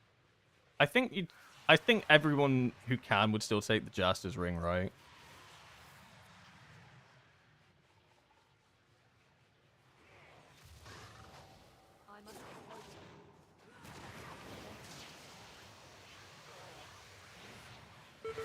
No. Oh my god! You see that? I was reading what you were saying, right? And I got knocked off the platform. But then I saved myself, because that's what we do around these parts. We adapt and we overcome. Yeah, I agree with that perspective. Like, we are far enough into... Like, I know it technically is still early days of the season, but we're far enough now that I don't think it's going to hurt the race or hurt Hall of Fame or anything like that. So I just don't see why not. I thought we pulled there. I saw nameplates.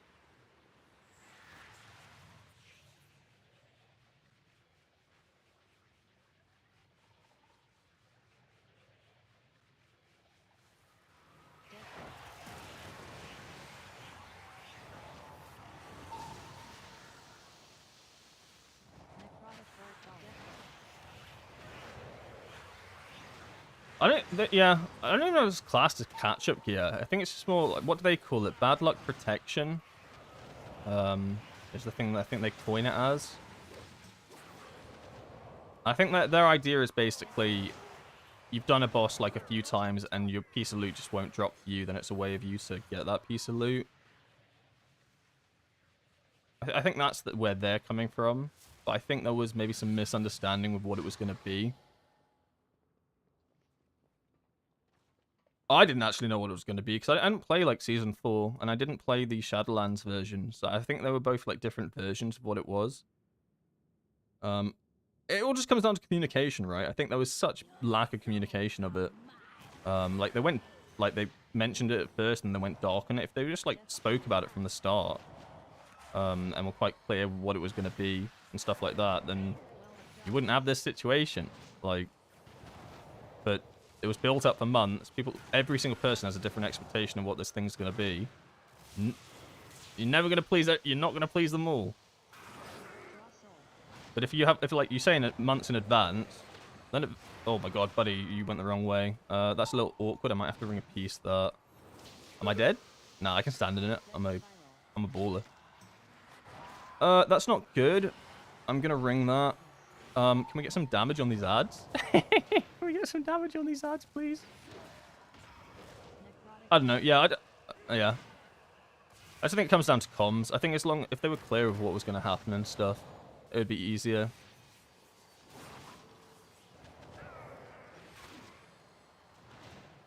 Yeah. Let's move on from that topic. It's the hot topic of WoW at the moment, the heated topic. Why are all the orbs on this side? I've never seen that before. They're usually nicely spread out. This is horrible.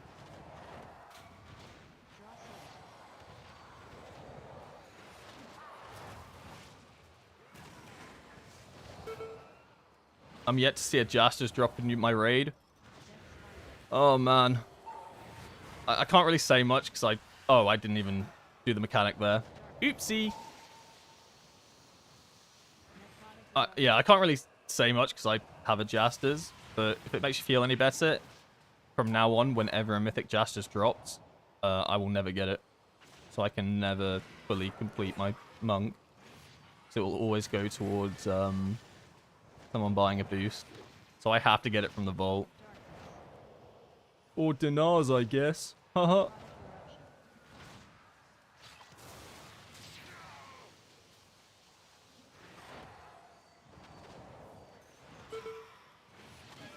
I don't like the concept of rare loot at all. I don't know. I really don't like rare loot.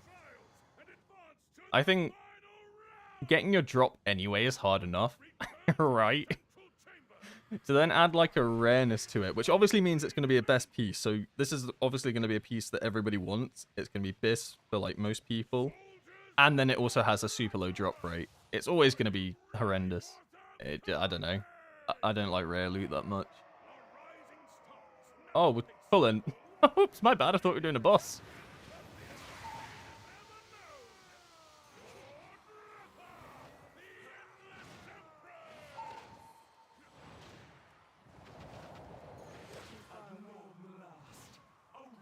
They say that Season 4 of Dragonflight and Shadowlands ain't like a real season. Not sure what they mean. They basically mean by that is that it was like the transition season when like you had like 3 raids out at the same time, right? It was like bringing back the content and stuff. So it's kind of like the few months before the next expansion came out.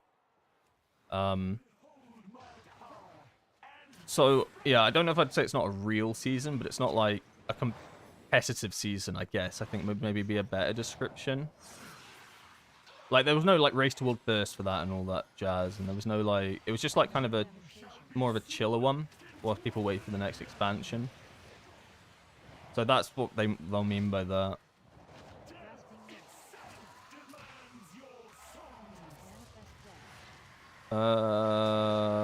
This is gonna hurt. Oh!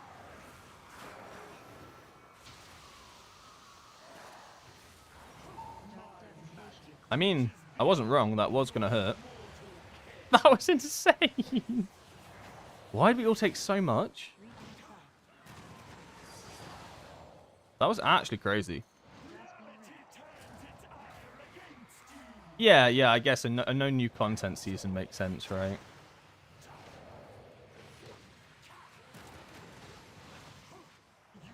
I don't think they're doing any of those anymore, though. I feel like they said... I think someone said to me that they said that they're now just going to do 3 seasons, right? And then after the 3rd season, Midnight will be out, and the same thing for, like, the next... when Midnight's out. Crystal charge. Dark devastation. So we'll have Season 2, have Season 3, then we'll be in the next expansion. Oh, boy. Echo of battle. Grasping ring. Manifest flash. It's gonna hurt again. I have 2 lightnings in the bag. Send them. Dark devastation. Ow. Ow. Echo of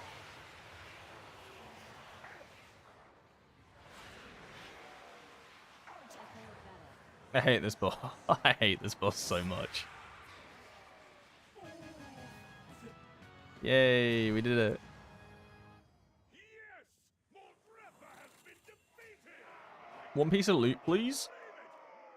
2 piece of loot, please. Oh, it's rings. There's no way I got double ring. This like literally feeds back into the start of the stream where I talked about rings. Do I need it? You probably need the ring. I do. It's got good stats. I do, yeah. I do, yeah. TY for the run. It has got good stats, right? Like crit haste. I can't not use it, but rings. Oh, the roadmap doesn't have the 4th season, but it also doesn't show 2026. I kind of like it if they didn't do a 4th season, unless it did something really cool. Like, I thought the idea of maybe, like, I don't know, bringing back, like, old raids and stuff could be cool, with maybe a twist on them. Kind of like they do with Mythic Plus, right? Because I feel like bringing back the 3 raids that you've just done is kind of a bit like, I don't know. Like, Season 4 is basically the seasons that I don't really, like, haven't in the past really played, because it's just been stuff that I've done for, like, the past, like, year or 2. I don't know, something fresh, even, or reimagining of a raid. But obviously that's a lot of work, right? It is a lot of work. I know what they're gonna do. Like the VRD raid, except good. That raid sucks. I mean, it didn't suck, it just... I don't know, it didn't... There wasn't really much going on there. But yeah, basically like that, something like that. Maybe not even, like, reimagined that hard, but, like fan favorite raids they bring back in, like, their peak difficulty or something. I don't know, like, bring back, like, they literally could, if it's only, like, a 3 or 4 month thing, bring back something like, what do people love? Oh, Nighthold. Like, I know people love Nighthold. Like, you bring back Nighthold or something, people can re-experience what that was like to raid. But then you got, like, Dinars and stuff, so that you can actually play it with, like, decent gear and stuff. I don't know, something like that that's fun. I don't know. What are some other good raids? Molten Core New Age. Nah, we'll leave Molten Core New Age to Classic. They can do that one. Don't send me back there.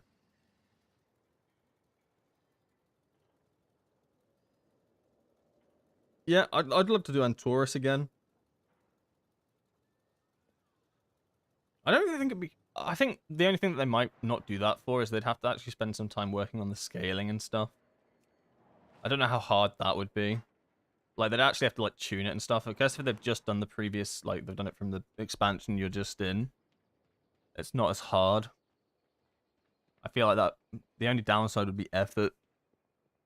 And I feel like Season 4 is the no effort season, because they're, like, trying to push the next expansion, right? So they got all hands on deck on that. That's why, like, no new content comes out really or anything. Yeah, I think good haul today.